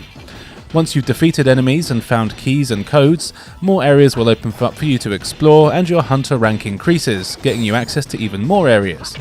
Eventually, the main selling part of the game comes into play. As you progress, you'll meet a number of characters from the Virtua Fighter games. They're all friendly, and after you've proved that you ain't no punk, which of course is done by fighting them, they will teach you some of their fighting techniques. This is how you learn new moves and combos, and more importantly, special abilities that can be used in the environment to, you guessed it, open up new areas, like a strong attack that can break certain walls and that sort of thing. Turns out you're a special boy, and you're the only person who has the ability to see these characters, which of course makes you a wanted person. You get stuck in the virtual world, so you'll need to learn all of these powers to help you escape. It's actually an interesting premise and a cool way to bring in some well-known characters. Personally, I think they should have just made it from various Sega characters from loads of franchises, not just Virtua Fighter, but hey, what do I know? Now, this is definitely a game that won't be to everyone's taste. There are three main issues as far as I'm concerned. The first is the needlessly long, unskippable cutscenes. They're annoying. The second is the quite stiff control, making some of the platforming sections tricky, but not because they're tricky, it's just because the buttons don't always do what you tell them. And lastly, there's no checkpoints or auto-saving here. There are save points, but they're not very well spaced out.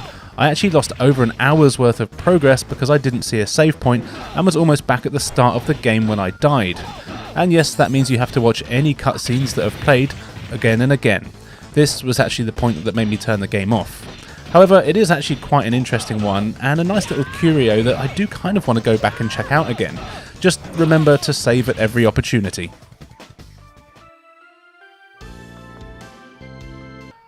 Time for a Tony Hawk ripoff now with World Tour. This extreme skate game sees you take control of various members of a band who, for no reason other than excuse for a game to exist, are kidnapped by goblins and taken to various times and places throughout history. You grab your scooter thing that is nearby and go through a portal just as it closes so you can catch the goblins and rescue the band. Now, to be honest, I don't really care about the dumb story, as it's a fine excuse as any. And what you have here is your classic Tony Hawk ripoff, but it's actually done quite competently, though of course it can't hold a candle to those games. You've got one character and one stage to start with. Each level gives you a number of objectives you need to complete, and these range from getting a certain score, smashing certain things in the levels, collecting items, and even fighting bosses. Once you've completed enough of the objectives, the next stage will be opened up for you. These will also have their own missions for you to complete, a few of which are always the same on every level, whereas some are unique to each one. One that is the same on every level is having to beat two bosses. This is done by doing a trick on them to damage them, and once they're dead they'll drop a key. Collect both keys and a secret area opens in the level, usually containing a teleporter. To make the teleporter work you need to destroy some things, of course. Once that's done you can take part in a race, complete that and you get a new character to play as. But basically the whole game is just you doing tricks, and it is done fairly well. You've got jumps, grabs, flips and grinds. Each of the trick types is assigned to a button and you just need to press different directions to do different tricks. It's easy. You can manual to tie them together and make a massive combo, which are essential for getting the high scores, especially on the later levels. You'll also find scooter icons in the levels. Get enough of these to unlock new ones for you to ride around on, and there's even power-ups that make you faster for a short while, or jump higher, or even do an immediate 1080, which is really good for upping your score. Getting around the levels is easy enough, and the game does control well, if a little stiff. I often found I didn't jump quite high enough, but that's where the different characters and scooters come in. The actual levels themselves are actually quite interesting. You'll visit ancient castles, theme parks, a city, and a few others, and there's plenty to do in all of them. You've got a time limit for each run, but don't have to complete all of the objectives in one go, which is handy as it's actually very hard to do that in the time limit. In fact, some are quite vague and did take me a while to find out exactly what they wanted me to do. As with any game like this, you get a surprisingly decent collection of pop punk and hip hop playing in the background, which helps, though some did feel a little out of place thanks to the cartoony graphics. And while this definitely feels like a My First Extreme Sports game and does have some stiff controls and a camera that I think is a little bit too close to you, it's actually quite good fun and was cool going around and completing all the objectives. The tricks are easy to pull off and it's forgiving with its landings, and I do quite like the variety in the levels. You could definitely do a lot worse than trying this one.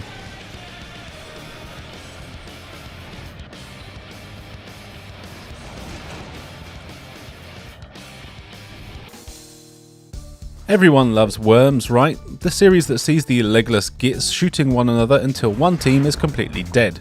Well, the GameCube got 2 Worms games, and this is one of them. It's Worms Blast. However, this is not your normal Worms game. Instead, it's a puzzle game more similar to the likes of Puzzle Bobble. The premise is simple. You choose from a number of game modes, and then you choose from a selection of characters, each of which are in some form of boat. All the characters will be familiar to fans of the series. There's Boggy Bee, a granny, a pigeon, a sheep, and so on. And yes, that will make sense to people who like the series. Then you're put into a single screen arena where the idea is to shoot stuff, and the stuff you shoot depends on the mode that you choose. For the most part, you'll be using your bazooka to shoot coloured tiles that are on the screen. You've got a bazooka that shoots rockets of various colours, and basically what you need to do is match the colour bullet to the tile and it will disappear, along with any of the same colour that are connected to it. Simple. Though of course as you play the game's various modes, the patterns get tougher and things are added to block your shots, so you really need to get good if you're going to complete this one. As you've got a bazooka and it's a Worms game, you've got to get the power and angle of your shot just right, otherwise it won't be strong enough to hit the blocks, or it might be too weak and not enough power to hit the right one. If you do hit the wrong block, then it will turn the colour of whatever bullet you hit it with and can really mess you up. Some levels give you other challenges, like needing to survive for a certain amount of time, or having to collect items that are falling from the sky, or even taking on opponents and not being crushed by the falling debris. It's fairly standard for this sort of puzzle game, but it's fun. Each character has their own stats in terms of speed as well as health and so on, as you can actually die here, either by the wrong things falling on you, or you can be shot by your opponent, or even shoot yourself if you're not careful. Being a Worms game, there's also weapons and items to collect. You can get shotguns that are accurate and have 2 shots. These don't need powering up. There's also homing rockets that let you target specific areas and so on. You'll also find health pickups in case you need them, which you probably will. The game actually gets very hard very fast. Thankfully though, you have unlimited tries on all of the levels, and the game will save your progress, even letting you change character and starting where you left off.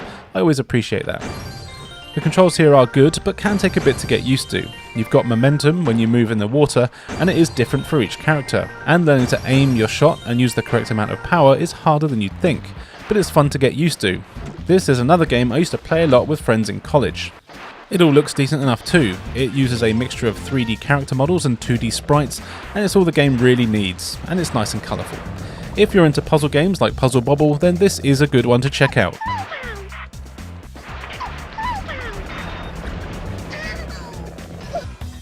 Next is Reckless, the Yakuza missions. This is a pretty strange driving game that is very early 2000s. There is a nonsense story about the Yakuza being bastards, and you get to choose to play as some cops or some spies, each of which have their own set of missions. Then you set out in a variety of cars, with plenty more being unlockable, to complete these missions. It's a very arcade-like game. The story really doesn't matter, though there are quite a few cutscenes that top and tail each of the missions, which are actually quite fun, but don't really tell a full story. The missions you get are things like ramming enemy cars to destroy them, protecting other vehicles from enemies that are ramming them, taking part in races, collecting and dropping off items, and destroying a certain number of random things. Pretty much all of the missions have time limits, though some just let you go until you either win or fail. Interestingly, you can't actually die here. The missions will only end when the time is up or if you fail a mission, or complete it I guess. You don't have to worry about lives or continues either, as you can retry as often as you want, and if you're anything like me, you will need to retry a lot, because this game is really damn hard. It's one of those games that doesn't really give you much in the way of a tutorial. You just press start and are told to go, which I do quite like, and it's not hard to figure out. The whole thing takes place around Hong Kong, which is cool, in a few different locations that are repeated for most of the game, but that's not too bad as they are quite large and you often need to visit new areas that you don't in other missions, so it doesn't get too repetitive. The enemy cars are very tough as they are fast and dodge you quite a lot, especially on the hard levels.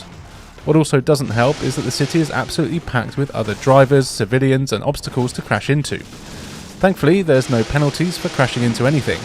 Even running over an innocent bystander doesn't get you penalised, but crashing will waste valuable time, and the general traffic here makes no attempt to get out of your way, and there's traffic everywhere. This is a very busy city.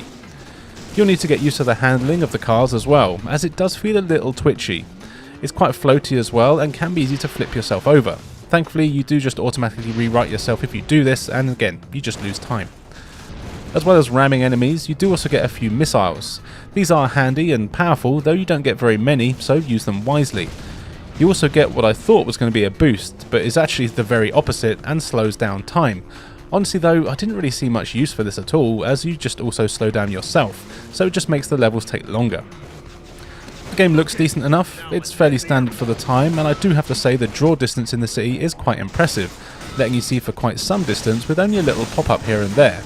It also runs nice and smooth, despite the literally hundreds of cars, pedestrians and obstacles that are all over the place. You do get a map which helps guide you around, which is very handy, and I wouldn't have gotten anywhere without it, though sometimes it doesn't seem quite right. I do like the variety of vehicles here, and I will say a lot of the missions are incredibly hard, and often feel like bullshit rather than real difficulty. You know, the ones where you need a mixture of playing perfectly, but also a bit of luck to make it through. Still, there's definitely quite a lot of fun to be had with this one, as it's a crazy time and worth checking out. Got the plutonium.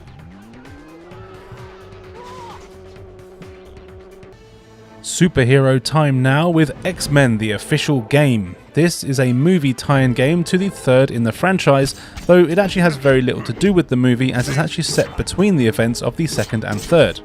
Which is fine, as it's a good way to have an original story and include a load of characters that aren't actually in the films, as well as leaving out pretty much all of the ones that are. Oh well. As you'd expect, this is a third-person action game. You only get to play as 3 of the X-Men: Wolverine, Nightcrawler and Iceman. Screw everyone else. Each of the characters has their own set of missions. As you play, you do get to choose what order to play the missions, so you get to choose who you want to play as, but the missions are never the same for each character. Know what I mean?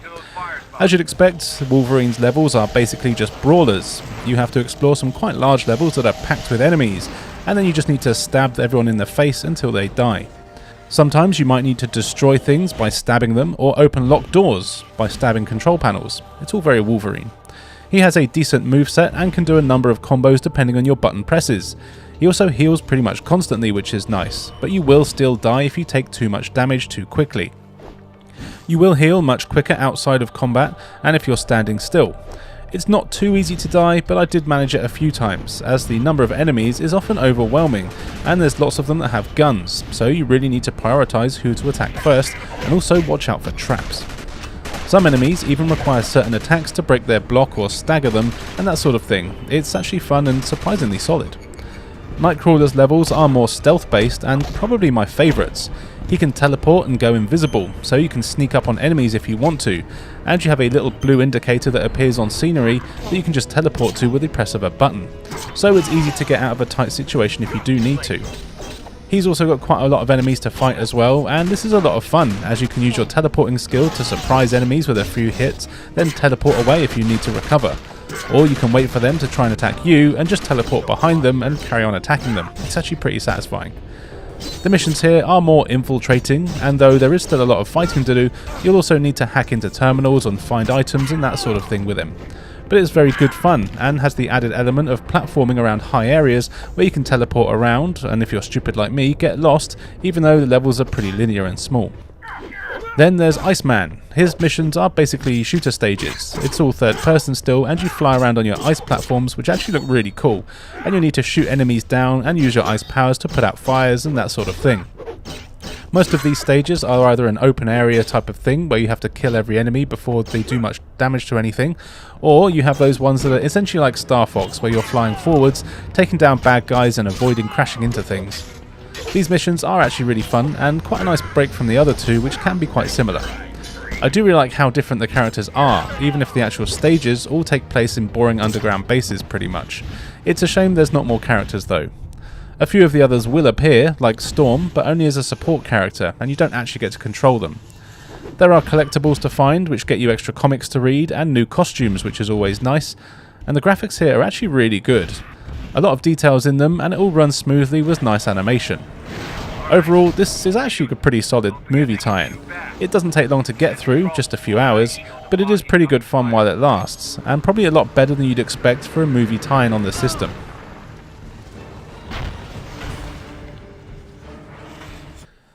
XG3 or Extreme G3 is the third game in the futuristic racing series, the other two being on the N64. It's the future, so all the characters have 2000s future 2'd, looking something like either The Matrix or dodgy anime. They each have their own futuristic motorcycles to race, and of course their own stats in terms of speed, acceleration, handling, weapons, and so on. You can compete in a bunch of different cups taking place across various planets, and your one and only goal is to do better than the others and to have more points at the end of the racing series. I mean, it's a racing game, what do you expect? Being a future racing game, there's a lot of neon stuff all over the place, and I actually really like these games and the design of everything. The different planets offer a great variety of styles, from snow planets, fire planets, industrial planets, and so on. The courses are all pretty long and have plenty of twists and turns, as well as boost pads on the floors for jumping. Something I'm surprised that this doesn't have is really narrow tracks that many of the futuristic racing games do, meaning you don't spend a lot of your time in the race just crashing into the sides. I mean, I tend to do that because I'm crap, but not nearly as much as I do in a lot of futuristic racing games. And also, as it's a future racing game, there's weapons. You start with a machine gun, which is pretty useless, but you do unlock a few others like rockets and shields as you complete more races. Ammo can be used up quickly though, so make sure you drive over the glowing bits to replenish your stuff, as well as your health, as you'll probably need that too. But for the most part, you want to rely more on your racing skills than the weapons. The racing here is fast and frantic, so you often don't have too much time to think. The races here are fast and the game moves at a great pace. Thankfully, the draw distance is excellent too, so you can almost always see what's coming up, unless it's specifically designed not to let you.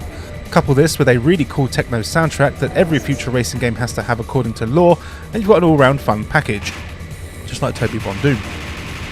Completing the courses unlocks more tracks to race on, characters to race as, and bikes for you to choose from, and there's plenty of reasons to come back. And of course there is the multiplayer, which if you have a few friends that like racing, will likely have a blast with this one.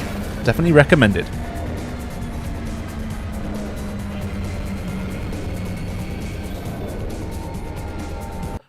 And finally for today, here is X2 Wolverine's Revenge, another X-Men game, but I didn't want to put two in a row. As you might have guessed, here you only play as Wolverine, and the game basically goes through his origin story and then a bit into some missions with the X-Men, but they only really appear in cutscenes, if at all. It's a third-person action game, and every mission gives you a number of objectives that basically involve stabbing people with your cutlery hands and destroying things. Eventually you'll fight some bosses like Sabretooth and even Magneto. You've got a few combos to use and have a punch and kick button.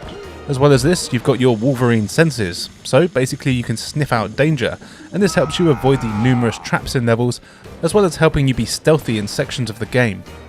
In fact, if you know Wolverine, the basically indestructible guy that can mow down hundreds of enemies and barely take a scratch, yeah, well, he's actually not in this game. I don't know what multiverse version we got of Wolverine here, but this one can barely stub his toe without dying, and this actually makes the game incredibly frustrating at first. Basically, you're pretty useless in combat, and even a single regular enemy can kill you very quickly. That's why you've got to learn to play this game properly. Do not go in playing like I did, assuming that it was a bit of a button masher, because you won't last 5 minutes. No, this game actually has to be played more like a stealth one. Pretend here that you're not Wolverine and you'll have a much better experience. Just imagine you're a regular guy who can only get shot once. When you play it more like this, it actually becomes quite fun. Using your stealth abilities, you can sneak up on enemies and do surprise attacks that take them down quickly in just 1 or 2 hits. Sometimes stealth isn't possible though, and in these situations you really need to rely on a bit of luck and try to use cover as much as possible, even if the enemies don't have guns. As your Wolverine, you do have a healing factor, but man, it's really slow. It literally takes about 10 real minutes for your health to regenerate. Even putting your claws away, which is meant to make it faster, doesn't help. If you're lucky, you'll find health kits, which are a godsend. Otherwise, when you're low on health, just hide somewhere, then go make a cup of tea and something, and you might be nearly healed by the time you get back. The game does look good though. There's some cool comic book designs here, even though it is a bit grey and brown. So yeah, if you're looking for a Wolverine game, then this one sucks. But if you're looking for an action stealth game where you're better off taking your time and planning your attacks, then this is actually quite fun. First up is Yu-Gi-Oh! The Falsebound Kingdom, and I can't decide what's worse, the title or the unreadable font they use. Oh well. And as far as I can tell, this is the only game that actually starts with the letter Y, so we'll be cheating after this. It won't surprise you that I've never seen Yu-Gi-Oh! Honestly, its stupid name always put me off. There is a long convoluted story here that's far too in-depth for its own good, but basically there are two factions at war, and you have to stop the evil one from being evil, etc, etc. I have played a couple of Yu-Gi-Oh! Games before actually, and they're all card battling ones that didn't really interest me all that much. This one, however, is actually quite different, and I would say is probably the best one that I've played, in my opinion.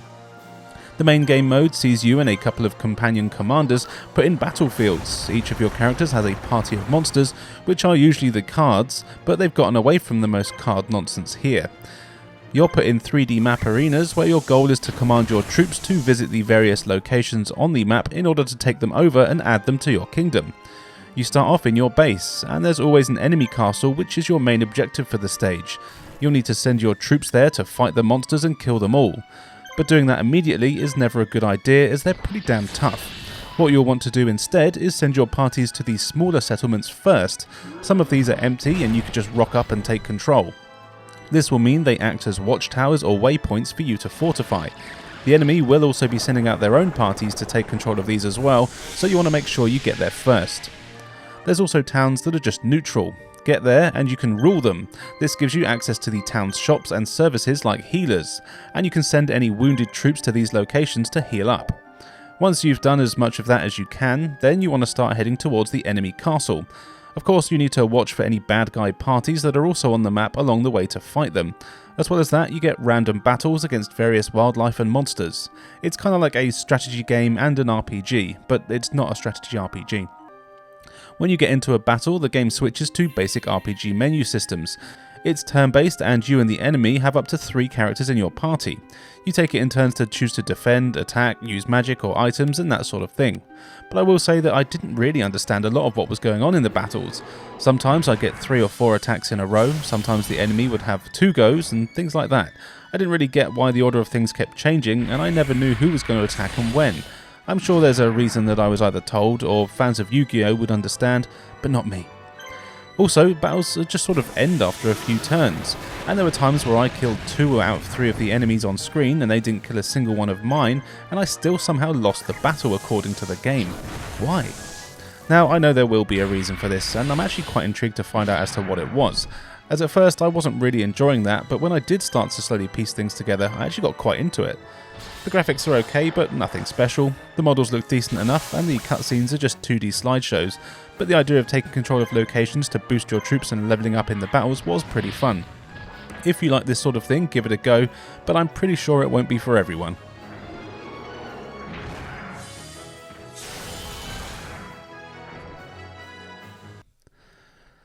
Next up is a game I've had to cheat with, so I've just got some random games that have a Y in them for the next few. So here is Spy Hunter.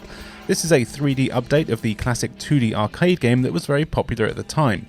The story goes that you're a spy, and you're out to stop an evil organisation that you have reason to believe are developing chemical weapons for nefarious reasons. And on top of that, you think the main bad guy is the same one from the arcade game. Gasp.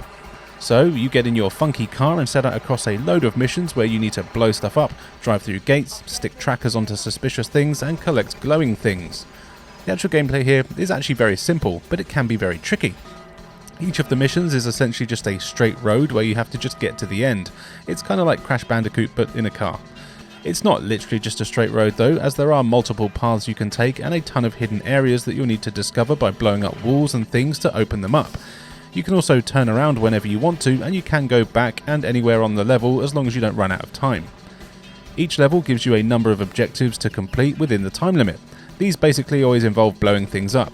Sometimes just one big thing, other times lots of smaller things. You've got sub-objectives as well, which are pretty much the same on every level. Don't kill civilians, which is fair enough, placing trackers on boats that appear at various points within the level but don't tend to hang around for too long, and to collect some spy satellite things, which are these big glowing balls. You'll usually need to find these spy satellites in hidden areas by going off ramps or blowing up walls to find the hidden doors. They can actually be quite hard to find. What's nice is that most of the objectives are colour coded, so you know what to do. If something has a red reticle on it, you want to blow it up. If it's orange, you need to put a tracker on it, and so on. If it's shooting at you, but doesn't have a reticle, just blow it up, it's a bad guy. Your vehicle is pretty well equipped as well. It's got machine guns with unlimited ammo, as well as some powerful missiles that will run out if you go too crazy. You also have boost that recharges over time. Completing missions unlocks new weapons and gadgets like oil slicks and mines for anything chasing you, as well as an invisibility cloak for a bit of stealth. These are all quite fun to use. What's also cool is that your vehicle will transform.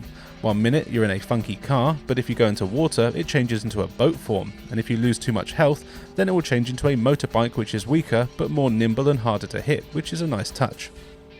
There's these big trucks in the stages that will open up when you get close to them. Drive up into the back of them and you'll repair your vehicle and also replenish the ammo for your weapons if you need it. To progress in the game, you just need to complete a certain number of mission objectives which unlocks the next stage, kind of like the Tony Hawk games. This means you don't have to complete every objective on every level, but the more you beat, the more levels will open up. You'll also need to replay levels multiple times in order to find everything. Objectives stay complete, so you can literally just focus on one at a time if you want to, though once you're getting good at the game, you'll probably finish 2 or 3 in one go. The game looks decent enough. There are some very pixelated areas though, especially when you're in the water. I did read that this was originally going to be an N64 game, which would likely explain that. None of the environments will blow you away, but the vehicle models are pretty good. And also, it controls very well actually, and I really like the handling here. It's easy to pick up and play, and won't take long to get used to. I was actually surprised at how fun this game is. It's not deep or anything, but it's a faithful update to the classic arcade game that is worth trying out.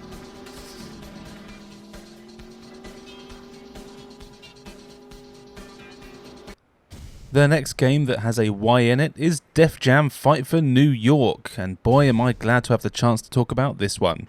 This is the second Def Jam game, and this is a series that me and my friends played the hell out of in college. The Def Jam games feature all of your favourite rappers from the Def Jam music label, and Sean Paul, beating the living crap out of each other because they're all insecure man babies filled with toxic masculinity, and you and your gang want to be the toughest around so you can run New York City. Thankfully, it makes for a really fun game. In the story mode, you make your own character. You choose their look and basic moveset from a list of fighting styles.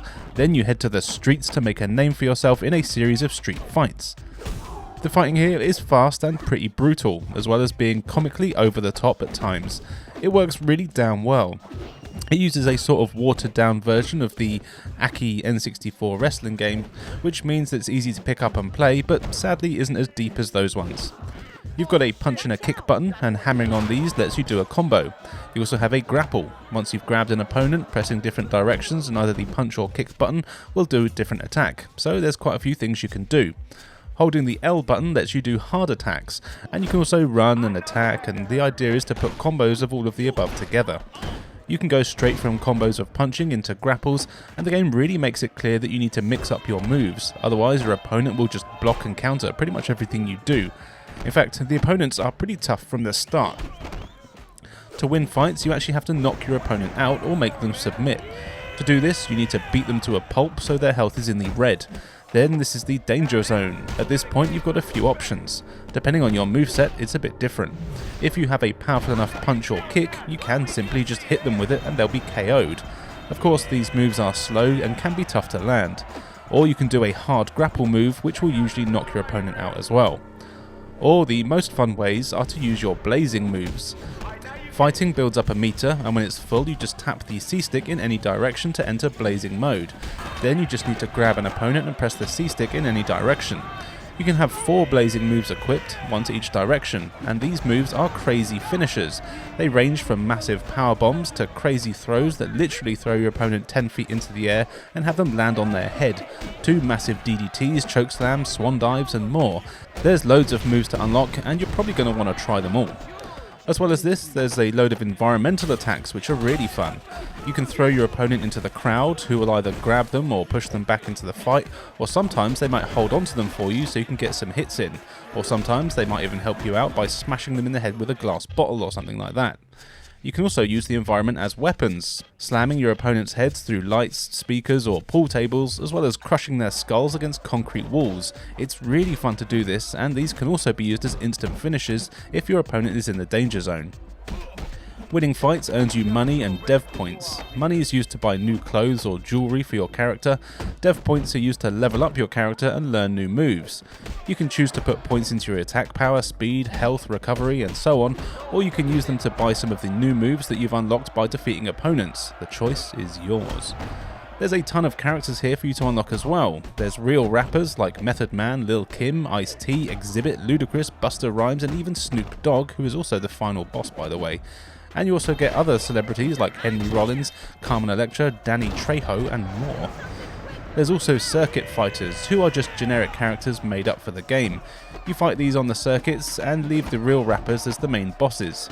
In total, there's more than 60 fighters for you to unlock. And it goes without saying that the multiplayer here is just brilliant. Having 4 players competing at the same time to knock each other out with crazy moves and smashing heads into speakers is just so much fun.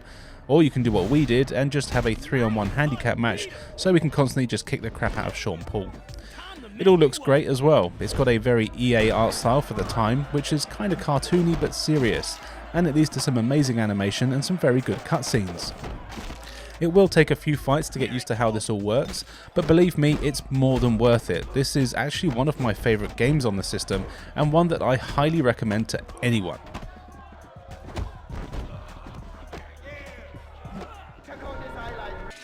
Zapper is a 3D platform game that has a lot in common with arcade classic Frogger. You are Zapper, one wicked cricket. Your brother, a grub, has been taken away by a bird, which is annoying. The bird accidentally leaves behind a trail of eggs though, so you set out across 20 levels following the trail of eggs that's been left behind until you find your brother. Oh, and of course you'll need to crush all the eggs you find because you're an evil bastard. So it's a 3D platform game, but plays more like an arcade one. The camera is fixed and the levels are essentially made up of squares. Zapper will move one square at a time, and knowing this, you'll need to explore all the levels to destroy the 6 eggs that are hidden in them. Doing this will end the level. But there's plenty more to do. As you can imagine, the levels are full of obstacles and enemies. Normally you can only hop one square at a time, so if a gap is larger than that, you'll need to jump and hover with the A button. This lets you cover 2 squares. You also have to look out for what you're jumping on, as a lot of the scenery can disappear, move or crush you if you're not careful, and the game is purely one-hit deaths. You also need to plan ahead, and you really need to keep an eye on where you're going. There are enemies which come in the form of a range of other animals and insects. None of them really chase you or anything like that, instead they've just got patterns that they follow. There's no timer on the level, so it's a good idea to take it slow for the first few times you play a level so you can see what's coming up and check the route that enemies take so you can avoid them. You do have sort of an attack. You can zap things with your antenna. It doesn't kill most enemies though, only stunning them. You can also use the zap to destroy various boxes around the levels. These contain power-ups and extra lives as well as fireflies and sometimes even eggs. There's 100 fireflies on each level to collect for those that want to be completionists. But also, the fireflies do help with power-ups. There's certain boxes that require more powerful attacks to destroy, but to use more powerful attacks you need to have collected a certain number of fireflies on that level. It's an incentive to get them all, and there are times where it's required that you need to have a certain amount to progress. They are generally pretty easy to find though. There's also lots of hidden areas in the levels. These are normally in doorways or passages that can be easy to miss and contain more lives and fireflies. The levels do get a lot more complex as you play, with lots of moving platforms and different maze-like paths to take, and the variety is pretty good. Looks wise, it's pretty standard for a game like this, but I do like the cartoony graphics and it's pretty sharp. The controls are also decent and responsive, though it did take me a while to get used to moving square by square rather than moving like a regular 3D platform game. You also need to use the shoulder buttons to turn left and right on the spot, as pressing the D-pad or analog stick just makes you jump in the direction you press, but it doesn't take long to get used to. While it can get a little repetitive, this is a fun little platform game that's basically Frogger with a different character, but that's not really a bad thing.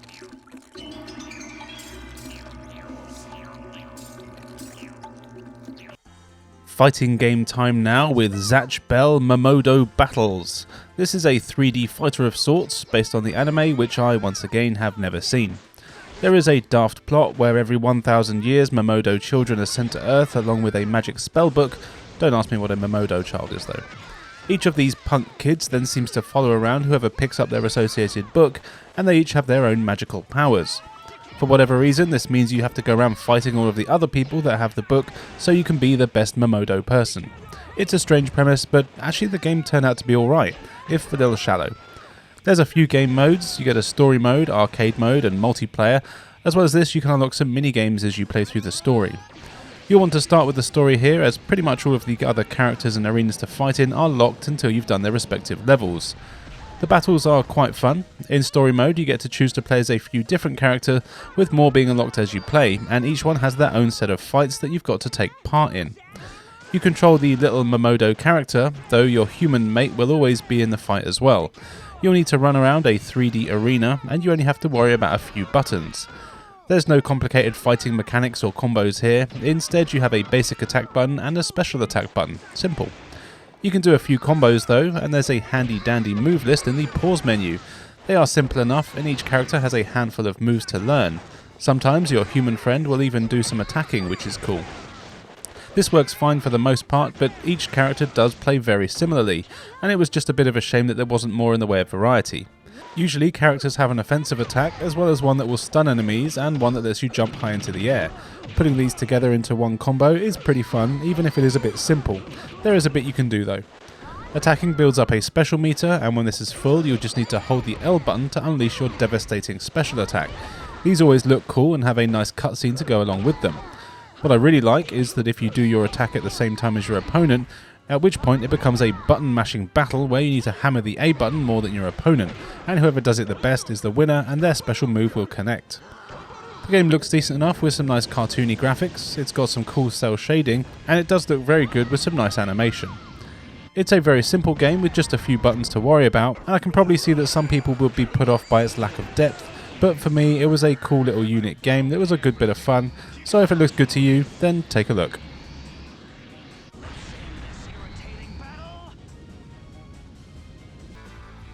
Here is Zoid's Battle Legends. This is a 3D arena battle game based on the popular, but probably not popular enough, anime about massive mechs in the forms of dinosaurs and a whole bunch of other animals. In case you don't know, Zoids are basically just animal robots armed to the teeth with lasers and rockets, so of course the best thing to do with them is to fight. Here you get a story mode, arcade mode and some multiplayer options. No matter the mode, the gameplay is basically the same. You choose from a decent roster of Zoids, with a few more that can be unlocked. You've got Wolf Zoids, Turtle Zoids, Lion Zoids, Stingray Zoids, and even dinosaur ones like a T-Rex.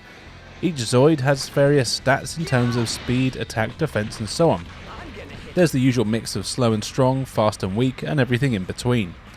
Each Zoid has its own weapons. You get ranged and melee. There's rockets, lasers, machine guns, grenades, and so on. You've got plenty of ammo for all your weapons, and some are even unlimited. But these ones have a cooldown, so you can't just spam attacks over and over for the most part. If you're close enough to an enemy, you'll want to use your melee attacks rather than your ranged weapon. These ones are pretty powerful but harder to connect with, as your opponent won't hang around for too long, and also the hit detection isn't that great. As you can see, it's all in a 3D arena, similar to games like Virtual On, and it works well. The story mode does give you more objective-based open levels, and these involve the usual things like blowing everyone else up or sometimes protecting things or people. It's that sort of thing. They really should have spent more time balancing these out though. Some missions are an absolute breeze, whereas others are incredibly easy to fail. There's one in particular that I failed on again and again, sometimes in less than a minute, and I really had no idea why. I'd just run around shooting the enemies, sometimes I'd immediately fail, sometimes I wouldn't, and eventually I just beat the mission. As far as I know, I wasn't doing anything different each time, so maybe I should have spent more time in the briefing room reading what I was actually meant to be doing. It is actually usually easy to keep track of what's going on here, thanks to your HUD and radar that you get, and controlling your Zoids is generally quite good, if a little clunky. You don't have any camera control though, which is kind of annoying. Instead, the C-stick here lets you dodge in the direction you push it in, which does actually come in handy, but most of the time I'd rather see what's going on around me. But no, tough luck, Buster. The game looks good with some really cool looking robot designs, and the animation is good as well. I really like this sort of game, and it all plays smoothly. The gameplay isn't particularly deep though, with just the basic attacks and no real bells and whistles. It can still be a fun arena game though, with some awesome animal mechs if you like some robot on robot action.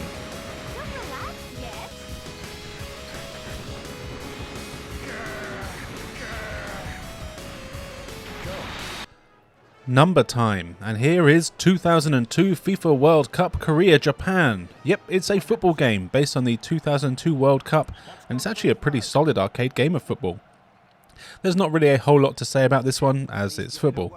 You have two options for game modes: a friendly match, which is just a single match where you choose your team and who you want to play against, or you can take part in the World Cup, taking your country of choice through the group stages and hopefully all the way through to the finals. But yes, it's a decent enough game of football.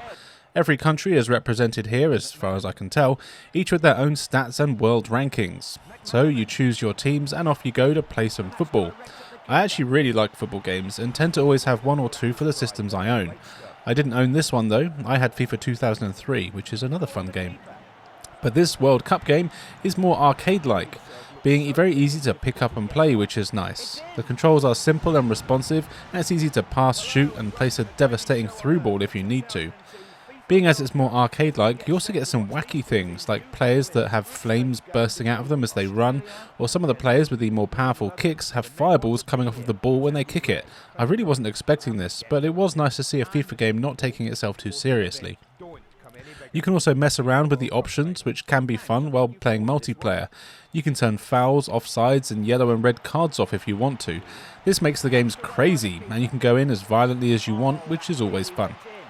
Graphics wise, it's fine. Most of the players of the more well-known countries are modelled as accurately as they could be for the time, though not every player has their likeness in the game. And it all runs smoothly and plays well enough as well. And really, what else do you need to know? It's a football game and a fun one. Play it if you like them.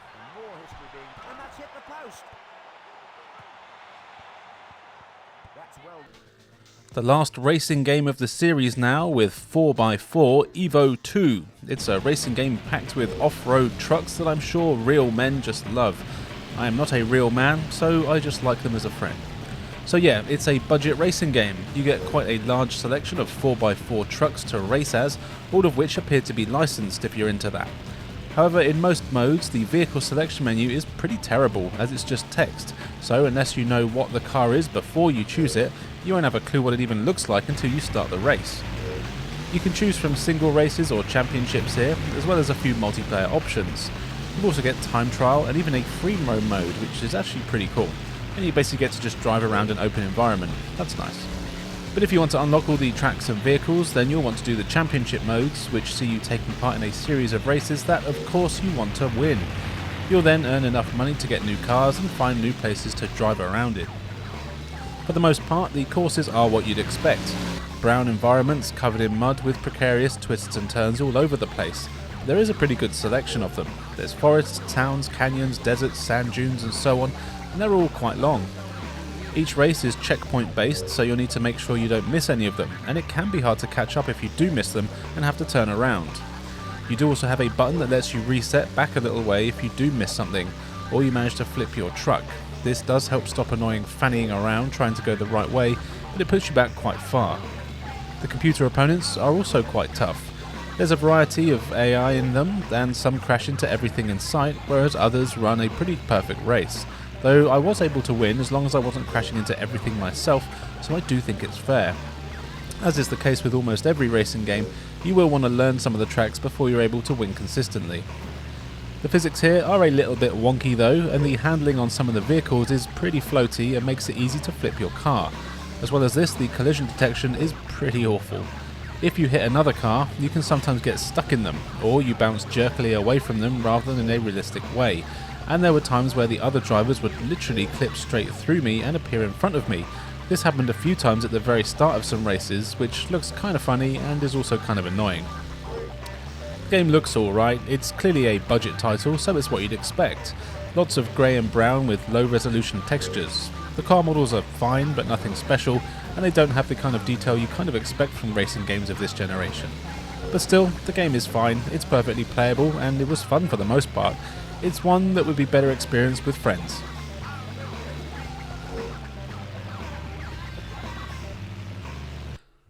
And finally, for this entire series, here is 007 James Bond, From Russia with Love. Now, I've said it a few times already, but as far as I'm concerned, there are no bad Bond games on the GameCube. But this is the only one that I hadn't played before, so I thought I'd give it a go. Based on the classic movie, you play as Sean Connery's James Bond, who has to go to Russia to get some device that bad people want to do bad things. You know, spy stuff. This takes you to a few places around the world where you're put into some quite large levels that are actually quite linear, and you've got a bunch of objectives within them to complete. It's all done as a third-person action game with some vehicles thrown in for good measure.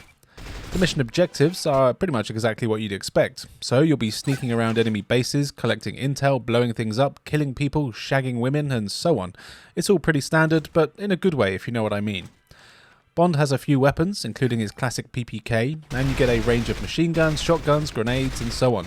You even get a jetpack a few times in the game, which is always fun. There's an emphasis here on cover-based shooting, though usually I didn't bother to do this, to be honest. You can sidle up to any flat surfaces, which is good for letting you get the drop on enemies and letting you pop out when it's safe to do so and take a few shots. The game does have a generous lock-on mechanic, which I'm actually quite fond of. When you're locked onto someone, you can actually then press the B button and move the analog stick for more precise shots. This lets you specifically target parts of the enemy for nice headshots, or maybe you want to shoot the grenade on the belt or the radio in their pocket so they can't call for backup. These are really nice little touches that actually really help make it a bit more fun. You also have melee attacks that you can do when you're up close to an enemy. These earn you points to upgrade your weapons, as does finding intel in the levels, so it's worth punching people in the face as often as you can. And the game carried over some of my favourite things from the other Bond games, which are the Bond moments. These are specific, often hidden things you can do in levels that only someone as cunning as Bond would do. This could be shooting an explosive canister to kill loads of enemies, or finding hidden routes or traps to stop them. These are fun to find and also get you upgrade points. Something that's a bit of a double-edged sword here is that Sean Connery actually recorded new dialogue for the game. For Bond anyway, not for the other characters. That would be silly. However, his performance isn't really the greatest, and you can definitely tell that he was an old man when recording these lines, and they don't quite match the young Bond model that we have in the game. But still, I really love the fact that they got him to do it. Graphics-wise, it looks really good. The character models are excellent, and they really nailed his mannerisms perfectly, even down to the way he stands while holding his gun is just right. Playing through the key scenes of the movie is fun, and of course they've taken a lot of liberties to make things a lot more action-packed, and there's basically a constant gunfight in every level. You also have a few driving stages thrown in, and these are spaced out nicely and do a great job of breaking up the action with some really good car controls. Overall, this is a very fun game that's basically all action, but does do a great job of capturing the essence of the movie and has plenty of levels to keep you occupied with. Definitely worth a playthrough.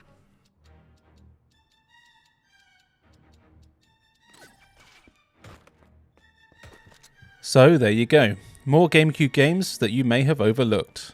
As always, let me know what your favourites are and what other games you could have been included. I tried not to have ones that are featured in the PS2 Hidden Gem series, which is why some obvious ones are missing. Anyway, I want to say a big thank you to everyone that gave me suggestions for games to play, and for anyone who's just watching this video. I really appreciate it, and of course, don't forget to subscribe. Anyway, on screen now, you can see where you can follow me, so why not do so? I got loads of great content for everyone to enjoy. And now, all that's left for me to say is thank you for joining me, and I'll see you next time.